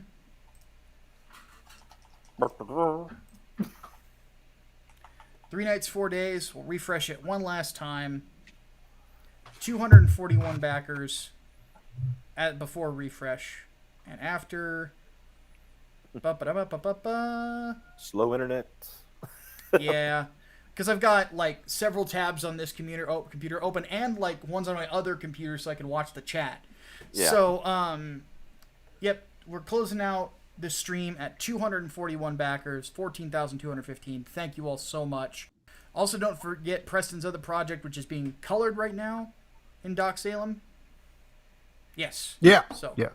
Colored right now. And then Peregrine Wings of the Falcon, which is very close to 1,000 backers, also very close to $43,000. Actually, refresh it. Okay. 1,000 backers. Well, no. God, I wish. They don't love me that much. Not You yet. guys are really close, actually. Oh, yeah. Not even. Jesus. Come on. 43,000 by 942 backers. So congratulations on getting past the 43 grand mark. Less Oh, than yeah. 60 backers away from hitting. Hell yeah, yeah. We're Yep, gonna be a there real we comic go. book And according then to- Xenotype Volume 1, Liam had to duck out. He and Odie are starting the workday, but they are at $59,000. We'll refresh that, see if he picked up Eddie during the stream. He's only 20 backers away from getting to 600. So that's pretty awesome as well. So we continue to push things forward here in Comicsgate, to say the least. You know, it is exciting times. So, and I've still got a work day ahead of me. I think I'll probably work on the Peregrine Inglewood script tonight and then get another article out because I need to eat. So, Yeah, me too. Actually, Yeah. I forget to do that sometimes. all right, folks. So we will catch you all later for my panel. Thank you so much for watching. My name is Micah Curtis, the head of Sleeveless Comics, and also known as